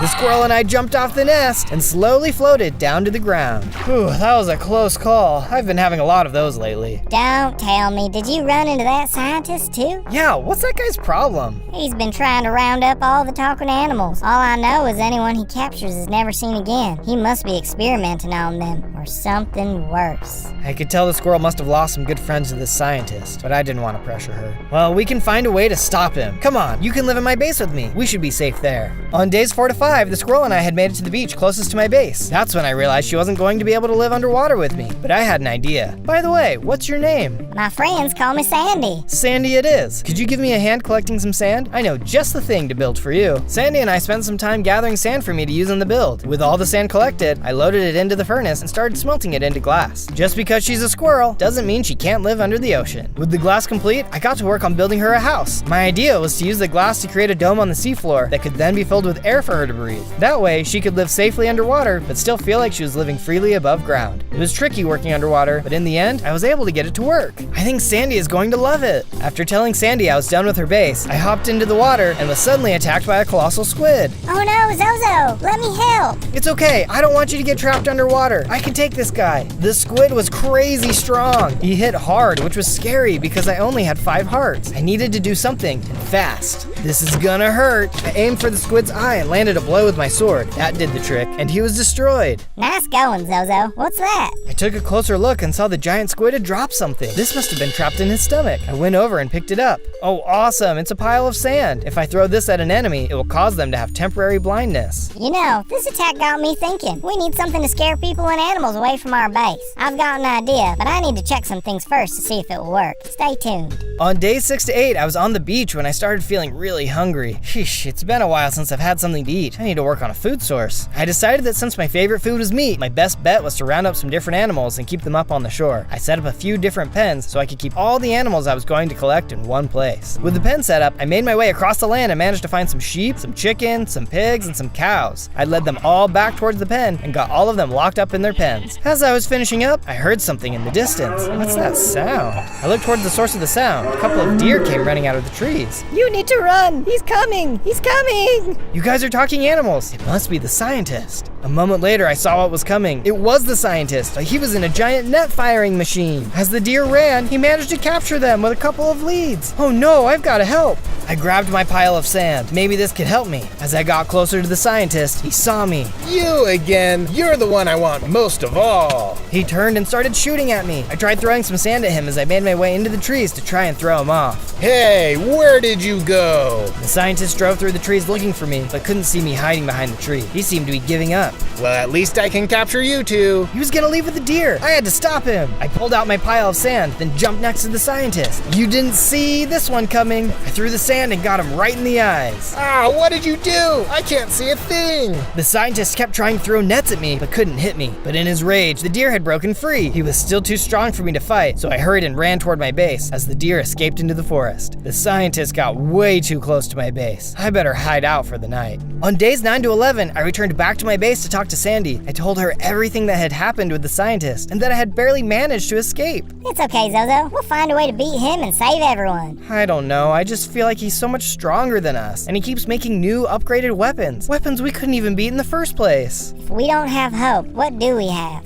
Giving up isn't going to solve the problem, so we have to keep fighting. I suppose you're right. By the way, what was your idea for scaring enemies away from our base? That seems like just the thing we need right now. Oh yeah, I just finished gathering everything I needed for the first part. Come give me a hand. Sandy and I headed out and got to work. Sandy said she had spent the day getting supplies, and using those supplies, we'd be able to build a huge, terrifying statue. She wanted it to be a surprise though, so she didn't tell me what we were building, just where I needed to put the blocks. After a while, we had finished the first part. This is looking great, I think. Can you tell what it is? After a lot of building, Sandy and I were starting to feel pretty hungry, so Sandy suggested we build a farm. We got working on it right away. I had collected the animals for a food source, but since Sandy was a squirrel, she didn't eat meat. By the time we had finished building, Sandy's hunger was getting dangerously low. Hurry and plant the crops. I don't think I should risk moving too much. My hunger bar is getting really low. Oh no, I only got enough plants to lure the animals into their pens. I'll go get some for you. It's okay, but please hurry. On days 12 to 13, I was exploring the land looking for seeds when I came across a small farm. A garden. This will have just what Sandy needs. But who lives here? Next to the garden was a small hut, so I went to knock on the door. I'm sure they wouldn't mind if I just took a little bit of their crops. But to my surprise, the door opened and a scientist was standing in the door. Oh no, another scientist! I gotta get out of here! I turned to run when the scientist called out to me. Whoa there, hang on, little fella. I'm not gonna hurt you. I stopped running and turned cautiously toward her. How do I know you're not going to hurt me? I guess you don't, but I can tell by your face that you really need these crops. Come on in and let's talk. I think I can actually be of more help than you think. She was right. Sandy's hunger levels were too low for me to risk wasting time looking for another food source. I headed inside the hut. So you have something that can help me? I do. Information. I think it's important that you understand who that scientist is. That way you can defeat him. Alright, I'm listening. Who is this guy? The scientist used to be a coworker of mine. We spent years working on potions and inventions that would improve the lives of the animals around us. In our studies, we had discovered some animals possessed special abilities. Most of the time it was that they could talk, but every so often, one would come along that was capable of even greater power. One day though, his wife disappeared, sending him into a spiral. He was on a path I couldn't follow, so I ran away. The scientist blamed the animals for what had happened to his wife, and he became obsessed with harvesting them and using their power to build a super weapon, one that would give him ultimate control over everyone. Any animals he extracts power from die in the process. He is powerful for sure, but one of the rare animals, one that possesses extraordinary abilities, can stop him. Zozo, you are one of those animals. Me? I don't have any special abilities. I can hardly win any fights, and the last time I met up with the scientist, I barely made it out alive. There's no way you could be right about that. I know it, Zozo, I do. You might not see it now, but I'm sure one day you will. I'm standing by and I'm ready to help how I can. Hang on to this radio and give me a call if you ever need help. I picked up the radio, then she led me outside to the garden. And here, you can take some peanuts for my garden. I harvested some plants and peanuts, then left to head back to the base. Special powers? Maybe she knew something I didn't, but right now it just didn't make any sense. From days 14 to 15, I was making my way back to the base when I heard a familiar but terrifying sound above me. I looked up and couldn't believe what I was seeing. Oh no, it's that bird again, and this time it has some of its babies with it. I didn't want to be their breakfast before, and I didn't want to now. I still had a little bit of sand left over from my fight with the scientist. Maybe it could help me win here. Come and get it! The bird let out a screech, but I was ready. I took my pile of sand and threw it right in its eyes. The bird let out another yell and landed not too far away. Here, I've got some breakfast for you. I took my sword and quickly started to attack the bird. Since it was on the ground, it had no chance, and I was able to knock it out. That was one down, but I still had to deal with the kids. And now I was all out of sand. Come on down, kids, I've got some leftovers for you. The baby birds shrieked and dove down as well. They weren't nearly as strong or clever as the big bird, and so one by one, they flew straight into my swinging blade, taking them down for good. Flying is overrated. Swimming is the way to go. Suddenly, I felt energy beginning to course through my veins, and I evolved into a bigger Godzilla. Check it out, I even have 10 hearts. I was feeling much stronger than before, and found out that my roar could hurt enemies. My tail had become a weapon of its own too. On days 16 through 19, I made it back to the base, and was grateful to see that Sandy was still alive. I gave her something to eat, and then headed into the farm to plant the seeds, so she'd have a renewable source of food as well. Just as I was finishing up, Sandy came running into the room. Zozo, come quick. I need your help. Sandy led me to another part of the base, where she had started mining down into the earth. While you were planting the farm, I went ahead and started working on a mine. I had mined into a cave system where there was some iron, but something attacked me. I didn't get a good look at what it was, but I was wondering if you could go check it out. Sure thing, thing, Sandy. I'll see what I can find. I headed down into the tunnel and soon emerged in the cave. I could see the iron Sandy had mentioned and walked over to it. Just then, a group of drowned attacked. Oof, these guys. This is a good chance to put my new abilities to the test. I quickly swung my tail and knocked them away from me. With them backed off, I then hit them with my roar attack, which hurt them from afar. Oh, sorry. Were you guys going somewhere? I then hopped in with my sword and started slashing away. I continued to use my new abilities in combination with my sword and was able to defeat them in no time. Well, with those guys out of the way, I might as well grab this iron. I then took out my pick and mined out all the iron I could find. With all the iron collected, I made my way back up to the base where I smelted down all of the iron and then used it to make a full set of iron armor and tools. On days 20 to 22, I was woken up by the sound of a crackle on my radio. I tuned the frequency to get a clearer sound. Zozo, do you copy? Zozo, do you read me? Hey, yes, I'm here. What's going on? The mad scientist is heading your way. You're in danger. Oh, no, it's okay. My whole base is underwater. He's not going to be able to reach me here. You don't understand. He built a mech suit that will let him access your base. You need to get out of there, now. I hurried out of my base and swam up to the surface. I couldn't risk him getting into the base and hurting Sandy. I made my way to the beach. Maybe I could cut him off here. Just then, I saw the scientist approaching. The old woman was right. He was in an aquatic mech suit. I'm stronger now. I think I can take him. Soon, the scientist was before me.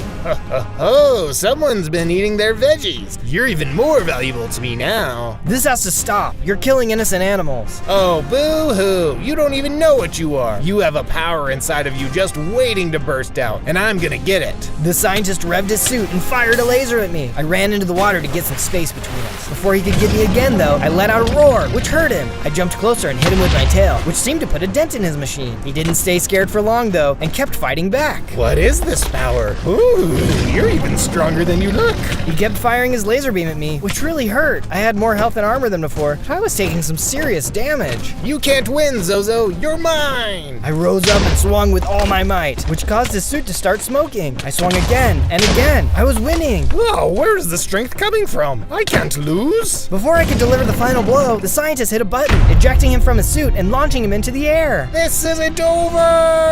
The scientist was gone for now, but if there was one thing I did learn, it's that the scientist isn't invincible. Next time we meet up, I'll be ready. On days 23 to 25, Sandy came and found me in my room. She suggested that we go search the wreckage of the scientist's machine. Maybe we'd find something. We headed up to the surface and took a look at where the scientist's machine had been destroyed. It looked like there was something in the wreckage. What's this? I picked it up and saw it was a stack of javelins. Oh, interesting. This will give me the chance to do some ranged attacks. I kept looking and saw that there was a notebook as well. I wonder what's inside. I picked it up and opened it up. If you were liking this video so far, please like and subscribe, and leave a comment on what adventure you think we should go on next. I don't know what that means. On days 26 to 29, Sandy and I headed back to the base to get some work done on the statue. I was pretty exhausted from the fight, so we thought this would be a good activity to take our minds off the conflict. It was coming along pretty well, I think. Can you tell what it is yet? We stopped working as Sandy explained to me that we were going to need some amber blocks and warped stems to get more work done. She suggested I head to a nearby island, as she heard I might be able to find some there. I'm on it. I leapt into the water and started swimming off in the direction Sandy had mentioned. In my bigger form, swimming was much faster than before. As I approached the island, I noticed something was already here. I reached the shore and saw it was infested with green snakes. If you guys don't mind, I'm just gonna squeeze by and grab what I need. Thanks. I made my way over to the blocks I needed and started mining them out. I was able to grab a bunch of them when I was suddenly attacked by the snakes. Guys, I just needed a little bit. These guys weren't talkers though, and they started fighting and snapping at me with their fangs. Hey, that hurts, knock it off. I smacked some of them away and then used some of the new javelins I had just gotten to keep them at a distance. By this combo, I managed to take them all out. Alrighty, back to business. I had gotten all of the blocks I needed, so I jumped back into the water to head home.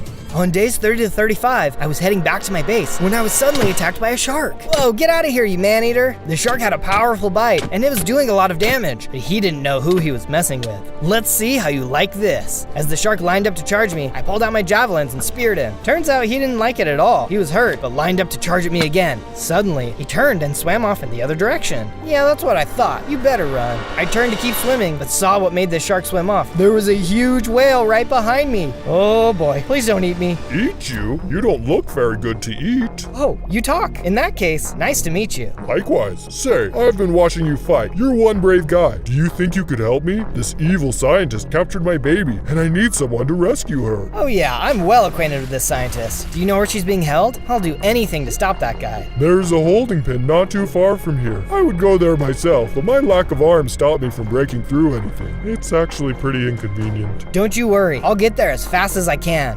On days 36 to 40, I made my way to the holding pen. After a bit of swimming, I could see the enclosure. This must be it. I snuck in a little closer and could see that the holding pen was attached to what looked like a small base. There were several guards on the outside. Well, I'd like to avoid confronting them directly if possible. Let me see if I can get in contact with the baby whale. I hopped back into the water and swam over to the pen. I could see the baby whale inside. Hey there, little one. Your dad sent me to rescue you. I'm so happy to see you. I don't know how much time I have. There used to be a lot more animals in here with me, but one by one, they were taken away and haven't come back. We're the only ones left. Okay, hang on for as long as you can. I noticed there were a lot of guards out there, and I don't want to risk fighting all of them. Do you know if there's another way in? I think there might be a water duct you can break into that leads into the enclosure. If you dig into the side of the hill on the east side of the base, you should hit it. Or was it the north side? I can't remember. It's okay. I'm sure I can figure it out. I'll start digging and I'll see you soon. From days 41 to 43, I worked on digging my tunnel through the base. I feel like this is going great. I've got to be getting close. I think she was saying I need to start digging up right about now. I changed direction and started heading up. This was kind of a nice change to not be attacked head on. I felt like a proper secret agent. Suddenly, I burst through the surface and saw I was right in the middle of their base. Uh-oh, looks like I'm not a very good secret agent. I jumped out of the hole and the guards swarmed in and started to attack. There were more guys in here than I thought. They had caught me off guard and were really starting to take down my health. Oh, there's so many of them.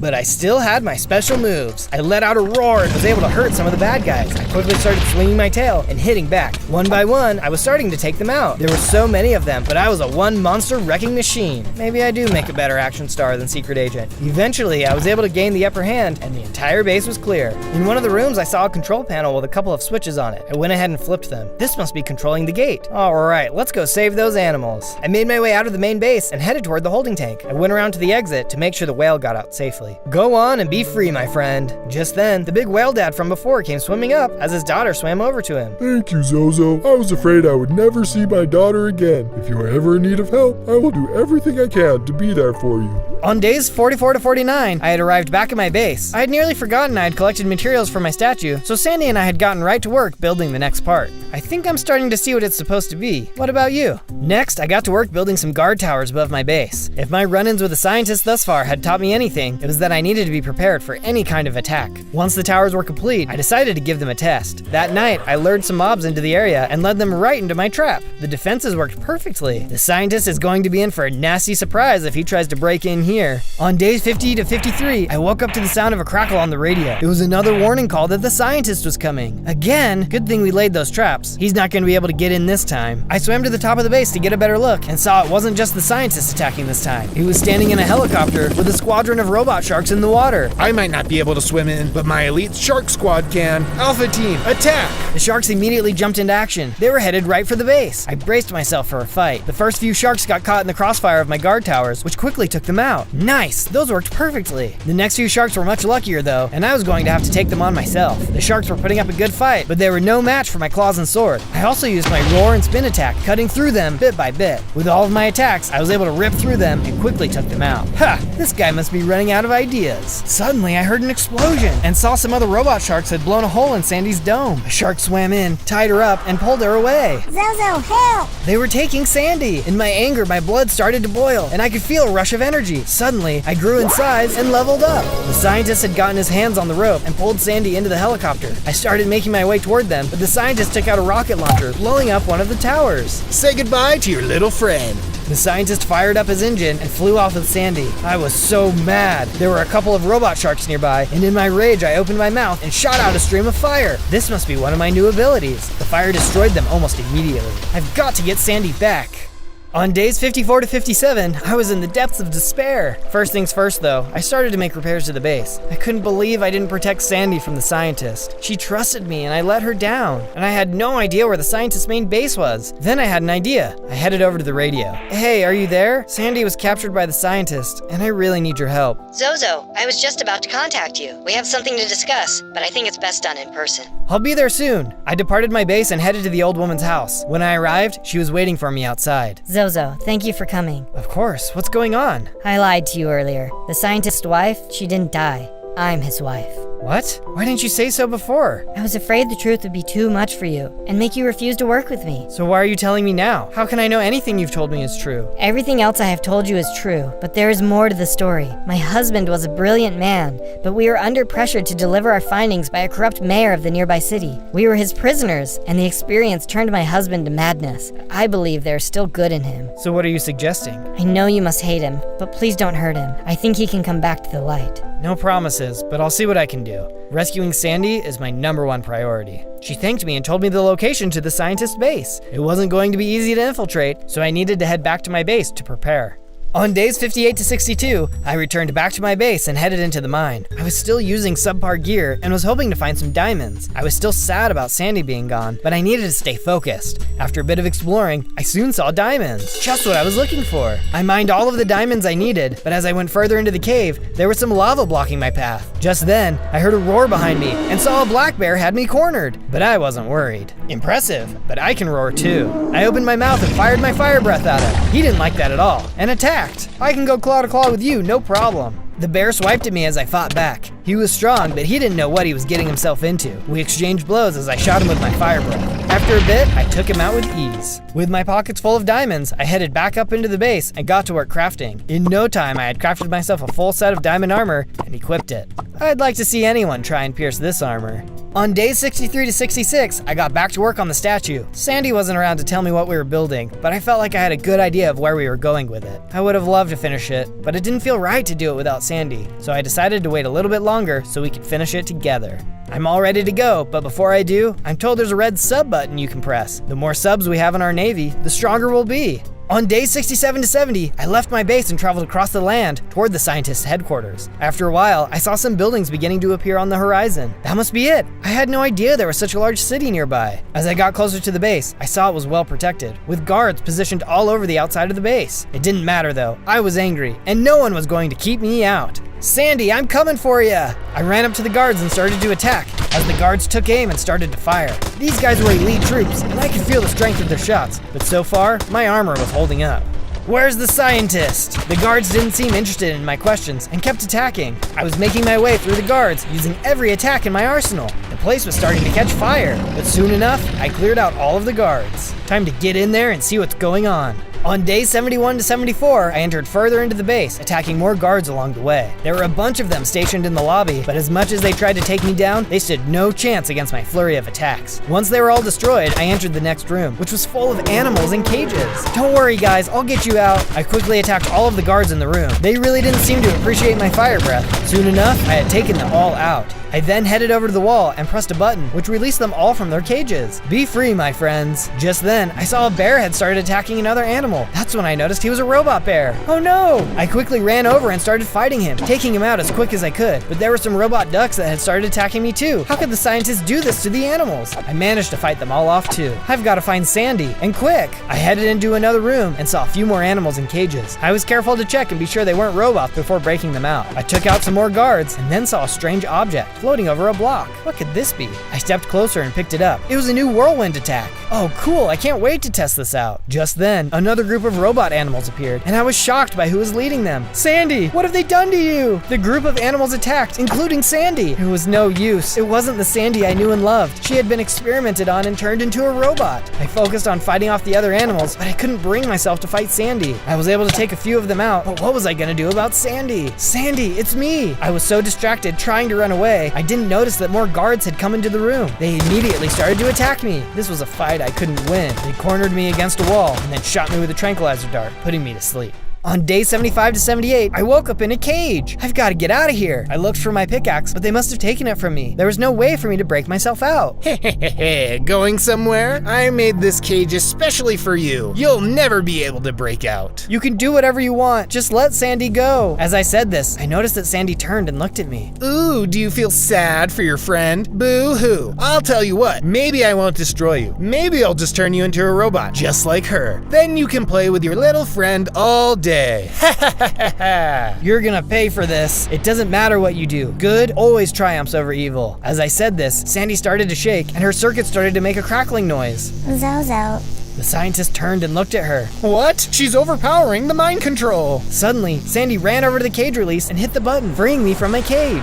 You're in for it now. Ah, oh no! The scientist ran out of the room. Before I chased after him, though, I took a look at Sandy. Go, Zozo. The mind control is taking back over. I don't want to fight. Without wasting another moment, I took off after the scientist. He hadn't gotten very far, as he had just run into the other room. But that's because he managed to get himself into a fancy mech suit. Enough games. I'm going to end this now. The scientist attacked. His weapon was way stronger than I was expecting, but I was way stronger than even he knew. I hit him with everything I had. I used my weapons, swung my tail, and shot him with my fire breath. So much strength. You would make me invincible. The scientist fought right back, using every method he could to make sure I really felt it. He fired his weapons and was able to move quickly around the room. At one point, I was down to just a few hearts. Time to say goodbye. Just then, I noticed he was standing next to some TNT. Goodbye. I shot my fire breath and hit the TNT, which knocked him out of his suit. He slumped down against the wall. No, I must complete my mission. Just then, I noticed a control panel on the other side of the room, labeled Mind Control. This can free Sandy. I hurried over to the switch and flipped it. To my surprise, I heard a crackling sound and saw it was coming from the scientist. He had been under mind control. Zozo, thank you.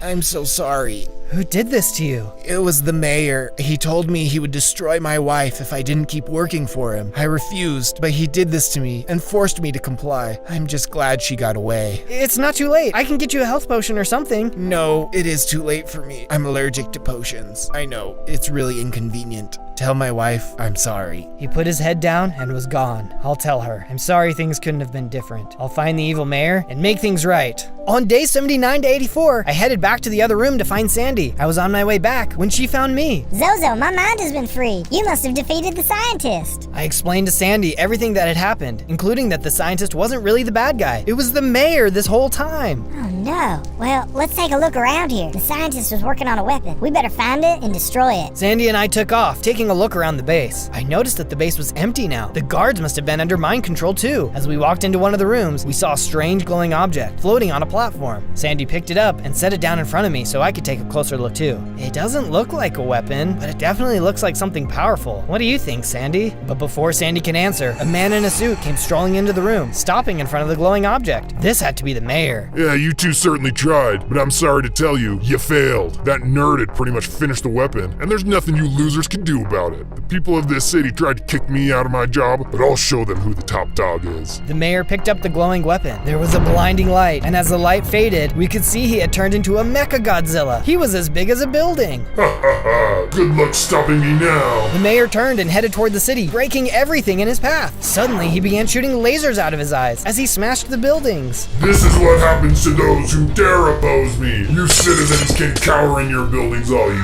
want. I will find you and I will destroy this entire city. Come on, Sandy, let's get out of here. He's way too strong. He'll crush us. On days 85 to 89, Sandy and I arrived back at our base. It was good to have her back home, but I was still feeling like a failure. I feel like I can't do anything right. I couldn't save the scientist, and the mayor got his hands on the weapon. Now thousands of people are going to die. You can't be so hard on yourself, Zozo. The fight isn't over. It's not much, but they should help. I stole them from the lab. Sandy tossed out a few bars of netherite. Thanks, Sandy. I can max out my gear with this. And you know what? Now that you're back, we should finish our statue. It only feels right. I made a quick stop at an anvil and used it to upgrade all my gear to netherite. It made me feel a little bit better knowing I would be fully protected. I then met Sandy out at the statue and we got to work finishing it up. Doing so was helping me come out of my slump. I still didn't know how we could defeat the mayor, but my confidence was increasing. There was just one more thing I had to do. But before moving to that, we finished the statue. So what do you think? Did you guess what it was? No sailor's gonna feel safe coming near our base with this. Next up, I headed off to the old woman's house. Unfortunately, I only had the bad news of her husband's death to share with her. She greeted me outside. I can tell by your face you have bad news for me. It's okay. I'm sure you did your best. I think it's important that you know the truth. Your husband was forced to do all this work after being put under mind control by the mayor. In his final moments, he was himself and wanted me to tell you he was sorry.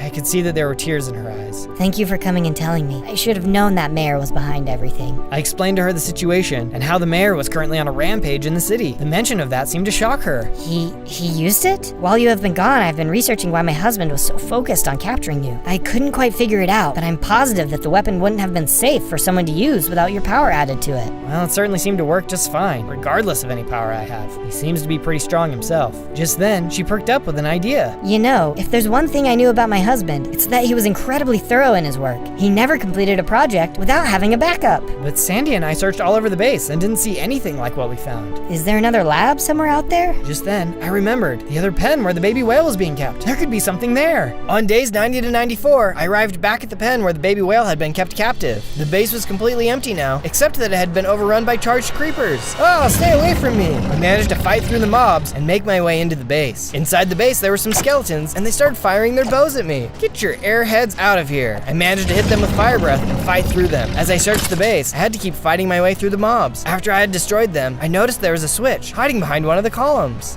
What does this do? I flipped the switch, and a secret door opened up. I got closer to see what was hanging on the wall. There it is, a backup of the weapon. I stepped forward and picked it up, taking special care not to activate it. I better hurry and get this back to my base. On days 95 to 96, I returned back to my base and met up with Sandy. Sandy, I found the backup of the weapon. What do you think we should do with it? Oh wow, nice work. I think it's clear, don't you? I agree. You should take it. You'll be the biggest squirrel the world has ever seen. Well, I'm sure everyone would want to see that. You know it has to be you. Everything you have done has led you to this moment. You were made to save the city. Well, I can certainly try my best. I wish we knew more about this, though. So many animals had to die for this to be made. And so many more animals and people will die if the mayor isn't stopped. They'd want their sacrifice to be for someone who would save others, not hurt them. I nodded. Sandy always knew just what to say. And here, I managed to catch something that will help you. Sandy tossed out several enchanted books. These will be perfect. Thanks, Sandy. I grabbed the books and headed over to the anvil. By using all of the books, I was able to give my weapons and armor some impressive upgrades.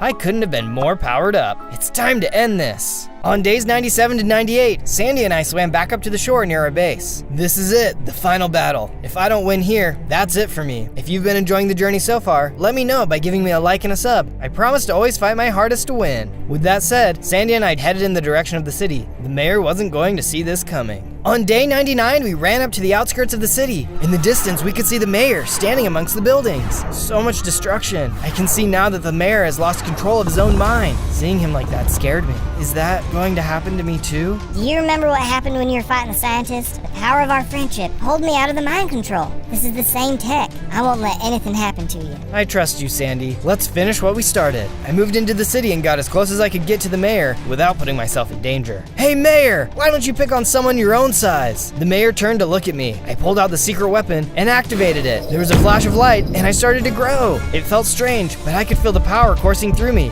I couldn't help but feel like this was part of my destiny all along. How is this possible? That scientist, he betrayed me. I waited for the madness to take over, but nothing happened. Just then, it clicked. The scientist needed my power to stabilize the mind of the weapon's user, but since I was the user, all it did was power me up. Your reign of terror is over. The people of this city deserve better. The mayor and I charged at each other, exchanging blows. The mayor was strong, but with my new power, I had never felt better. You think this makes you special? You can't save anyone. You couldn't save the scientist, let alone an entire city. His words hurt, but I knew the scientist would have wanted me to stop this mayor. If not for you, no one would have needed to be saved. No one would have ever gotten hurt. The scientist saw you for who you really were, a fraud. This made the mayor even more mad, and he unleashed a flurry of attacks, which nearly took down all of my health. I had to finish this. I took one big final breath and unleashed the most powerful fire blast I had ever created. No! The mayor crumbled to the ground and disappeared. I rushed back over to Sandy. Zozo, you did it. Let's go home. On day 100, we returned back to the base. I was too big to fit in the base, but Sandy said she was going to keep living there anyway. I had gotten used to living in the water, so I swam back down into the sea. If the people of the city ever needed me again, they'd know just where to find me.